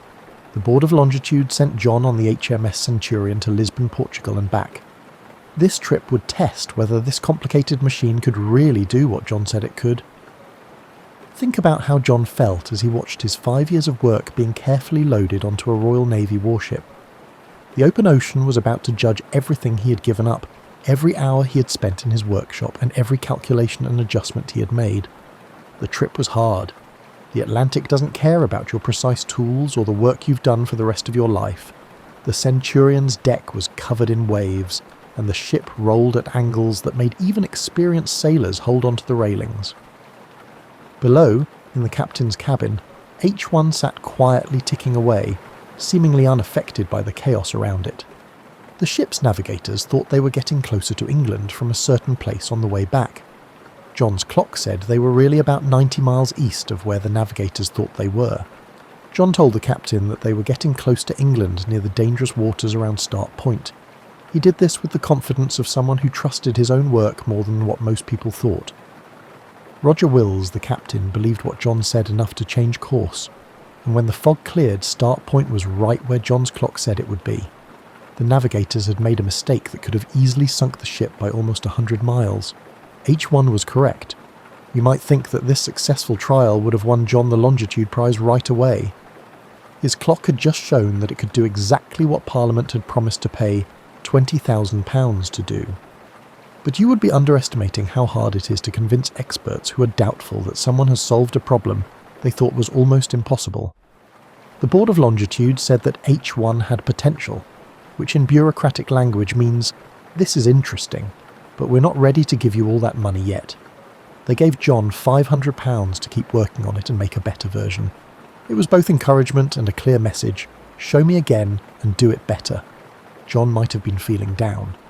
He went back to his shop and started making plans for H2 instead.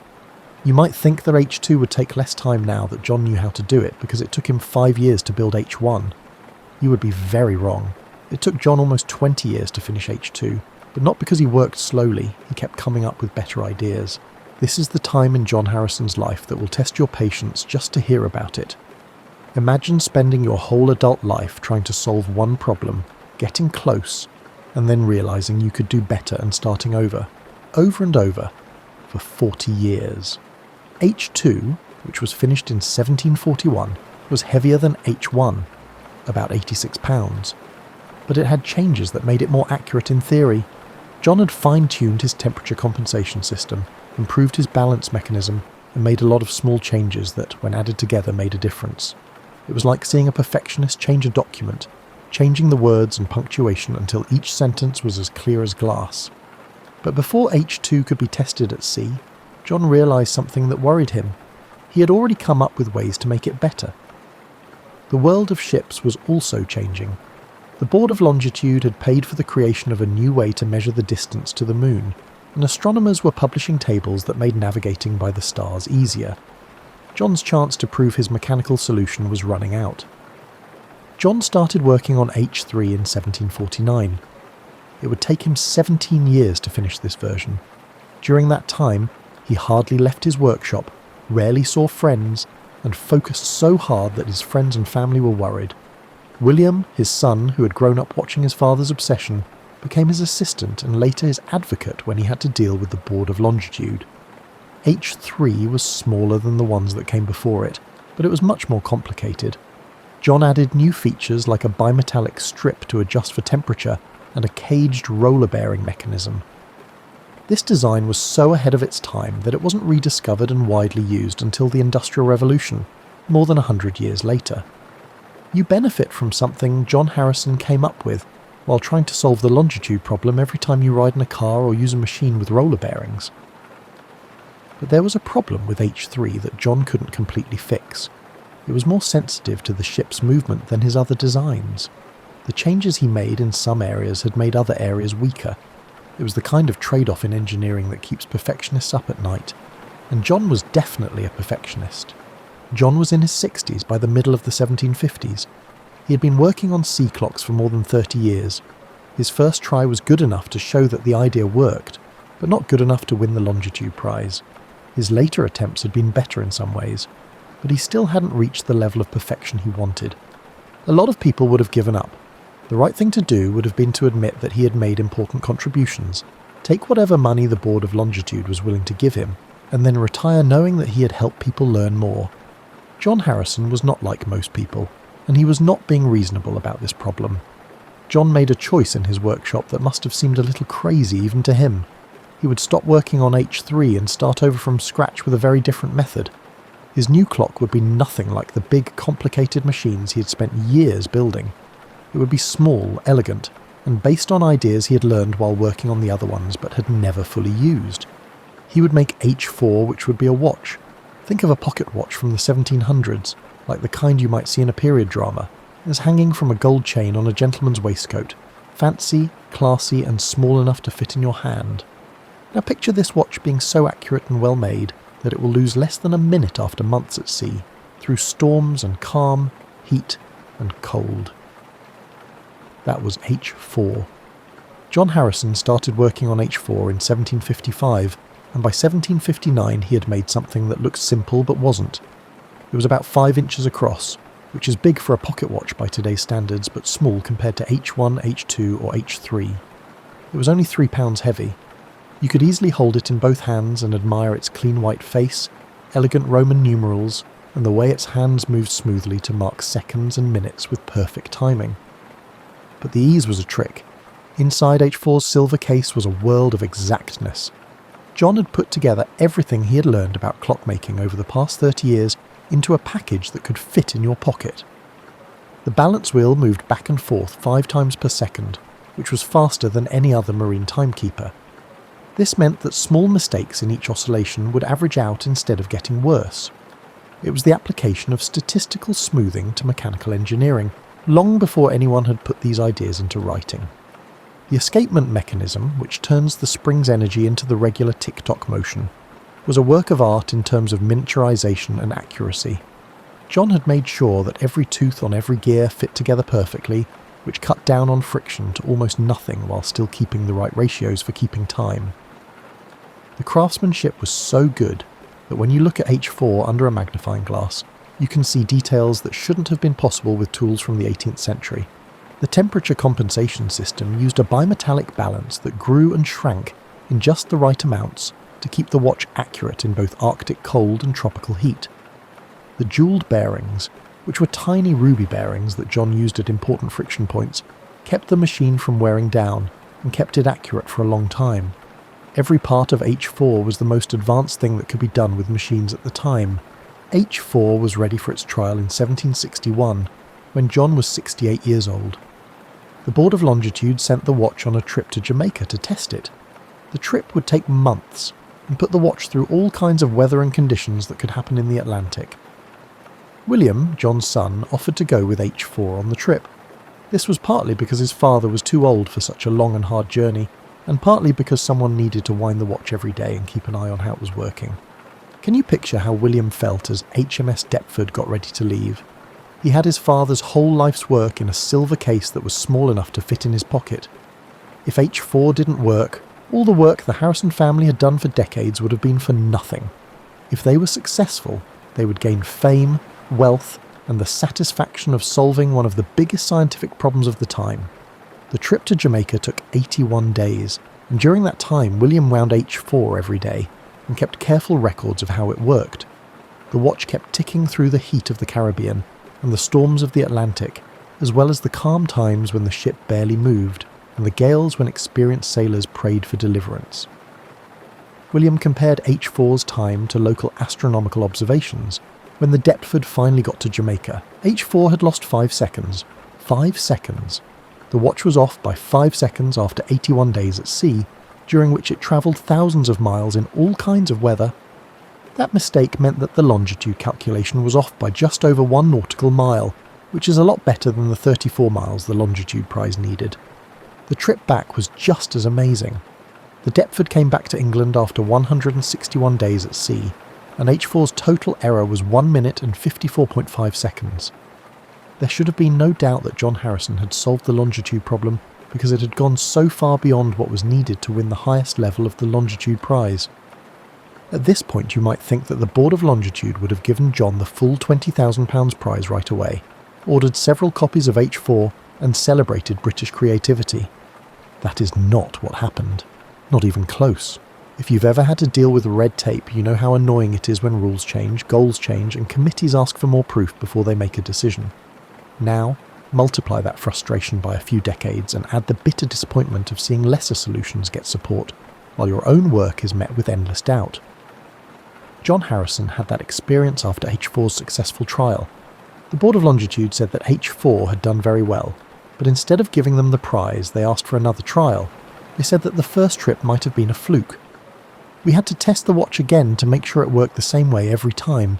John, who is now 70 years old, had to agree.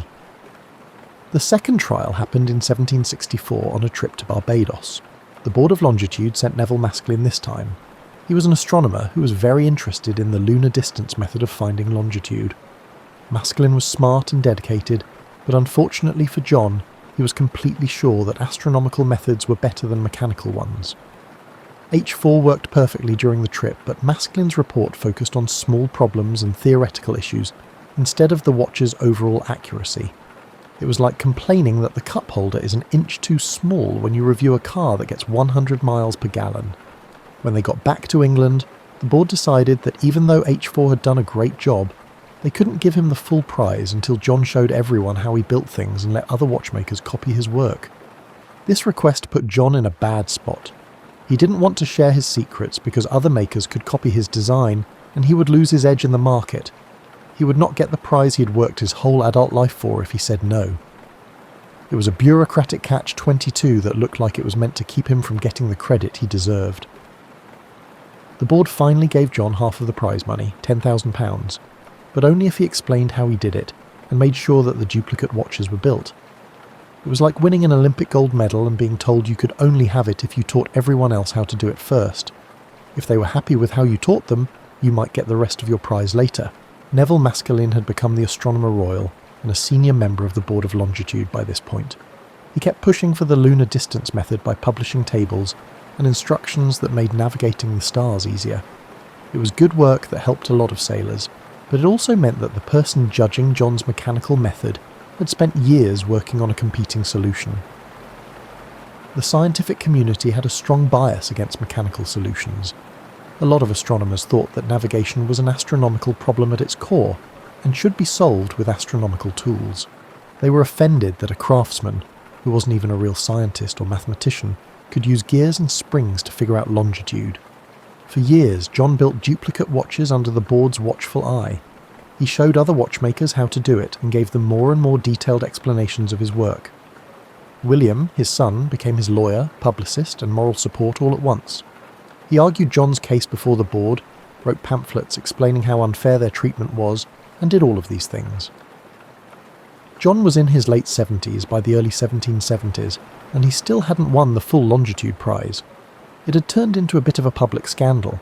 This man had clearly solved the problem that Parliament had asked him to, but he couldn't get the promised reward because of technical issues, bureaucratic delays, and what seemed to be professional jealousy from the astronomical establishment.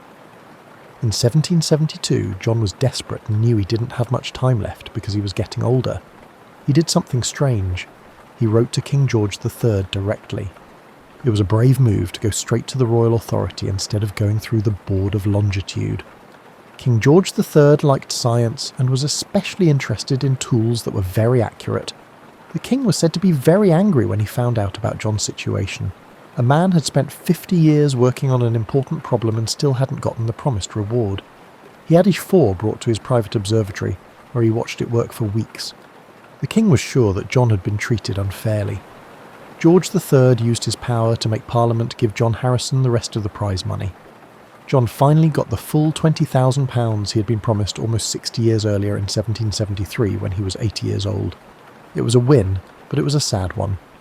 John won not because the scientific community recognised his work, but because the royal family had stepped in and stopped them from objecting any longer. The Board of Longitude never officially said that John had won the Longitude Prize. Instead, they made the payment as a special grant from Parliament, which was worded in such a way as to avoid suggesting that the board had made a mistake. 3 years later, in 1776, John Harrison died at the age of 83. He had lived long enough to see his work get praise, to know that his sea clocks worked and could save lives, and to see the start of a revolution in how ships navigated that would last for the next 200 years. but he died without ever getting a formal letter from the Board of Longitude saying that he had solved the problem they had asked him to solve. You might not feel like you've won even when you do win. As you get more comfortable in your blankets and the stress of the day starts to fade, let's talk about what happened after John Harrison died. This is when his story goes from being about a personal victory to a global change. By the 1780s, other watchmakers were making marine chronometers based on John's ideas. These watches were very expensive. A good marine chronometer could cost more than the captain of the ship made in a year. But for long trips, they quickly became very useful. Ship owners learned that the price of a chronometer was nothing compared to the value of the cargo they could lose if they got lost. As standard equipment, the British Navy started giving ships marine chronometers. Captain James Cook took a chronometer made by Larkham Kendall on his famous Pacific voyages in the 1770s. It was basically a copy of H4. Cook wrote with great enthusiasm about how accurate and dependable the chronometer was, calling it his trusty friend and never-failing guide. People pay attention when the man who mapped more of the Pacific Ocean than anyone else before him praises your navigation tool.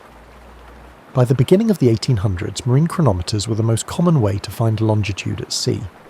The Board of Longitude's preferred astronomical methods were still used as a backup.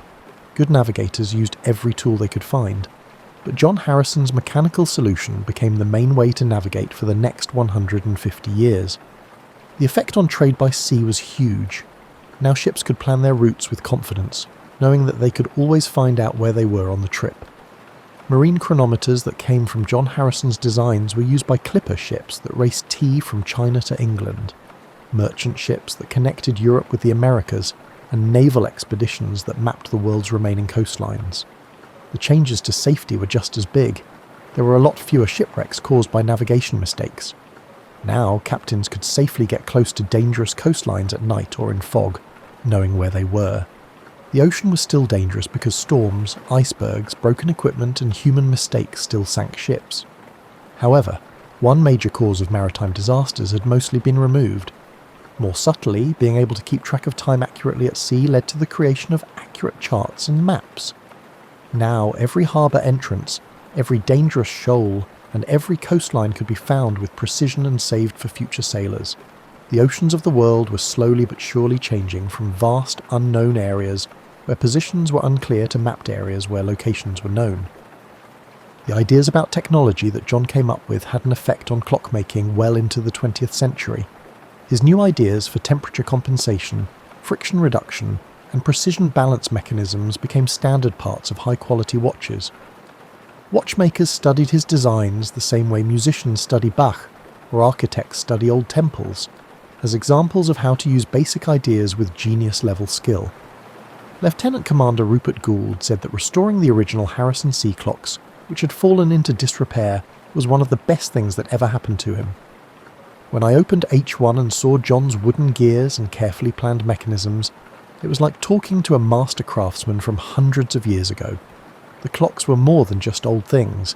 They were also working examples of ideas that were still useful. The Harrison sea clocks made it through World War II in London. They were kept safe in a vault during the Blitz, when German bombs fell on the city every night. They were cleaned, restored, and then put on display at the Royal Observatory in Greenwich, where they still are today. You can see them ticking away just like they did hundreds of years ago if you ever go to London. H1 through H5 and a few of John's other clocks are there. But the marine chronometer was not the best navigation tool for all time. By the end of the 20th century, GPS systems that use satellites started to take the place of mechanical navigation tools. Ships could now tell where they were within feet instead of miles, and they could do it all the time instead of having to do it once a day. The change happened slowly, but by the early 2000s, marine chronometers were no longer the main tools for navigation. They were used as backups and safety devices. But even this technological advancement doesn't take away from what Harrison did. GPS satellites need very accurate clocks, like atomic clocks that make John's chronometers look rough by comparison. But the basic idea is still the same. To navigate correctly, you need to keep track of time correctly. John Harrison knew this truth so well that he spent his whole life trying to make it better, and every navigation system since then has been built on that. The story of Harrison also changed how we think about scientific recognition, and the link between practical skills and theoretical science. John was not a mathematician with a degree from a university or a natural philosopher from the upper class. He was a working-class craftsman who solved a problem by trying different things over and over, using his mechanical intuition and being very stubborn. His success called into question the idea that only traditional academic sources can lead to important scientific breakthroughs. Historians have been both embarrassed and fascinated by the way the Board of Longitude treated Harrison in the last few decades. How could smart, well-meaning people not see that the answer to the problem they had defined was so clear? The answer has to do with class bias, jealousy among professionals, institutional inertia, and the fact that people tend to prefer solutions that come from people who are like them instead of people who are not. Today, several museums have working copies of Harrison's chronometers that were made by skilled craftsmen who followed his original plans. These replicas still work as well as they did in the 1700s, losing only a few seconds a month even though they were made with tools and methods from that time. It shows how well John's designs worked and how well he understood the underlying ideas. The story of Harrison has inspired books, movies, and even a best-selling novel by David Sobel called Longitude, which told millions of people about John's fight and victory. Students learn about him as a role model for hard work and new ideas. Engineers look at his mechanisms as examples of how to solve problems in a smart way. And anyone who has ever felt like an expert didn't believe in them can find something inspiring in his refusal to give up. As you start to feel sleepy, let's take a step back and think about what John Harrison's work really means in the grand scheme of things. It's not just about one man making fancy clocks, it's also about how we as people relate to time, space, and our place in the universe. Time was mostly a local thing for most of human history. Noon was when the sun was at its highest point where you were standing. The sun's path across each village, city, and valley's sky set the time for each place. This worked well when most people didn't go more than a few miles from where they were born. But as societies grew and communication got better, this way of keeping time caused problems. What time does the morning coach leave? When should we get together? The absence of a standardized time became progressively problematic when organizing activities requiring coordination across distant locations. The longitude problem made people rethink how they thought about time. To use Harrison's chronometers to find your way, you needed to know the time in both your area and at a reference point. Greenwich, England, became that reference point, and this is how we got Greenwich Mean Time. All of a sudden, time wasn't just something that people in one place could see, it was a global standard that linked faraway places on Earth. This change in how people thought about time eventually led to the time zones we use now. In the 19th century, when railroads started linking far-off cities, it became impossible to keep track of local times. It was a nightmare to coordinate a train schedule that used dozens of different local times. The answer was to break the world up into time zones, each of which was set to a standard time. Greenwich was the main meridian, which is the point from which all other longitudes are measured. When you look at your watch to see if you're late for a meeting, or to help a friend on the other side of the world figure out what time it is, you're using a way of thinking that came from John Harrison's work on the longitude problem. Standardization of time was necessary for navigation, which is why it became the same all over the world. Harrison's chronometers were also an important step in the history of human precision. Before the Industrial Revolution, most things were made by hand. It fit the frame of the door. The wheel was round enough. People used their eyes and experience to make measurements instead of exact tools. The work of John Harrison required and showed a level of accuracy that was not needed before and was almost impossible to imagine. It was necessary to shape each gear tooth in H4 to within a few millimeters. Every spring had to have the right amount of tension. Each bearing needed to be the right size. This wasn't rough craftsmanship. It was precision engineering before that word even existed. John had to come up with new ways and tools to get the accuracy his designs needed. This focus on accuracy spread from clockmaking to other areas. The Industrial Revolution was based on machines that got better and better at making parts that fit together better and better. The tolerance standards that modern manufacturing takes for granted. Parts machined to thousandths of an inch. Components designed to fit together with minimal gaps. These ideas came about in part because of the precision culture that clockmakers like Harrison started. Harrison's life also shows how strong people can be, which is very moving. He started making sea clocks when he was in his 30s, but it wasn't until he was 80 that he got full credit for them. That's a lot of work on one problem over 50 years. 50 years of math, changes, letdowns, and little wins. Believing that what he was doing mattered for 50 years, even when powerful people told him it didn't. Think about how much you want to achieve that goal. Most of us have trouble staying focused on a project for a few months. When results don't come quickly, when others don't immediately notice our hard work, or when the way forward seems unclear, we get discouraged. John Harrison had to deal with all of these problems for decades, but he never gave up. There were a lot of things that made him keep going. There was pride, for sure, the pride of the craftsman in making something that works perfectly. There was ambition, the chance to win the Longitude Prize and get recognition for it. But there was also something deeper, a belief that the problem could be fixed, that it was possible to keep time accurately at sea, and that he was the one who could do it. It's not common to find someone who has this mix of technical skill, stubbornness, and unshakable self-confidence.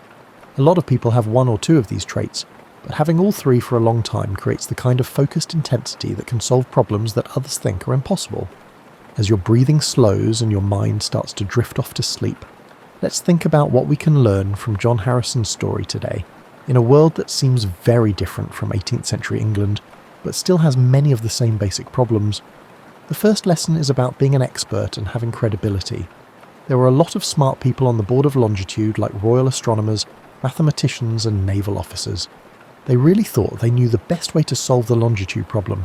They weren't mean or dumb. But they were so sure that astronomy had to be the answer that they couldn't fully see the value of a mechanical answer, especially one suggested by someone who wasn't in their field. We see this happen a lot in history. Experts in a field become so attached to certain methods that they refuse to consider other options, especially those suggested by people who aren't experts. This is a reminder that having credentials and an education doesn't mean you're open to new ideas. Sometimes the person who makes the breakthrough doesn't know that what they're trying to do is impossible. Second, there's the lesson about how to be perfect and keep going. John Harrison could have stopped after H1 showed that the basic idea worked. He could have taken his partial payment and fame and lived comfortably in his later years. Instead, he kept asking for better, more polished, and more perfect answers. H4 was his fifth major try at fixing a problem that his first try had mostly fixed. It's good that you're trying to be perfect, but it's also a little worrying. When does the search for improvement make it hard to put a good enough solution into action? Harrison worked on his designs for decades, but sailors kept dying because of navigation mistakes that H1 could have fixed. People who work on hard problems have to deal with the tension between wanting everything to be perfect and being practical. Third, there's the lesson about getting credit and being recognised. John Harrison needed outside proof that he had solved the problem, like the Longitude Prize or official recognition from the board. He got most of what he wanted, but not always in the way he wanted. The board never said he was the winner in an official way. Instead of being recognised by the institution, the prize money came from the royal family. His vindication was both complete and incomplete. Many of us spend our lives looking for recognition for our work, whether it's getting a promotion, getting good reviews, making a lot of money, or just getting praise from people we look up to. Harrison's story shows that validation can come in surprising ways and may not be as satisfying as we thought it would be. The work itself, the joy of solving the problem and making something that works well, might have to be the reward. Fourth, there's the lesson about how things get better. There wasn't one brilliant idea or lucky find that solved the longitude problem. It was fixed over the course of decades of small changes, each one building on the last. Harrison's first clock taught him things that he used to make his second clock, which taught him things that he used to make his third clock. Progress was made up of a lot of small steps forward, not one big jump. This pattern holds true for most major accomplishments. We like to think that breakthroughs happen in dramatic eureka moments, but real progress usually looks more like John Harrison's workshop. Years of careful testing, countless small changes, and slowly building up knowledge and skill. Fifth, there's the lesson about picking your problems. John Harrison could have made a good living as a clockmaker by making regular clocks for regular people. Instead, he decided to take on one of the hardest technical problems of his time. This decision shaped his whole life, leading him to victory but also to years of anger and disappointment. We all pick problems to work on, even if we don't mean to. Some people pick problems that are both solvable and rewarding. Some people choose problems that are hard but important. Some people, like Harrison, pick problems that seem almost impossible but are very important. There isn't one right answer for what kind of problem to solve, but the choice you make will affect the way you live. Last but not least, there's the lesson about time. John Harrison devoted his life to accurately measuring time, recording its passage through springs and gears, and making its flow visible and measurable. But his own sense of time was shaped by decades of hard work, the slow accumulation of skill and knowledge, and a level of patience that most of us can't even begin to imagine. In this age of instant communication and quick change, it's hard to believe that Harrison would spend 50 years on one problem. We're used to getting quick results, quick feedback, and instant satisfaction. Harrison's story reminds us that some goals take a different kind of time. Instead of days or months, they take decades, and progress is slow. Recognition may not come until the end, if at all. As you start to fall asleep, picture yourself visiting John Harrison's workshop in the 1750s. The room would smell like metal filings and oil, wood shavings, and the smell of a place where people work hard. Candles and the little bit of sunlight that came through the small windows would give off light. It was so dim that it barely lit up the incredibly fine work John did, squinting at tiny gears and springs. You would hear the ticking of many clocks, not just one. Each clock marked time in a slightly different way as John tested, changed, and improved his designs. The sounds would mix and get in each other's way, making complicated rhythms that never quite fit together. Tick-tock, tick-tock, a dozen different voices are measuring the same invisible river that flows by all the time. And there would be John himself, probably in his 60s or 70s by the time Ch4 was being built. His eyesight wasn't what it used to be, but his hands were still steady, his mind was still sharp, and his determination was still strong. He would have tools he made himself for jobs that no one else had ever done before, like specialised files, custom-made measuring tools, jigs and fixtures to hold small parts while he worked on them. If you asked him why he kept going after 30 or 40 years without full recognition, he probably wouldn't have a dramatic answer. He might just say that the problem could be fixed, that he knew how to fix it, and that the world needed the fix. It might have been that easy for John Harrison. His story is ultimately about what people can do, what can happen when intelligence, skill and determination come together and stay together for a lifetime. It's about believing in your own work.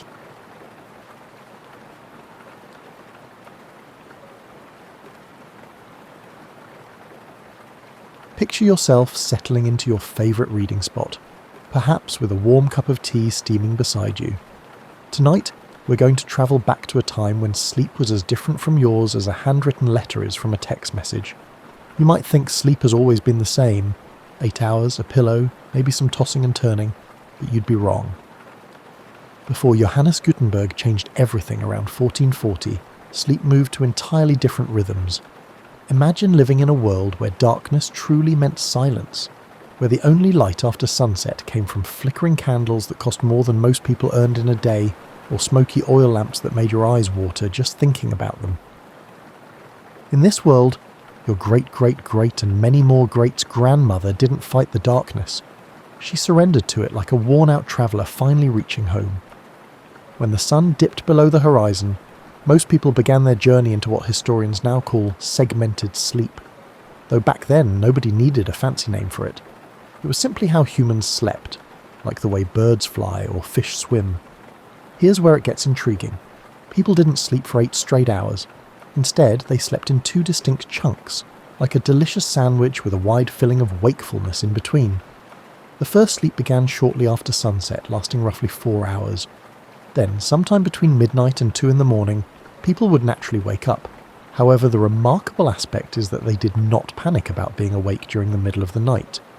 They did not deceive themselves by calculating the number of hours of sleep they were sacrificing, or by fretting over potential grogginess at work the following day. Instead, they embraced this midnight awakening as naturally as you embrace your morning coffee routine. During these quiet hours between sleeps, people would do the most wonderfully human things. They'd tend to the fire, ensuring their family stayed warm through the cold night. They'd monitor on children, offering comfort to little ones startled by dreams.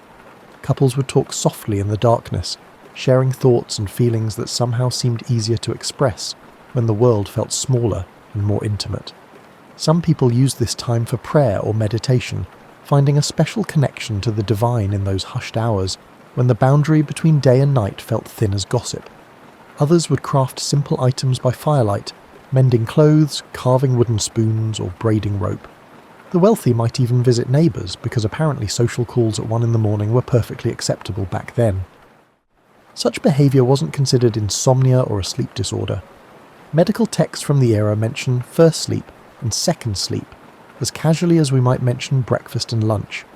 People structured their nights around this natural pattern, planning activities for their wakeful hours just as carefully as they planned their daytime tasks.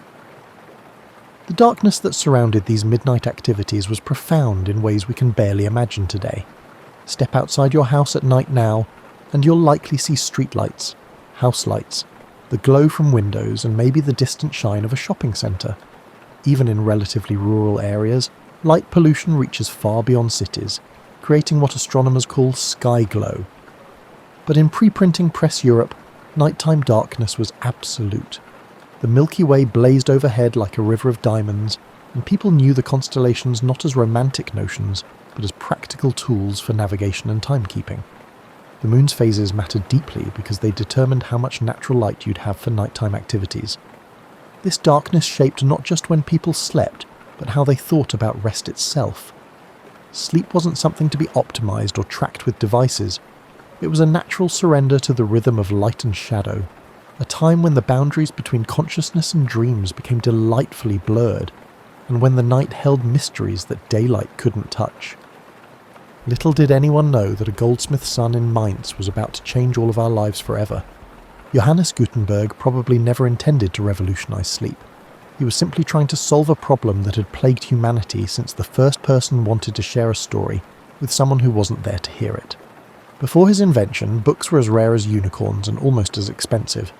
Each one had to be copied by hand, letter by painstaking letter, by scribes who specialised in beautiful handwriting and presumably had powerful wrists. Imagine desiring to possess a single volume, be it a compilation of prayers or perhaps a manual on herb gardening. You'd need to save money for months, maybe even years. A single book could cost as much as a farm. Most people owned exactly 0 books, not because they couldn't read, though many couldn't, but because books simply weren't available to ordinary folks. The scribes who copied these manuscripts worked in scriptoriums, which sounds much more glamorous than it actually was. Picture a large, cold room filled with monks hunched over wooden desks, carefully forming each letter with quill pens that needed constant attention. Sneezing at the wrong moment could ruin hours of work. One small mistake meant starting an entire page over again.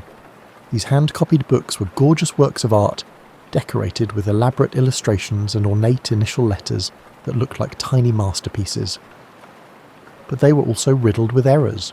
Errors often creep in when humans copy text by hand, much like weeds in a garden.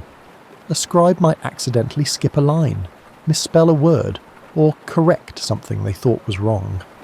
Several copies of a text might only bear a passing resemblance to the original. Gutenberg, with his goldsmith's precision, an apparent gift for seeing solutions where others saw only problems, developed movable type printing. Instead of carving entire pages into wooden blocks, which had been tried before, he created individual metal letters that could be arranged and rearranged to form different words and pages. It was akin to possessing a highly advanced collection of alphabet blocks, yet these blocks had the potential to fundamentally alter the world. His printing press could produce books faster than a scribe could even read them. Where it might take a monk 6 months to copy a single book, Gutenberg's press could print hundreds of copies in the same time. Suddenly books weren't precious unicorns, they were becoming more like friendly neighbourhood cats, still special, but no longer impossibly rare. The first book Gutenberg chose to print was the Bible, which made perfect sense since most literacy at the time was connected to religious practice. But here's where our sleep story really begins to unfold. As printing presses spread across Europe faster than news of a royal scandal, they didn't just make books more available, they made reading itself a different activity. Before printing, most reading was done aloud, in groups. Families might gather to hear someone read from one of their precious few books. Reading was a social activity, like sharing a meal or telling stories around a fire. People read during daylight hours when they could see clearly, and reading sessions were often planned events that brought communities together. But printed books changed this dynamic entirely. Suddenly, you could own multiple books, and reading became something you could do alone, quietly, whenever you wanted. You didn't need to coordinate with others or wait for someone else to finish with the family's single volume. You could read in bed, by candlelight, in the privacy of your thoughts. This shift from communal to private reading happened gradually, like the way seasons change. You don't notice it day by day, but suddenly you realize everything is different. People began staying up later, reading by whatever light they could afford. Candle makers probably started having much better business years without fully understanding why. The content of books began to change too. Along with religious texts, printers started producing what we might recognize as the world's first entertainment reading. Stories, poetry, accounts of adventures in distant lands, and even early versions of self-help books. For the first time in human history, you could disappear into a fictional world whenever you wanted, transported by nothing more than words on a page and your own imagination. This was revolutionary in ways that go far beyond just having more books to read. For thousands of years, humans had lived primarily in the physical world, immediately around them. Your entertainment came from the people you knew, the stories they told, and the songs they sang. But books opened up infinite worlds, all accessible from the comfort of your home or even your bed. The printing press had inadvertently created the world's first truly portable entertainment system. As printed books spread through European towns like honey through warm bread, something curious began happening to the night. You have to remember, this transformation didn't occur overnight. It unfolded across generations, the way a river slowly carves a new channel through rock. But the change, once it began, was as irreversible as morning following darkness. The most immediate shift was practical.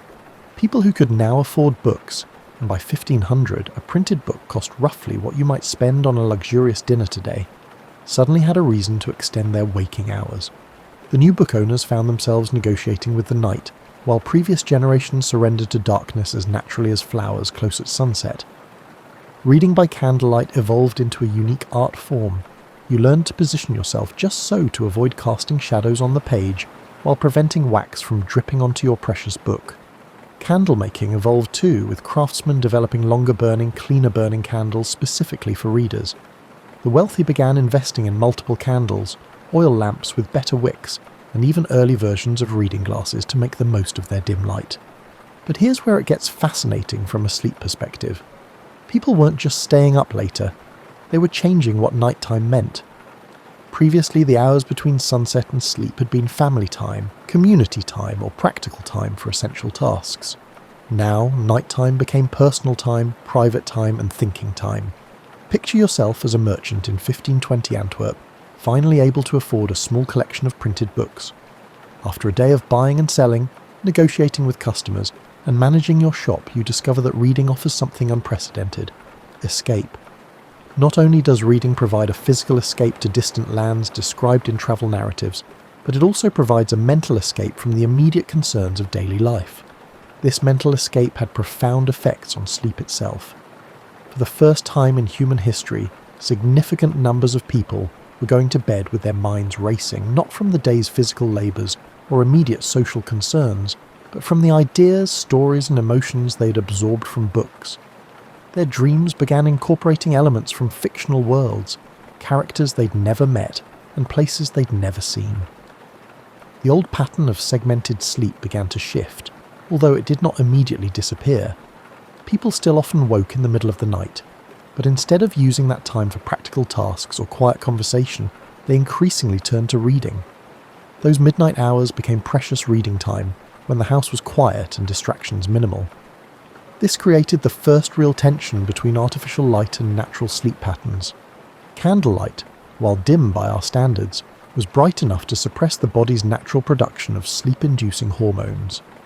People began experiencing what we now recognize as the early stages of artificial light's impact on circadian rhythms, even though they lacked a scientific framework to understand the changes occurring. Religious authorities noticed the change and weren't entirely pleased. Church leaders began warning against excessive nighttime reading, particularly of secular books. Worried, they realized that people were literally losing sleep over fictional stories and worldly concerns, time they could have better spent in prayer or rest. Some sermons from this period specifically mention the dangers of night reading and its effects on both spiritual and physical health. Medical practitioners of the time began documenting new types of sleep complaints. Physicians noted that patients, particularly educated ones, were reporting more difficulty falling asleep, more restless nights, and more vivid, complex dreams. The term scholar's insomnia appeared in medical texts, describing a condition primarily affecting people who read extensively. The printing revolution also democratized knowledge in ways that affected sleep indirectly but significantly. People could now access medical information, including advice about sleep and health, without relying solely on local practitioners or folk wisdom.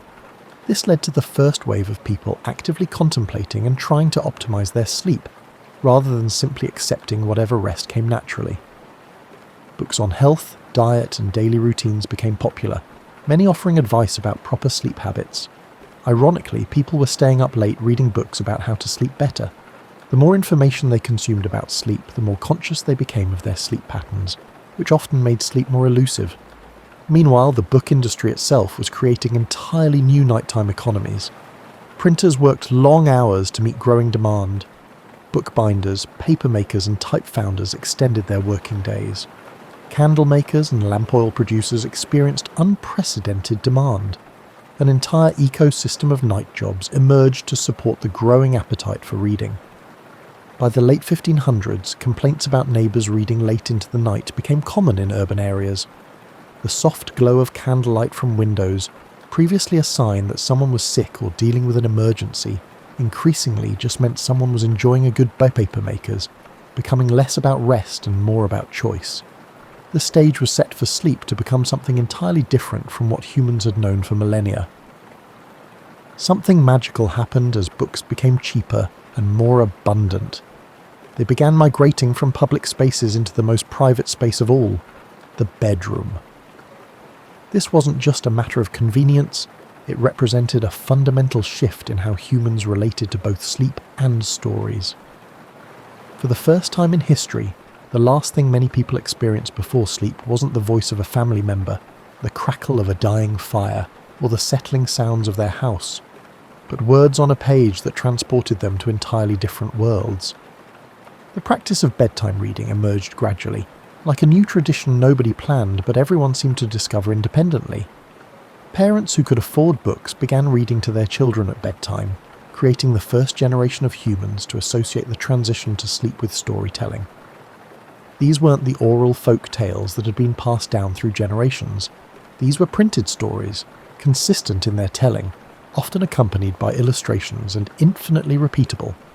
Children raised on bedtime stories developed different relationships with both sleep and imagination.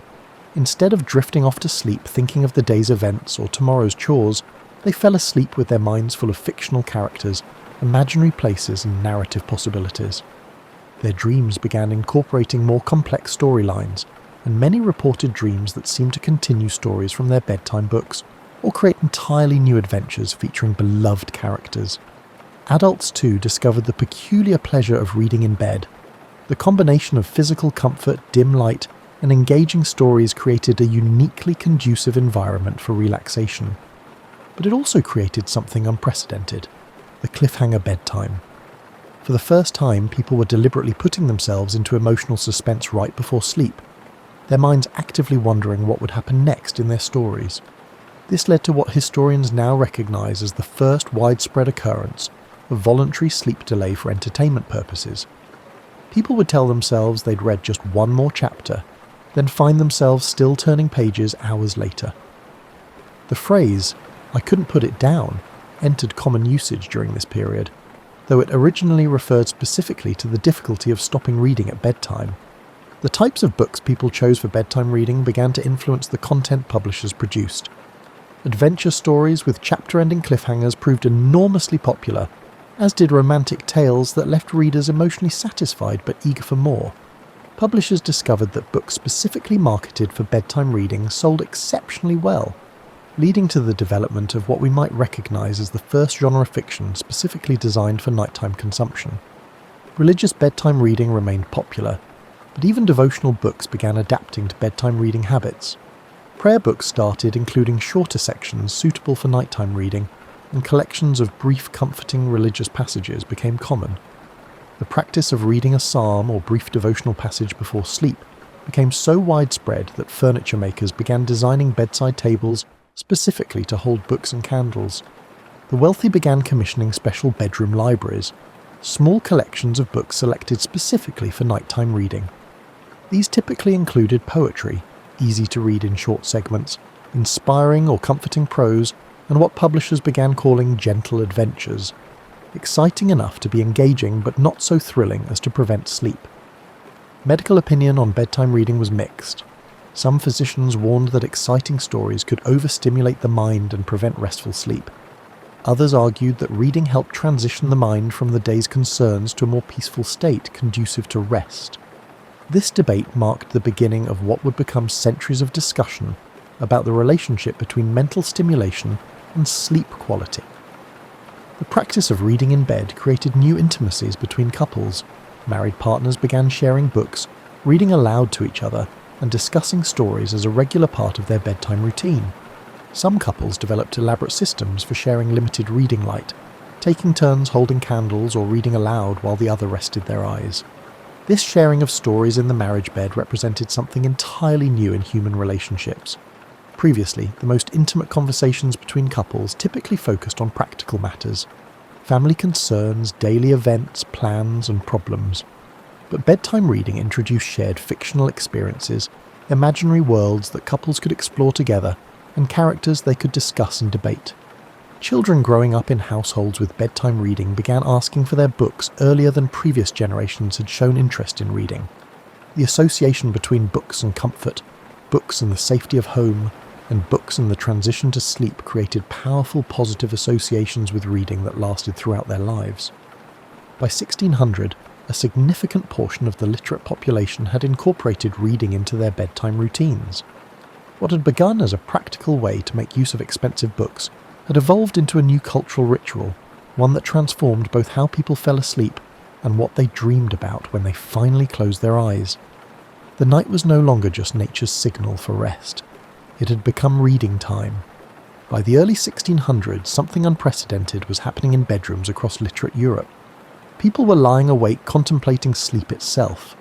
For the first time in human history, significant numbers of people were actively analysing their rest, comparing their sleep experiences to advice they'd read in books, and trying to optimise their nighttime hours. The printing press had accidentally created the world's first generation of sleep-conscious individuals. Medical books, once accessible only to physicians, were now available to anyone who could read and afford them. These texts introduced ordinary people to concepts like humoral balance and the idea that diet, exercise, and daily habits could affect sleep quality. People began experimenting with the timing of their meals, the firmness of their mattresses, and even the direction their beds faced, all based on printed advice from medical authorities. This marked a fascinating shift from passive acceptance to active management. Your ancestors had simply slept when they were and woken when they weren't. But the new book-reading population began tracking their sleep patterns, noting which activities helped or hindered their rest, and developing personal theories about optimal sleep conditions. The results were mixed, to put it gently. Many people, armed with partial medical knowledge and conflicting advice from different books, began creating elaborate bedtime routines that probably did more harm than good. Some would spend an hour before bed preparing their sleeping environment according to whatever book they'd most recently read, adjusting ventilation, rearranging furniture, or consuming specific foods supposed to promote restful sleep. Meanwhile, the mere act of reading about sleep often made it more elusive. People would lie in bed analysing whether they felt sufficiently relaxed, whether their breathing matched the patterns described in their health books, and whether their mattress was positioned correctly according to the latest printed advice. The more they thought about sleep, the harder it became. Publishers, recognising a profitable trend, began producing books specifically about sleep improvement. Titles like The Complete Guide to Restful Slumber and Natural Methods for Perfect Sleep became bestsellers. These books typically promise simple solutions to sleep problems, while simultaneously making readers more anxious about whether they were sleeping correctly. The wealthy began investing in elaborate sleep optimization equipment based on printed recommendations, special mattresses, pillows designed according to particular theories, bedroom furniture arranged to promote better rest, and even clothing designed specifically for sleeping. This period saw the birth of the idea that sleep quality could be purchased and optimized through the right products, an idea we'd recognize today. Religious authorities continue to voice their concerns about the evolving relationship between books and bedtime, but their focus shifted from moral objections to practical health concerns. Church leaders began preaching about the importance of proper rest for spiritual life, arguing that people too fatigued from staying up reading were less able to focus during prayer or church services. The emerging scientific revolution of the 1600s brought new complexity to sleep advice. Books began presenting competing theories about what happened during sleep, why dreams occurred, and how rest affected health. People found themselves trying to sleep while mentally debating whether sleep was primarily for physical restoration, mental processing, or spiritual renewal. Coffee, introduced to Europe during this same period, added another layer of complexity to the sleep equation. Popular books about coffee's stimulating effects led to elaborate rules about when coffee consumption could occur without affecting nighttime rest. People began timing their coffee consumption based on printed advice, often creating more anxiety about their sleep than the coffee itself caused. The practice of keeping sleep journals emerged among the educated classes. People began recording their bedtimes, wake times, dream content, and energy levels, comparing their experiences to advice they'd read in books. These personal sleep studies represented humanity's first systematic attempts to understand individual sleep patterns, though the data was often more confusing than illuminating. Physicians began reporting a new category of patient complaints. People who felt their sleep was inadequate not because they were worn out, but because their sleep didn't match descriptions they'd read in books. Healthy individuals with normal sleep patterns sought medical help because they worried their rest wasn't optimized according to the latest printed theories. This period also saw the emergence of sleep-related social anxiety. People began comparing their sleep habits to those described in popular books, worrying that their bedtime routines, mattresses, or sleep positions marked them as unsophisticated or unhealthy. Sleep, which had been a private, largely unconscious activity, became a topic of social discussion and comparison. Everyone recognized the irony. Some writers of the time noted that humanity had survived for millennia with perfectly adequate sleep before anyone thought to write books about it. They observed that the more people read about sleep, the more problems they seemed to develop with sleeping. But there was no going back. The printing press had fundamentally altered humanity's relationship with rest, transforming sleep from a natural surrender to darkness into a complex activity that could be studied, analysed, optimised, and worried about. Sleep had become homework.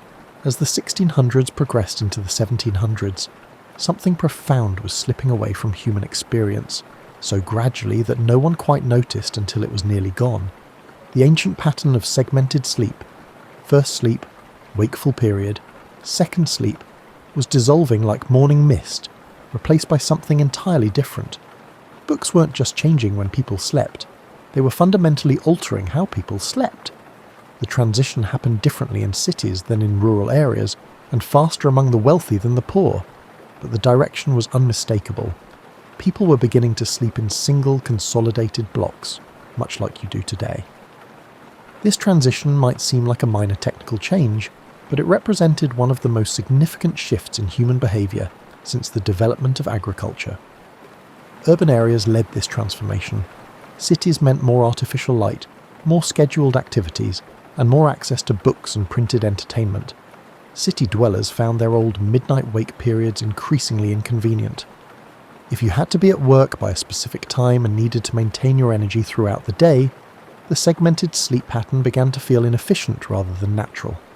Books played a crucial role in this shift.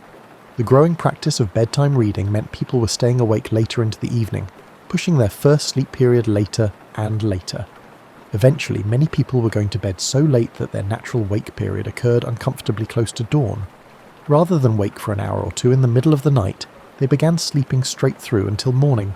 This change didn't happen without consequences. People raised on segmented sleep patterns often struggled with the new consolidated approach. They'd lie awake during what had traditionally been their midnight active period, not understanding why sleep eluded them. Physicians began documenting what they called midnight melancholy, periods of wakeful anxiety that occurred when people fought against their natural tendency to wake during the night.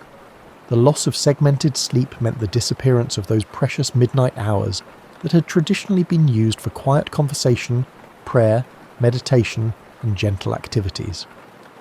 Couples lost that intimate time of soft conversation in the darkness. Families stopped sharing those peaceful moments of tending the fire and checking on children together.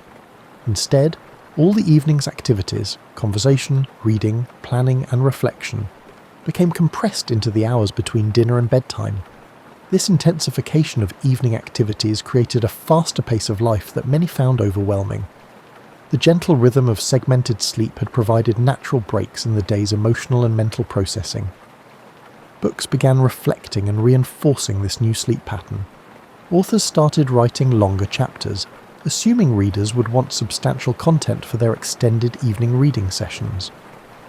The concept of the page-turner, a book so engaging you'd read late into the night, became a marketing advantage. Publishers discovered that books that kept people reading past their traditional first bedtime were most likely to become popular. The wealthy began designing their homes around consolidated sleep patterns. Bedrooms became more elaborate and comfortable, designed for longer periods of occupancy.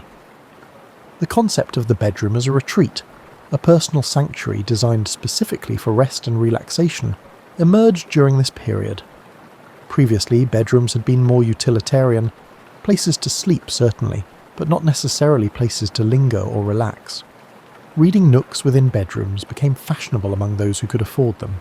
These were specifically designed spaces for pre-sleep reading, with comfortable chairs, good lighting, and convenient book storage.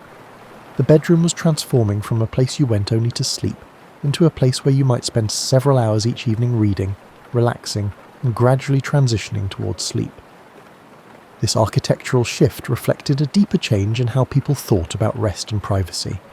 The bedroom was becoming the first truly private space in most people's homes, a place where you could retreat from social obligations and family responsibilities to engage with books and your thoughts. Children growing up during this transition experienced something unprecedented. They were the first generation to sleep through the night as a normal, expected pattern. Their parents and grandparents had grown up expecting to wake during the night, but these children learned to sleep for 8 or 9 continuous hours. This created different relationships with both sleep and darkness, and different capacities for sustained attention and energy throughout long days. The old folk wisdom about sleep began to seem obsolete. Sayings like, "The hour before midnight is worth 2 after," made less sense to people who were going to bed at midnight or later. Traditional advice about using wakeful periods for prayer or meditation seemed irrelevant to people who no longer experienced regular midnight wake periods. By 1750, consolidated sleep had become the new normal for most of the literate population. The segmented sleep pattern that had characterized human rest for millennia survived mainly in rural areas where artificial light was still rare and daily schedules remained tied to natural daylight cycles. Medical authorities of the time noted the change but generally approved of it. Consolidated sleep seemed more efficient, better suited to the increasingly complex demands of modern life. Few realized that humanity was abandoning a rest pattern that had evolved over thousands of years, replacing it with something entirely unprecedented in human experience. The printing press had accidentally engineered the most significant change in human sleep patterns since we learned to control fire. Here you are, centuries later, settling into your comfortable bed with perhaps a book on your nightstand, completely unaware that your entire relationship with sleep was shaped by a goldsmith's invention from the 1400s. The consolidated sleep pattern you consider natural, 8 hours of continuous rest, would have seemed as strange to your medieval ancestors as their segmented sleep routine seems to you today. The transformation the printing press began continues to ripple through your nights, in ways both obvious and subtle. Every time you reach for your phone to read just one more article before sleep, you're participating in a tradition that began when the first person lit a candle to read just one more chapter.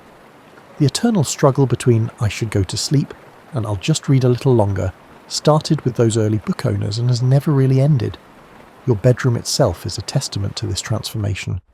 The idea that you need a comfortable, private space specifically designed for rest and relaxation, complete with good lighting for reading, comfortable seating, and easy access to books or digital devices, would have been incomprehensible to people who simply slept wherever they could identify a safe, warm spot. The printing press didn't just change what people read, it changed how they think.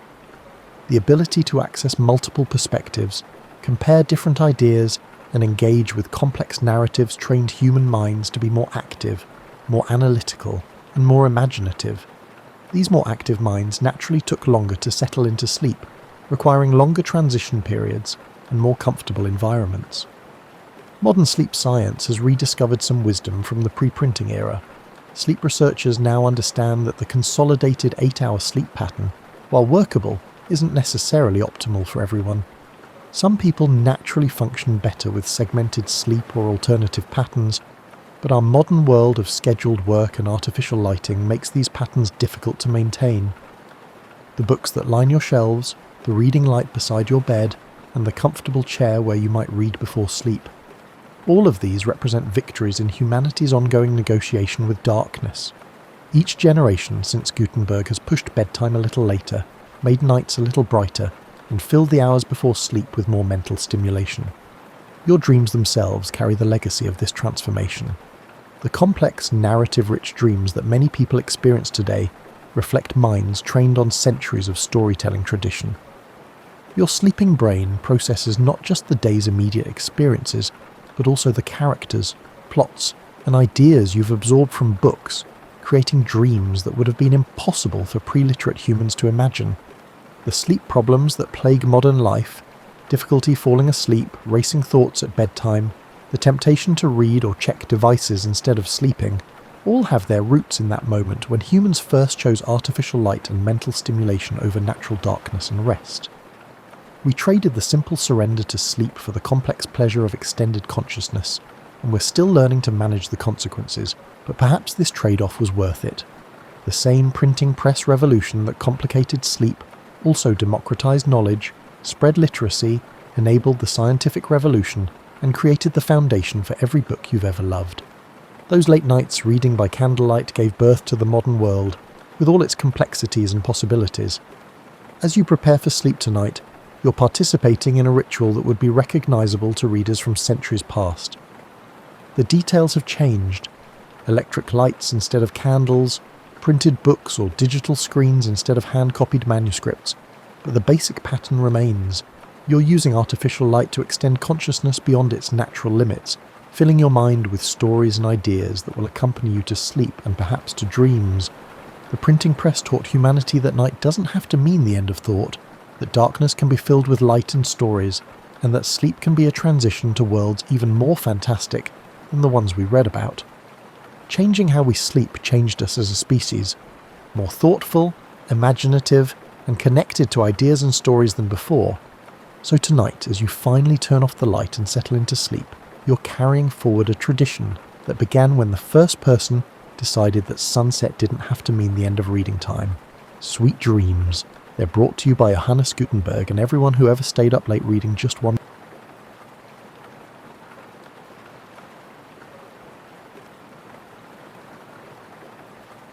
Picture yourself stepping off a dusty stagecoach in 1882 somewhere in the Arizona Territory. Your back aches as if you've been sitting on a concrete park bench for 12 hours. A situation that, given the suspension system of frontier transportation, isn't too far from reality.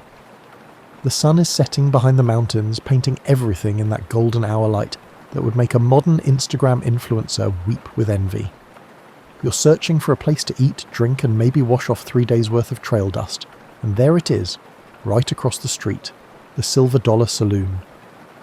Its painted sign creaks in the evening breeze, and those iconic batwing doors, you know, the ones that swing both ways and come up to about chest height, are practically calling your name. Now before you push through those doors, let's pause for a moment. You're about to enter what was essentially the social media platform of its day. Imagine a Wild West saloon as a fusion of Facebook, Twitter, and your local Starbucks, all housed within a single wooden structure that exudes a scent of tobacco, whiskey, and surreal dreams. The batwing doors weren't just for show, by the way. They were brilliantly practical, like cargo shorts, but actually useful. They kept out dust and tumbleweeds while letting in fresh air and allowing people to see who was coming and going. In a place where your reputation literally determined whether you lived or died, knowing who just walked in was rather important information. As you approach the entrance, you notice the doors are worn smooth by thousands of hands pushing through them. The wood has that patina that only comes from decades of use, like the handle of a well-loved baseball bat or your grandmother's rolling pin. Inside, you can hear the sounds of laughter, glasses clinking, a slightly off-tuned piano, and the occasional thud of boots on wooden floors. You take a deep breath, catching scents of wood smoke, roasted meat, and something that might be coffee but could just as easily be paint thinner. Your stomach rumbles, reminding you that hardtack and jerky don't constitute fine dining, no matter how you look at it. Here's where your modern sensibilities start to kick in. You're accustomed to perusing online restaurant reviews and perhaps observing the health department's rating prominently displayed in the window. But this isn't that world. The only review system here is whether people are still alive after eating the food, and even that's not always a reliable indicator given the general life expectancy of the frontier. You adjust your hat, because everyone wore caps then, it wasn't optional like wearing pants to Walmart, and push through those swinging doors. They spring back behind you with a satisfying whoosh, and suddenly you're inside, and oh my, it's quite a scene. The first thing that hits you isn't the sight, it's the sound. It's loud. It's not as loud as a rock concert, but rather as loud as a busy restaurant on a Friday night. Conversations overlap like competing radio stations, punctuated by the occasional burst of laughter, the scrape of chairs on wooden floors, and the rhythmic thunk-thunk of someone dealing cards at a table near the back. The second thing that hits you is the smell. It's a complex bouquet that no modern nose is quite prepared for. There's the obvious whiskey and tobacco, but underneath that is the earthy scent of wool and leather, the metallic tang of gun oil, and something that might charitably be called frontier cologne, but more accurately described as 3 weeks without a proper bath. The lighting is dim. Not romantic restaurant dim, but we only have oil lamps and candles dim. Your eyes take a moment to adjust, like when you walk into a movie theatre. Except the movie theatre doesn't have armed patrons and questionable hygiene standards, and there you stand, just inside those famous swinging doors, taking in your first real Wild West saloon. The adventure is about to begin, and honestly, you're not entirely sure whether to be excited or concerned. Maybe both. Probably both. You can now see the faces around you, as your eyes have adjusted to the oil lamp's amber glow. And what faces they are. It's as if you've stepped into a dynamic daguerreotype, only with everyone in motion and some armed. The first rule of saloon etiquette, which nobody bothered to mention in your guidebook, is this. Don't just stand there gawking like a tourist at Times Square.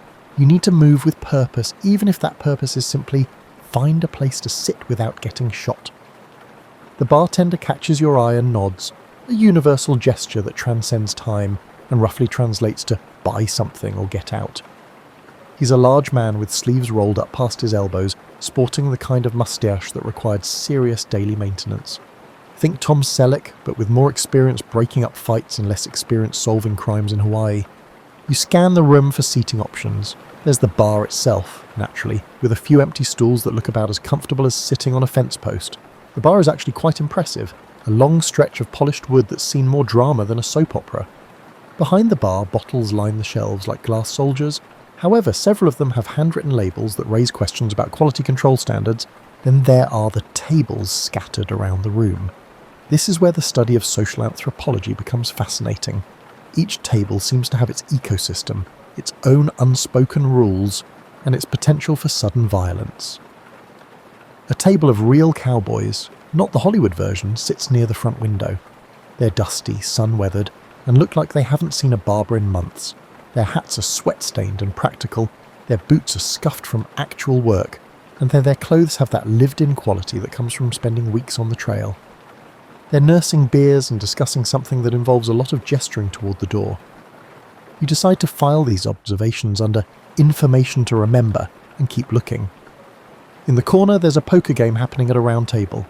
The players are a mixed bunch, a man in a slightly too fancy vest who might be a travelling salesman, a grizzled prospector whose beard could hide a small animal, and two other gentlemen whose occupations are harder to determine but whose serious expressions suggest the stakes are real. The fourth rule of saloon survival, which follows the first three rules of don't stare, don't touch anyone's hat, and don't ask about anyone's past, is this. Never sit at a poker table unless you're invited and prepared to lose your shirt. Literally. There's a piano in one corner, an upright that's seen better decades, where a woman in a blue dress is playing something that might be Oh Susanna, if you squint your ears just right. She's what they called a saloon girl, and her job description included entertainment, conversation, and selling drinks. Despite what Hollywood might have suggested, most saloon girls were essentially the tavern's customer service representatives, not anything more scandalous. The characters continue to unfold before you, like the pages in a very dusty book. The gentleman at the bar, dressed immaculately in a black suit, a clean hat and shining boots, is a sight to behold. He could be a banker, a preacher, or someone you really don't want to accidentally bump into. His coat hangs just so, and you can't tell if that's because he's very particular about his appearance, or because he's carrying something under there that requires easy access. At a small table near the back, a couple of older men are engaged in what appears to be either a heated philosophical debate or an argument about whose turn it is to buy the next round. Their voices rise and fall like a verbal tide, and occasionally one of them pounds the table for emphasis, making the glasses jump. You realise you're still standing there like a decoration, so you make your move toward the bar. The bartender watches your approach with the expression of someone who's seen everything at least twice and isn't easily impressed. As you climb onto one of those fence post stools, you notice the bar's surface tells its stories. Ring stains from countless glasses, small nicks from knives, and what might be initials carved by patrons with too much time and whiskey. The stool creaks ominously under your weight, not because you're heavy, but because it's held together with hope, nails, and possibly some very determined termites. You settle in, trying to look like you belong, while fighting the urge to ask if they have a wine list. The bartender approaches, wiping his hands on a towel that has witnessed better days. "What'll it be?" he asks, and you realise you're about to make your first real decision in the Wild West. Choose wisely. Your stomach and your reputation may depend on it. "What'll it be?" the bartender asks again, and you realise that this isn't like browsing through a 20-page menu at the Cheesecake Factory. Your options are limited, and some of them might be questionable for your long-term health prospects. Let's start with the drinks, shall we? The house specialty is whiskey, and by specialty I mean it's basically the only option that won't require you to lie down afterward. However, it's important to note that the master distiller did not age frontier whiskey in charming oak barrels for 12 years. Oh no, this whiskey was aged for about as long as it took to make it, which was roughly the same amount of time it takes to microwave a burrito. The bartender holds up a bottle with a handwritten label that simply says whiskey, in letters that suggest the writer's hand wasn't entirely steady at the time. The liquid inside has an amber colour that could generously be called rustic, or more accurately described as concerning. But you know what? When you've been eating trail dust for 3 days, your standards become remarkably flexible. Whiskey sounds perfect, you say, because when in Rome, or in this case, when in a place where Rome seems like a distant fever dream, you do as the locals do. The bartender pours you a shot in a glass that's clean enough, assuming you don't look too closely at the rim. The whiskey boasts a colour reminiscent of weak tea and an aroma reminiscent of what could once have been corn. You take a sip and, wow, it's like liquid campfire with hints of regret and a finish that suggests you should probably eat something soon. Speaking of food, let's talk about your dining options. The menu, such as it exists, is posted on a chalkboard behind the bar, written in the same shaky handwriting as the whiskey label. Your choices are beef stew, beans and bacon, cornbread and something optimistically labelled fresh fish. Now you're in the middle of the desert, so the fresh fish raises some immediate questions. Fresh from where exactly? How can the fish be considered fresh when the nearest substantial body of water is a 3-day ride away? The bartender notices your expression and chuckles. "Don't worry about the fish," he says. "Been on the menu for 2 years. Nobody's ever ordered it." You decide beef stew sounds like the safest bet. It's a decision that shows wisdom beyond your years, or at least beyond your experience with frontier cuisine. The bartender calls your order back to the kitchen, which is apparently just behind a curtained doorway where you can hear the sounds of serious cooking happening. Lots of clanging, some creative vocabulary, and what might be prayer. While you wait, you notice the other patrons' dining choices. The cowboys at the front table are sharing a plate of beans and bacon that could probably feed a small army, or at least 3 famished cowboys. They're eating with the efficiency of people who view food as fuel rather than an experience, which is probably the right attitude when your dining options are limited to brown stuff and other brown stuff. The poker players have ordered rounds of everything, apparently, because their table looks like a frontier buffet. There are plates of cornbread, bowls of stew, strip of bacon, and enough whiskey to fill a small boat. Of course, they're playing for money, so they might be trying to fortify themselves for a long night of cards and potentially life-changing losses. The well-dressed gentleman at the bar is nursing a single glass of whiskey and a plate of cornbread, eating with the careful precision of someone who's either very refined or very suspicious of the food quality. He cuts his cornbread into perfect squares and chews thoughtfully, like he's conducting a scientific analysis of its ingredients. Your stew arrives, carried by a woman who emerges from behind the kitchen curtain like she's stepping onto a stage. She's the cook, clearly, and she sets the bowl down with the pride of someone who knows her craft. A tin bowl, hot enough to brand cattle, holds the stew, and its contents appear substantial. The stew contains chunks of beef that were once tough but have now become tender, vegetables that could be charitably described as rustic, and a gravy thick enough to serve as a mortar. It smells fantastic, actually, like comfort food made by someone who understands that comfort sometimes comes in the form of calories and warmth rather than presentation and molecular gastronomy. You take a spoonful and it's delicious, really good, the kind of good that makes you understand why people wrote songs about home cooking. The cornbread that comes with it is dense and filling, with a slightly sweet taste that balances the hearty stew perfectly. It's nothing like the fluffy cake-like cornbread you might know from modern restaurants. This bread symbolises business and can sustain you throughout a long day of your planned frontier activities. As you eat, you start to relax a little.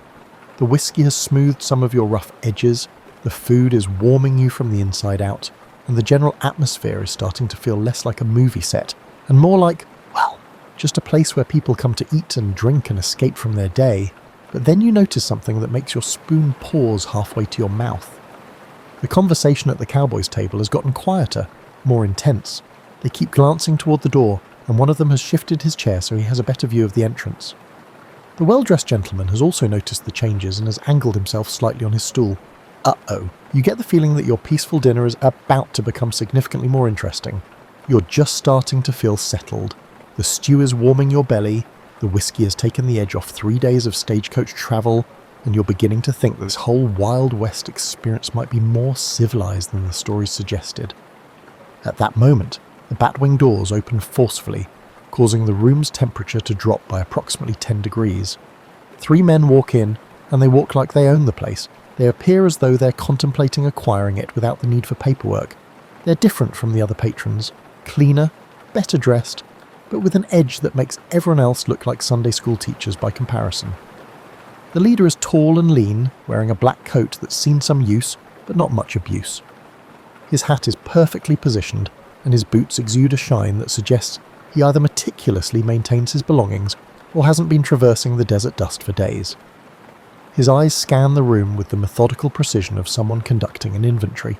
His companions flank him like bookends, one shorter and stockier, built like a man who settles disagreements with his fists, and another who's trying a little too difficult to look casual, while obviously being anything but. They move to the bar, but not before the tall one makes eye contact with several patrons, including you. Now, you've never been in a situation quite like this, but some instincts are universal.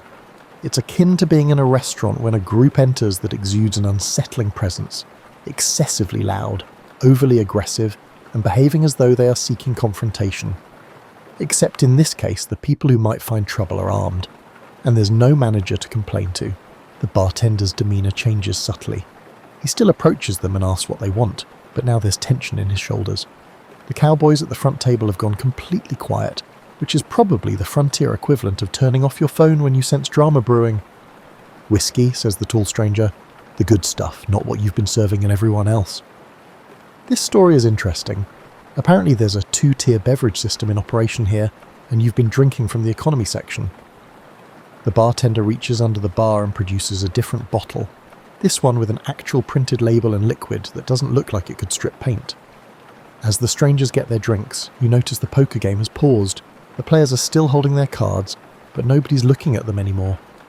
The saloon girl has stopped playing piano mid-song, which creates an awkward silence that everyone pretends not to notice. You continue eating your stew, trying to channel the energy of someone who's totally absorbed in their meal and definitely not eavesdropping on potentially dangerous conversations. Your task is harder than it sounds when every instinct is telling you to pay attention to the new arrivals. The tall stranger turns from the bar, whiskey in hand, and addresses the room in general. "Evening, folks! Beautiful night, isn't it?" His voice is pleasant enough, but there's something underneath it, like a velvet glove with brass knuckles inside. A few people mumble responses, someone asks a question, but you're uncertain if the right answer could lead to your death. "We're looking for someone," the stranger continues, taking a casual sip of his whiskey. "We're searching for a friend by the name of Thompson." Bill Thompson. Heard he might be in these parts. Now, you don't know anyone named Bill Thompson, but you can feel the collective tension in the room ratchet up another notch. It's like when someone asks, "Who broke this?" And even though you're innocent, you still feel guilty. One of the cowboys clears his throat. "Lot of Thompsons in these parts," he says carefully. "Might help if you could be more specific." The stranger smiles, and it's not entirely a pleasant expression. "Oh, you'd know this Thompson if you saw him. About 40, brown hair, scar on his left cheek from a disagreement about cattle ownership, tends to be memorable." The description hangs in the air like smoke from a bad cigar. You notice the well-dressed gentleman at the bar has become very interested in the bottom of his whiskey glass, and the poker players have the frozen look of people trying to become invisible through sheer force of will. "Can't say the name rings a bell," the cowboy says, which is probably true, but also probably not the whole truth. The stranger nods like he expected this answer. "Well, that's disappointing, but understandable. Sometimes people's memories need a little encouragement." And that's when you realise your peaceful evening has officially taken a turn toward the kind of excitement you read about in dime novels but never actually wanted to experience firsthand. The stew suddenly tastes like cardboard, and the whiskey isn't warming your stomach so much as churning it. You keep eating, trying to look like someone who's completely oblivious to the growing tension, while your mind races through your options. You could finish quickly and leave, but that might draw attention. You could stay and hope things settle down, but that could mean getting caught in whatever's about to happen. Or you could just keep eating stew and pretend you're anywhere else, which is your current strategy, but probably not a long-term solution. The stranger takes another sip of his whiskey and smiles that unsettling smile again. "Well, no hurry, we've got all night." "Oh, good, they're staying. This should be interesting." In a situation like this, it can be quite challenging to focus on your own affairs when everyone else's activities are taking place right next to you. It's like trying to ignore a fire alarm, technically possible, but probably not advisable for your continued well-being. You've developed a sudden intense fascination with your stew, examining each piece of beef like you're conducting a scientific study on frontier cooking techniques. Meanwhile, the three strangers have settled in at a table near the centre of the room, close enough to watch everyone, far enough from the door to make leaving quickly a challenge for anyone else. The tall one, seemingly representing the group, has initiated a conversation with a variety of patrons. It's the kind of conversation where one person asks questions and everyone else provides answers that are technically truthful but carefully incomplete. "Nice town you've got here," he says to the room in general. "Quiet, peaceful, the kind of place where a man could disappear if he wanted to." The cowboys nod politely, similar to how one might nod when someone makes a comment about the weather that could be interpreted as a threat. The poker players have resumed their game, but you notice they're betting much more conservatively than before. Nothing dampens the spirit of gambling more than the threat of unexpected violence. The bartender continues wiping glasses with that towel, which by now must be either perfectly clean or completely contaminated. He's developed the expression of someone who's seen this movie before and knows it doesn't end with everyone shaking hands and sharing recipes. You're making excellent progress on your stew when the shorter of the three strangers, the one built like a human cannonball, stands up and stretches. It's an innocent enough gesture, except for the way his coat falls open just enough to reveal what's definitely not a pocket watch on his hip. "Think I'll take a look around," he announces. "Get familiar with the local geography." He starts wandering between the tables, not bothering anyone exactly, but making his presence felt. It's like having a tiger casually stroll through your living room. It might not eat you, but you're definitely going to keep track of where it is. When he gets to the poker table, he pauses to watch the game. "Interesting," he says, looking at the cards. "That's almost a winning hand you've got there, friend." The prospector with the impressive beard looks up nervously. "Just having a friendly game, mister, nothing serious." "Oh, I'm sure," the stranger replies. "Though I notice you've got quite a pile of coins there. Lucky night." "Some nights are better than others," the prospector says carefully. The stranger nods thoughtfully. "That's true. Some nights, a man's luck can change very suddenly. It's not exactly a threat, but it's not exactly not a threat either. It's that special kind of frontier communication that says everything while saying nothing, like a passive-aggressive email written with 6-shooters. The wandering stranger continues his tour, eventually making his way toward the bar, toward you. You become intensely interested in the last few spoonfuls of your stew, hoping to project the aura of someone completely absorbed in their dinner and definitely not worth talking to. "Evening," he says, settling onto the stool next to you. "Evening," you reply, because ignoring him would be rude, and rudeness in this situation could have consequences that extend beyond hurt feelings. "Good stew?" he asks, looking at your bowl. "Yes, quite good," you answer honestly. No point in lying about something so easily verified. "You're not from around here," he observes. It's not a question.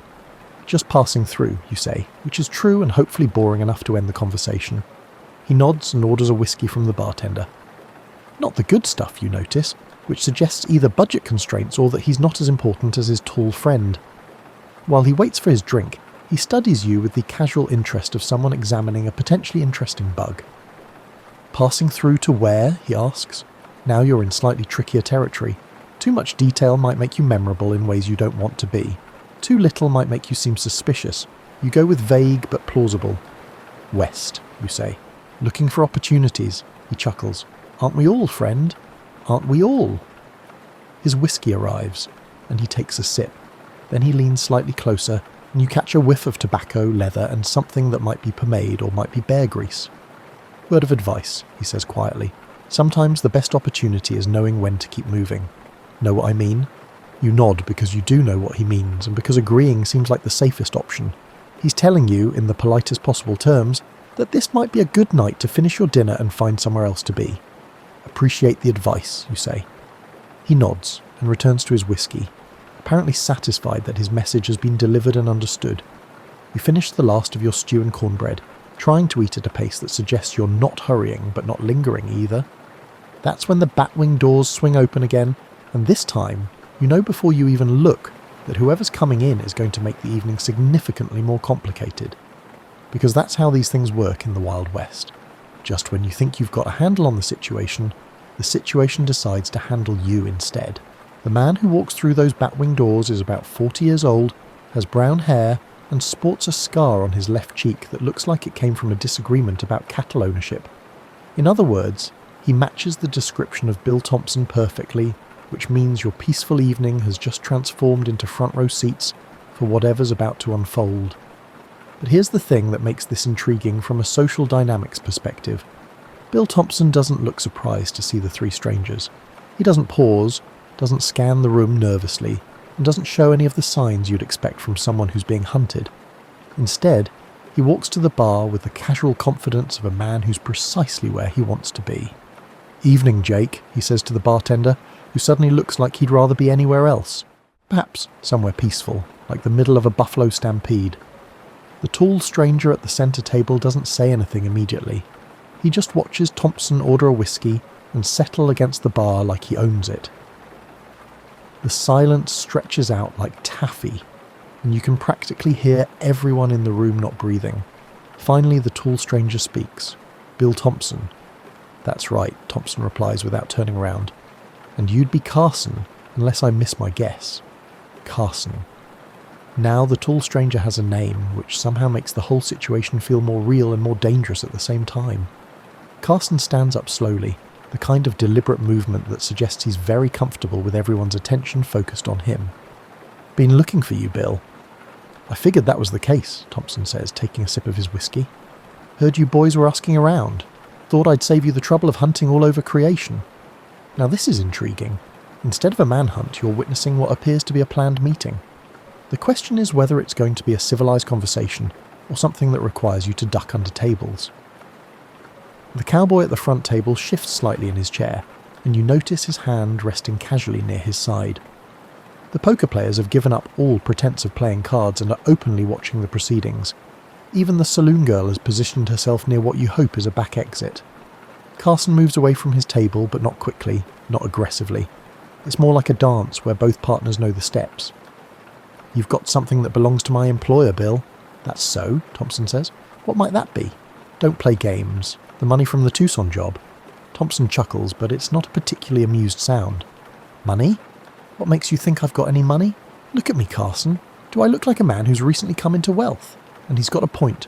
Thompson's clothes are worn but clean, his boots are scuffed, and his hat has seen better years.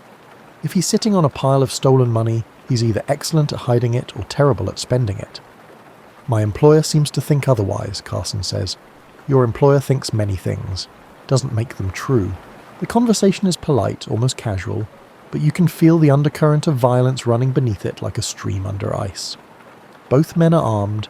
You can tell by the way they carry themselves, the way their coats hang, and the way they position their hands. The question is whether they're going to keep talking or start shooting. You're beginning to understand why the bartender was nervous about the fish on the menu. In a place where business disputes are settled with gunpowder, freshness standards are probably flexible. The shorter stranger, the one who gave you the friendly advice about knowing when to keep moving, has positioned himself near the door. Not blocking it exactly, but making it clear that anyone wanting to leave would need to get past him. The third member of their group has moved to cover the back of the room. Thompson seems to notice these movements without looking directly at them. Brought the whole crew, did you? That's flattering. Though I have to say, for a friendly conversation about money I don't have, you boys seem a little prepared. Just being careful, Carson says. Nothing personal. Oh, I'm sure, Thompson replies. Just like what happened in Prescott was nothing personal. Carson's expression changes slightly at the mention of Prescott, and you get the feeling that there's a whole other story there, probably involving more cattle, more disagreements, and definitely more scars. That was business, Carson says. So is this, Thompson replies. And that's when you realise that you're not just witnessing a confrontation between men with a disagreement about money. You're watching the continuation of something that started somewhere else, probably involving cattle, because everything in the West seems to involve cattle, and definitely involving the kind of business that leaves scars on people's faces. The room has gone completely quiet except for the sound of your own heartbeat, which seems unreasonably loud given the circumstances. You're trying to decide whether finishing your whiskey would be a good idea, liquid courage, or a terrible idea, impaired judgment, when Thompson turns slightly and catches your eye. You might want to step outside for some air, friend, he says quietly. Sometimes these business discussions get a little heated, which is probably the politest way anyone has ever suggested that you evacuate before the shooting starts. Here's the thing about the Wild West that all those Hollywood movies got wrong. Most confrontations didn't end in gunfights. They ended in negotiations, compromises, and people finding ways to settle their differences without ventilating each other. Because despite what the dime novel suggested, most folks preferred being alive to being legendary. You're contemplating Thompson's suggestion about stepping outside when something unexpected happens. Carson laughs. Carson laughs, not with a menacing or bitter laugh, but with an actual, genuine laugh that changes his entire face. You know what, Bill? You're absolutely right. This idea is ridiculous. He sits back down at his table, and the tension in the room doesn't exactly disappear, but it shifts into something more manageable. Removing the timer instead of cutting wires is akin to defusing a bomb. We're both getting too old for this, Carson continues, and honestly, my employer is an idiot. Thompson turns around, still holding his whiskey, eyebrows raised. That's quite an admission coming from you. Well, it's true. Sending me and the boys all the way out here to collect money that probably doesn't exist, from a job that went sideways 6 months ago, from a man who's been trying to go straight ever since. Carson shakes his head. Some days I wonder why I don't just buy a farm and raise chickens. The shorter stranger looks confused by this turn of events. Boss? We came all this way. I know what we came here for, Mike, Carson says, but occasionally you get somewhere and realise the trip wasn't worth taking. Thompson moves away from the bar but toward Carson's table, not toward the door. He pulls out a chair and sits down, still cautious, but no longer looking like he's expecting to dodge bullets. So what happens now? Thompson asks. Now? Now we finish our drinks, you tell me what really happened in Tucson, and maybe we figure out how to explain to my employer that his money disappeared into thin air without anyone getting shot over it. And just like that, the standoff becomes a conversation. The cowboys at the front table start breathing again. The poker players remember they have cards to play. The saloon girl begins playing the piano again, but this time she selects a more cheerful tune than the one she played previously. You decide to stay put and order another whiskey, because the scene is turning into exactly the kind of frontier drama you came west to experience, except without the mortal peril you hadn't really planned on. Thompson signals Jake for another drink and settles into his chair. Tucson was a disaster from the start, he begins. Your employer had us hitting a bank that turned out to be expecting us. Inside information? Had to be. We walked into that bank and found half the territorial militia waiting for us. Lost 2 good men, barely got out alive, and came away with exactly nothing except a newfound appreciation for honest work. Carson nods thoughtfully. That explains some things. My employer has been mighty close-mouthed about the details. Probably because he set us up, Thompson says. My guess? He made a deal with the law, decided we were expendable, and figured he'd collect the reward money instead of paying us. The shorter stranger, Mike, looks between his boss and Thompson like he's watching a tennis match played with words instead of balls. So there never was any money to recover? Oh, there was money, Thompson says, just not where my employer thinks it ended up. He reaches into his coat and for a moment everyone tenses again, but what he pulls out is a folded piece of paper, not a weapon. Bank draft, he explains, showing it to Carson.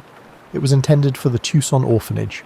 Figured if I was going to steal money, I might as well steal it for someone who needed it more than your employer did. Carson examines the paper and his expression shifts to one that could be interpreted as respect. You donated stolen money to an orphanage? Seemed like the right thing to do at the time, Thompson says with a shrug. Still does, actually. Mike looks completely baffled by this turn of events. Boss, what do we tell him back in Phoenix? Carson folds the bank draft and hands it back to Thompson. We tell him that Bill Thompson is dead. What? Mike's voice goes up an octave. Died in a gunfight. Tragic, really.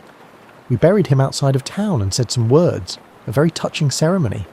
Carson's deadpan delivery would make a professional poker player proud. Money was never recovered. He probably spent all the money on whiskey and loose women before he died. Thompson grins.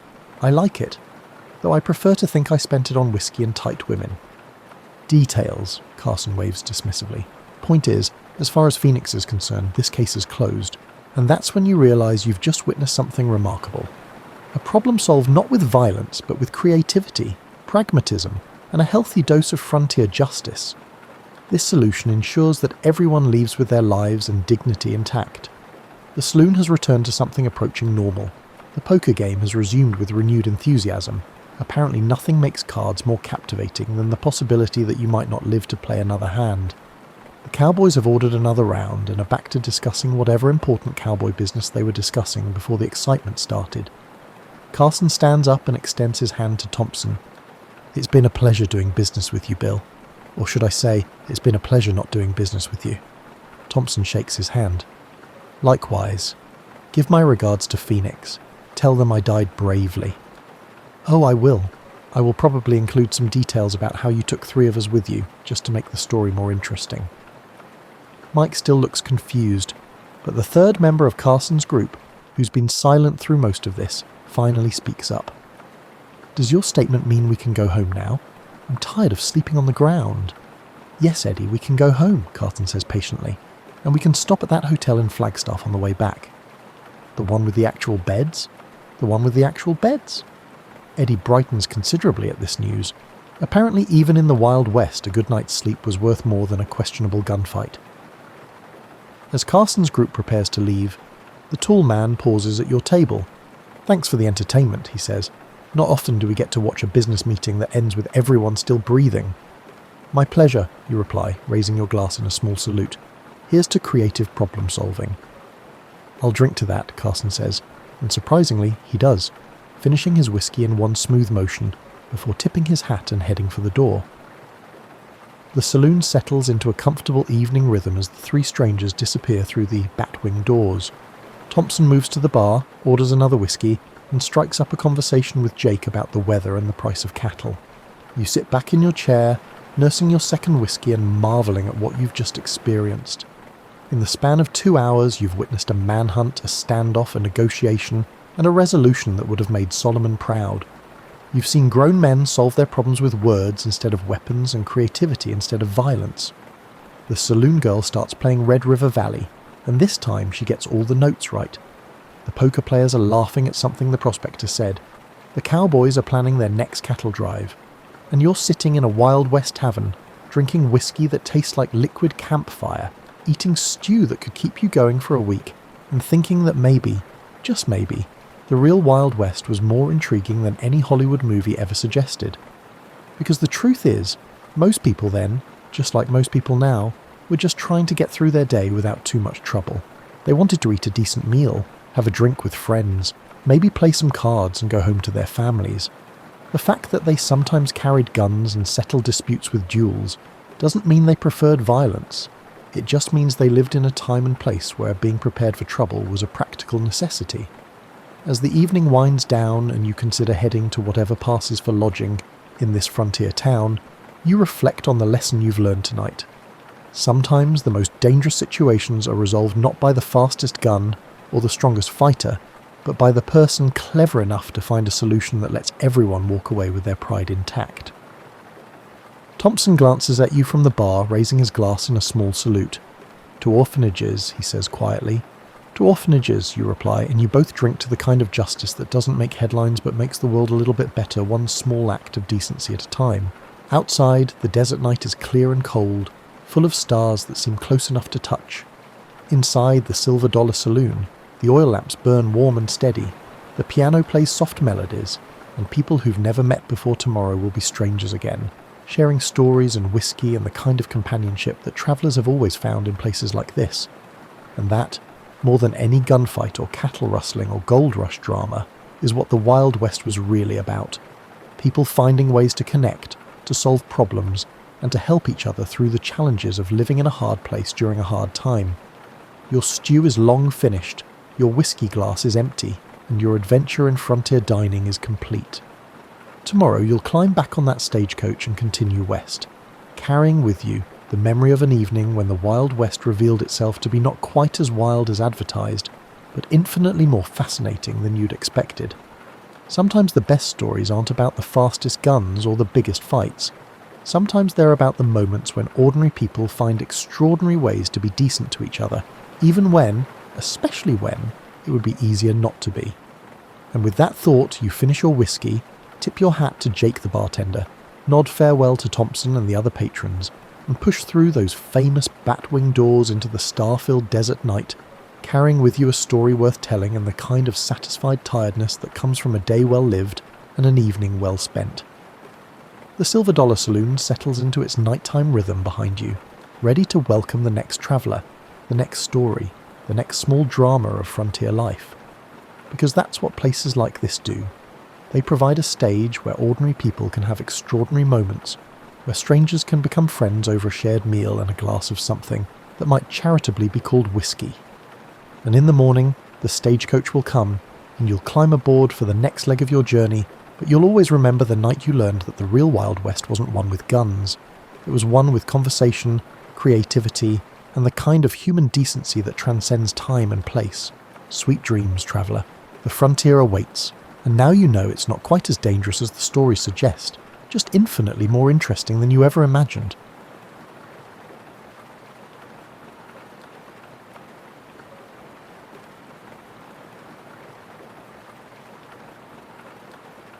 Picture yourself settling into your favourite reading chair on a foggy Edinburgh evening in 1886. The gas lamps flicker outside your window, casting dancing shadows on cobblestone streets that seem to whisper secrets. This exact atmosphere enveloped a young medical student named Arthur Conan Doyle as he sat in his cramped flat staring at a blank piece of paper and questioning how he would manage to pay his rent. You know that feeling when you're desperately trying to come up with a brilliant idea and your brain feels like it's been stuffed with cotton wool? Well, that's precisely where Arthur found himself. He'd been scribbling away at various stories, trying to make a name for himself as a writer, but nothing seemed to stick. His medical practice was about as successful as a chocolate teapot, and his bank account was looking rather anemic. But here's where the story gets captivating. Arthur had been studying under a professor named Dr. Joseph Bell, and this man was absolutely extraordinary. Not in a flashy look-at-me sort of way, but in a quietly brilliant fashion that would make your jaw drop. Dr. Bell had this uncanny ability to look at a patient and deduce their entire life story just from observing the smallest details. He'd glance at someone's hands and tell them their profession, notice a particular type of mud on their boots, and know exactly which part of Edinburgh they'd walked through that morning. It was like watching a magician, except the tricks were real, and the magic was simply keen observation mixed with logical thinking. Arthur would sit in those medical lectures completely mesmerised, watching Dr. Bell work his deductive wizardry on unsuspecting patients. The excellent doctor would peer at a man's fingernails and announce, "Ah, I see you're a carpenter who's been working with oak recently, and judging by that slight stain on your thumb, you've been using a particular type of varnish that's only sold in 3 shops in the city." The patients would stare at him like he'd just read their minds, but Arthur began to understand that it wasn't mind reading at all.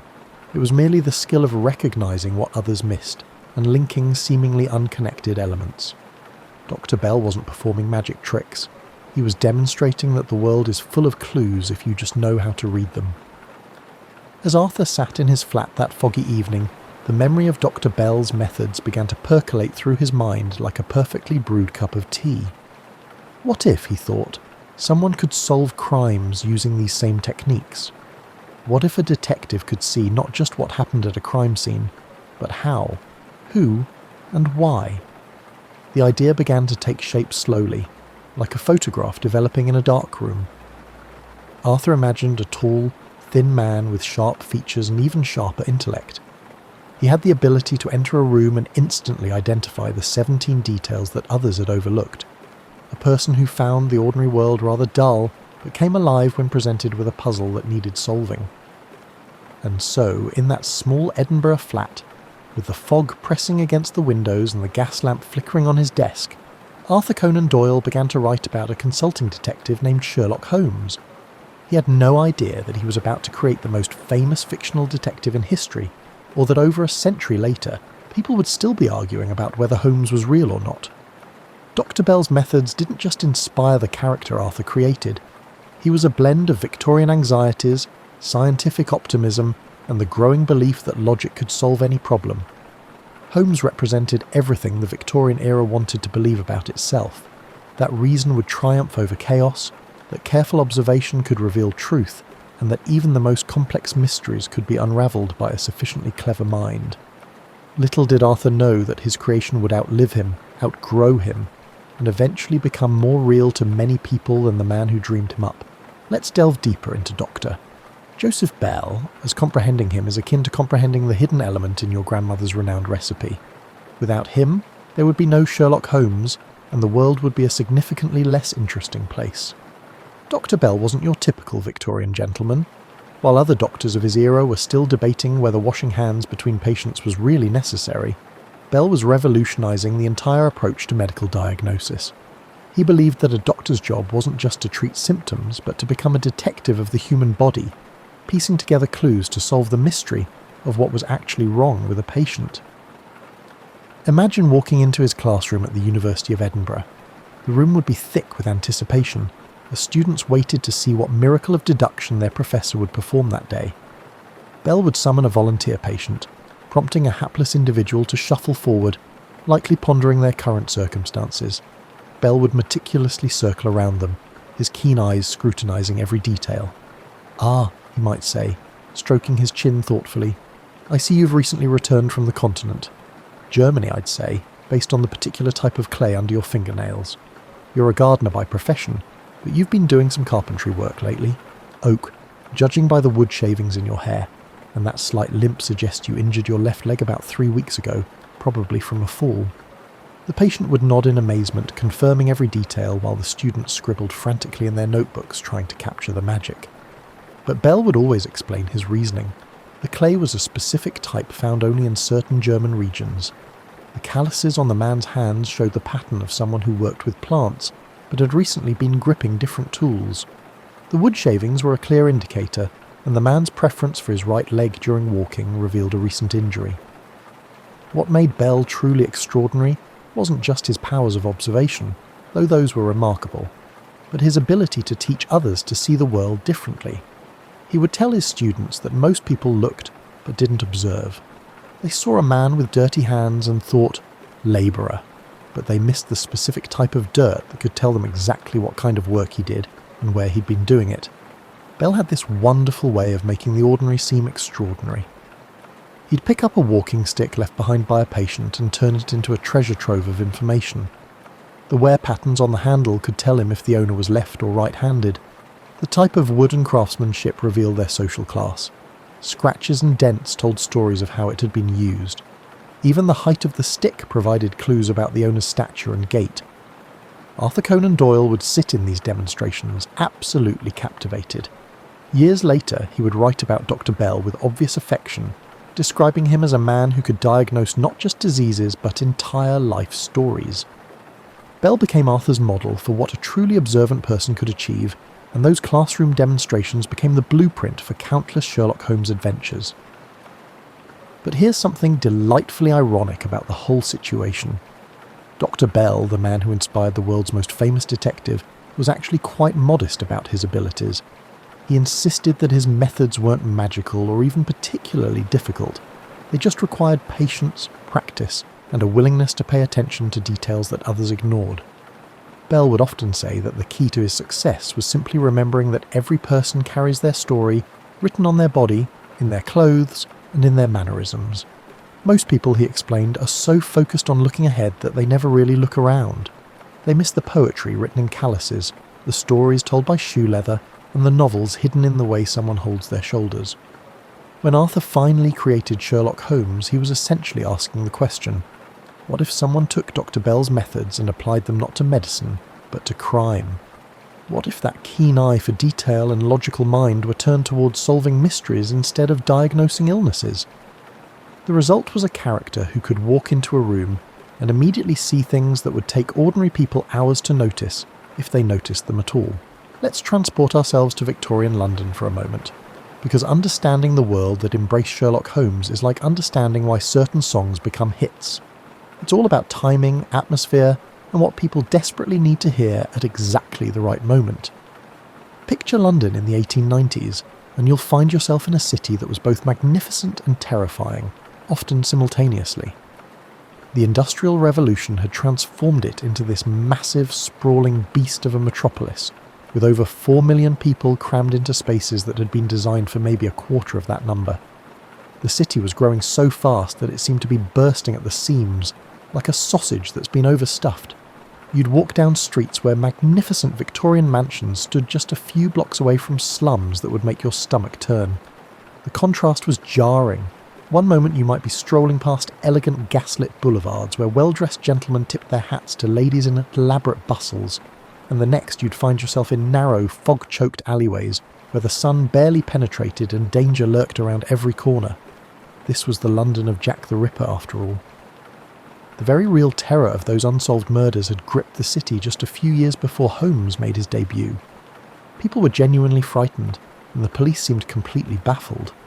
The idea that someone could commit such horrible crimes and simply vanish into the urban maze was deeply unsettling to a society that prided itself on order and progress. But here's where it gets intriguing. This era was also the age of scientific optimism. People believed that rational thinking and careful observation could solve any problem. Darwin had shown them that even the mysteries of human existence could be unravelled through patient study. Electric lights were beginning to push back the darkness, and the telegraph was shrinking the world. There was this wonderful sense that humanity was on the verge of conquering all the great mysteries of existence. Into this mixture of fear and hope stepped Sherlock Holmes, and he was flawless for the moment. This character could make sense of the chaos of city life. He could walk into the most baffling situation and, through pure logic and observation, restore order to the world.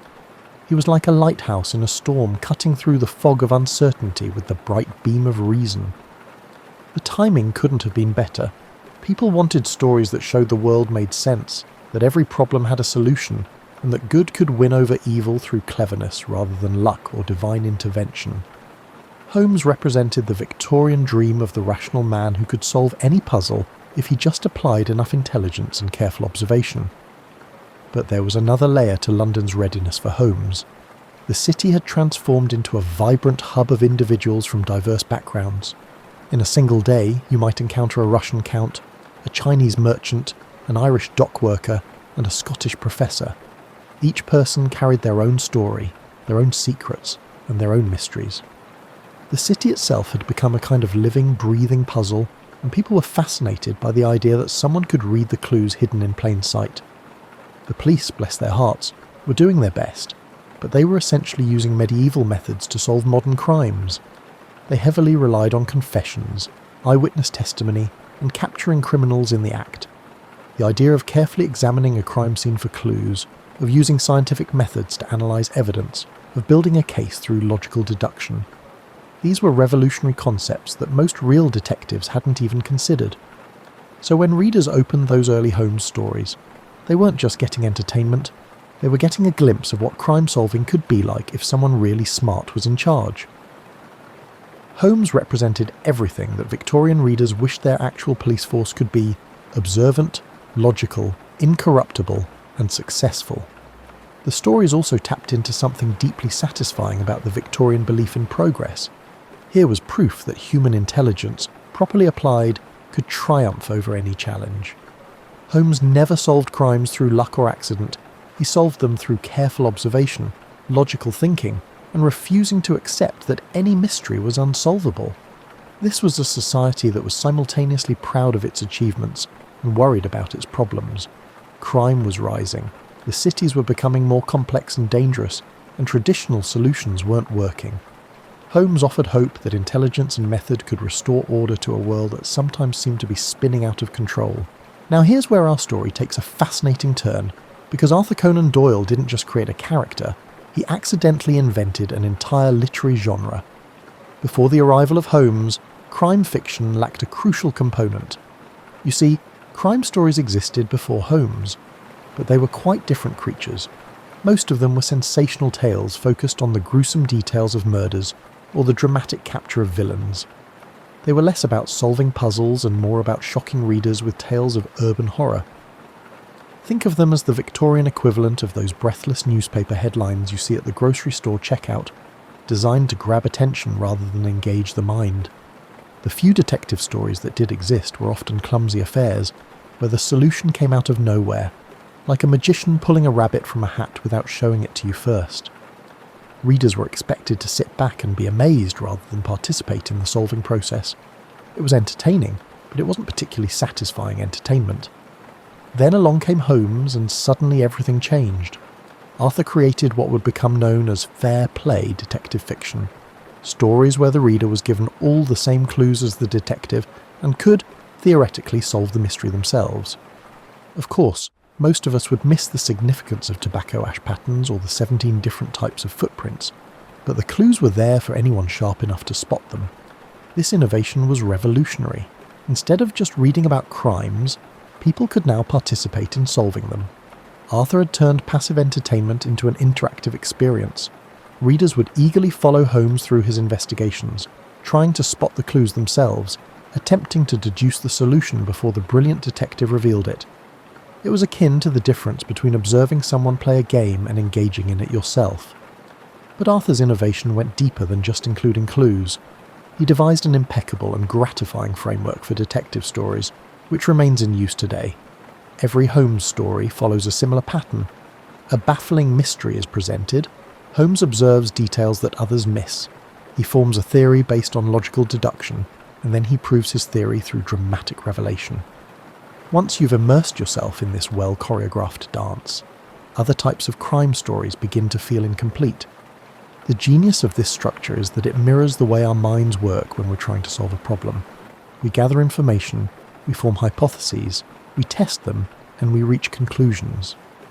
Holmes's stories felt natural because they followed the same thought processes that readers used in their own lives, just with much more dramatic stakes. Arthur also created something that hadn't existed before, the recurring detective character. Previous crime stories typically featured different protagonists in each tale, but Holmes was the same brilliant detective in every story, growing more familiar to readers with each adventure. People began to feel like they knew him personally, like he was a friend they could rely on to make sense of a confusing world. This familiarity allowed Arthur to develop Holmes's character in ways that wouldn't have been possible with one-off protagonists. Readers learned about his habits, his methods, his preferences, and even his weaknesses. Holmes became real to people in a way that few fictional characters ever achieve. He wasn't just a problem-solving machine, he was a person with quirks and flaws and a distinctive personality. The success of Holmes's stories also established the template for the detective's sidekick. Dr. Watson played a crucial role as the reader's representative in the story. He was intelligent enough to understand Holmes's explanations, but not so brilliant that he could solve the mysteries himself. He asked the questions that readers wanted to ask, and expressed the amazement that viewers felt when Holmes revealed his deductions. Arthur had stumbled upon something that would become one of the most enduring formulas in all of literature. The brilliant detective, the loyal companion, the baffling mystery, the careful investigation, the logical solution. These elements were so perfectly balanced that they created a template that countless writers would follow for the next century and beyond. What's particularly remarkable is that Arthur didn't set out to create a new genre. He was merely attempting to craft entertaining stories that would contribute to his financial stability. But in creating Holmes, he had tapped into something fundamental about how human minds work, and what kinds of stories satisfy us at the deepest level. The impact was immediate and lasting. Other writers began creating their own detective characters, but they all followed the Holmes model. The genre that Arthur had accidentally invented became one of the most popular forms of fiction, spawning thousands of books, plays, movies, and television shows. Here's where our story takes an ironic twist that would make Holmes himself smile wryly. Arthur Conan Doyle, having created the most beloved detective in literary history, began to view his creation with something approaching horror. It's like watching someone create a beautiful garden and then become frustrated when everyone wants to talk about the flowers instead of the vegetables. You see, Arthur had bigger ambitions than writing detective stories. He fancied himself a serious literary author, the kind who would write important historical novels that would be studied in universities for generations. He dreamed of crafting sweeping epics about medieval knights and noble causes, stories that would elevate the human spirit and earn him a place among the foremost literary masters. But every time he published a historical novel, readers would politely applaud and then immediately ask, "When's the next Holmes story coming out?" It was like being a chef who creates an elaborate 7-course meal, only to have everyone ignore the artistically arranged vegetables and ask for more of the simple bread rolls. The problem was that Holmes had become phenomenally successful. By the 1890s, Arthur was earning more money from his detective stories than he had ever dreamed possible. The Strand magazine was paying him handsomely for each new Holmes adventure, and readers couldn't get enough of them. However, Arthur realised that success could also be a form of isolation. He began to feel like Holmes was overshadowing everything else he wanted to accomplish. People introduced him as the creator of Sherlock Holmes, not as the author of historical novels about medieval England. His serious literary work was being treated as a side project, while his detective stories were considered his main achievement. It was deeply frustrating for a man who had worked so hard to establish himself as a serious writer. In 1893, Arthur made one of the most shocking decisions in literary history, bringing the situation to its peak. He decided to kill off Sherlock Holmes. He did not kill off Sherlock Holmes gradually, through old age, or in a subtle manner. Instead, he did so dramatically in a story called The Final Problem. He sent Holmes tumbling over the Reichenbach Falls in Switzerland, locked in mortal combat with his arch-nemesis, Professor Moriarty. Arthur believed he was liberating himself from the detective, whom he considered a burden. He imagined that with Holmes gone, readers would finally pay attention to his other work. He could write about historical subjects, explore spiritual themes, and create the kind of literature that would earn him lasting respect. But Arthur had seriously underestimated how much people loved Holmes. The reaction to The Final Problem was unlike anything the literary world had ever seen. Readers were devastated. The Strand magazine lost 20,000 subscribers overnight. People wore black armbands in mourning. Some readers wrote furious letters accusing Arthur of literary murder. Others simply refused to believe that Holmes was really dead. The outcry was so intense that it surprised even Arthur. He'd considered Holmes to be merely another character in yet another story, but to readers, Holmes had evolved into something far more significant. He was a symbol of rational thought triumphing over chaos, of justice prevailing over evil, of intelligence solving problems that seemed impossible. Killing Holmes felt like killing hope itself. For 8 years, Arthur held firm. He continued writing his historical novels, his spiritual explorations, and his serious literary works. But the ghost of Holmes haunted everything he did. Readers kept asking when the detective would return. Publishers kept offering him enormous sums for new Holmes stories, and Arthur kept insisting that the character was dead and buried. Finally, In 1901, Arthur gave in to the pressure. He wrote The Hound of the Baskervilles, which he positioned as a story from before Holmes's death. But readers weren't satisfied with a prequel. They wanted their detective back in the present, solving new mysteries. The demand was so intense that Arthur eventually had to perform literary resurrection surgery, bringing Holmes back to life in The Adventure of the Empty House in 1903. Arthur's explanation for how Holmes survived the fall was ingenious, but clearly written by someone who was trying to solve a problem he'd never intended to create. Holmes had faked his death, he explained, living in hiding for 3 years while tracking down the rest of Moriarty's organisation. It was a clever solution, but you could almost hear Arthur sighing as he wrote it. The whole episode reveals something fascinating about the relationship between authors and their creations. Arthur had intended Holmes to be a temporary character, a means to an end, a way to pay the bills while he worked on more important projects. But great fictional characters have a way of taking on lives of their own, becoming more real to readers than the people who created them. For the remainder of his life, Arthur continued to write Holmes stories, yet he never fully reconciled with the success of his creation. He was proud of the detective's popularity, but he was also frustrated that his serious work never received the same attention. It's one of literature's finest ironies that the work Arthur considered his lesser achievement turned out to be his greatest contribution to the world. Now let's dive into something that makes the Holmes stories particularly fascinating. The way Arthur wove real scientific advances into his fictional detective work. It's like watching someone build a bridge between the world of imagination and the world of scientific progress, creating something that was both entertaining and educational. Arthur wasn't just a writer. He was a trained physician who had studied the latest scientific methods of his time. When he created Holmes, he was essentially asking the question, what would crime solving look like if it were approached with the same scientific rigour that was revolutionising medicine and other fields? Consider Holmes's famous method of deducing someone's entire life story from tiny physical clues. This approach wasn't just literary fantasy, it was based on real scientific principles that Arthur had learned in medical school. Dr. Joseph Bell had shown that careful observation could reveal incredible amounts of information about a person's life and habits. Arthur took this concept and applied it to detective work, creating a character who could read people like books. Holmes's use of fingerprints is particularly intriguing because Arthur was actually ahead of his time. Police forces didn't widely use fingerprinting until the early 1900s, despite the publication of the first Holmes story in 1887. Arthur had read about the scientific work on fingerprints and incorporated it into his fiction before most real detectives had even heard of it. In many ways, Holmes was using forensic techniques that wouldn't become standard police procedure for another decade or two. The same was true for many other scientific methods that Holmes employed. He analysed handwriting, studied different types of tobacco ash, examined footprints with scientific precision, and used chemical tests to detect bloodstains. These weren't just clever plot devices, they were based on real scientific techniques that were being developed in laboratories around the world.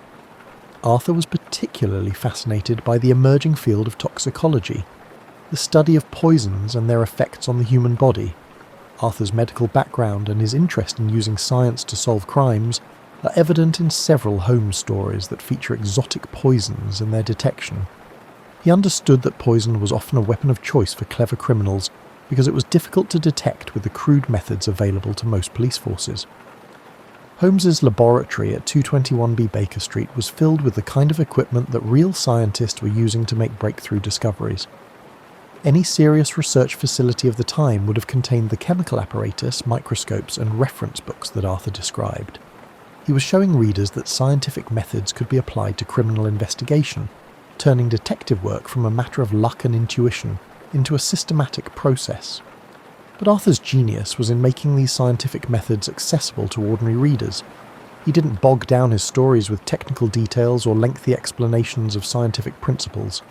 Instead, he showed Holmes using these methods in action, solving crimes through careful observation and logical analysis. Readers could follow the detective's reasoning process without needing background in chemistry or biology. This approach had an unexpected educational effect. Many readers learned about scientific methods through Holmes's stories, often without realising they were getting a science lesson, along with their entertainment. The stories helped popularise the idea that rational scientific thinking could solve complex problems, contributing to the growing public respect for scientific methods. The Victorian belief that human behaviour followed logical patterns that were understandable and predictable also influenced Holmes's approach to crime solving. If you studied someone carefully enough, Holmes suggested, you could understand their motivations, predict their actions, and solve the puzzles they created. This was a reassuring message for readers who were living through a period of rapid social change and uncertainty. The scientific accuracy of Holmes's methods varied, of course.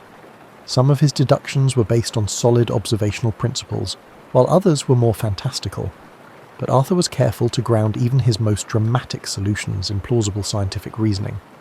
He wanted readers to believe that Holmes's methods could actually work, even if they were sometimes exaggerated for dramatic effect.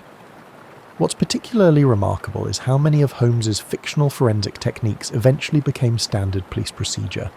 Arthur's imagination frequently foresaw real scientific advancements, proposing investigative techniques that would not gain widespread acceptance for years or decades. In many ways, the Holmes stories served as a kind of training manual for future detectives, showing them possibilities they might not have considered otherwise. The scientific foundation of Holmes's methods also helped establish the credibility of detective fiction as a genre. These weren't just wild adventure stories. They were logical puzzles that could be solved through careful reasoning. This intellectual respectability helped elevate crime fiction from mere sensational entertainment to a more sophisticated form of literature. As we reach the end of our cosy journey through the origins of Sherlock Holmes, it's worth pondering why this character has refused to stay buried in the Victorian era where he was born. Like a particularly persistent ghost, Holmes has haunted every generation since Arthur first dreamed him up, adapting to new times while somehow remaining eternally himself. The remarkable thing about Holmes is how he's managed to transcend his original time and place.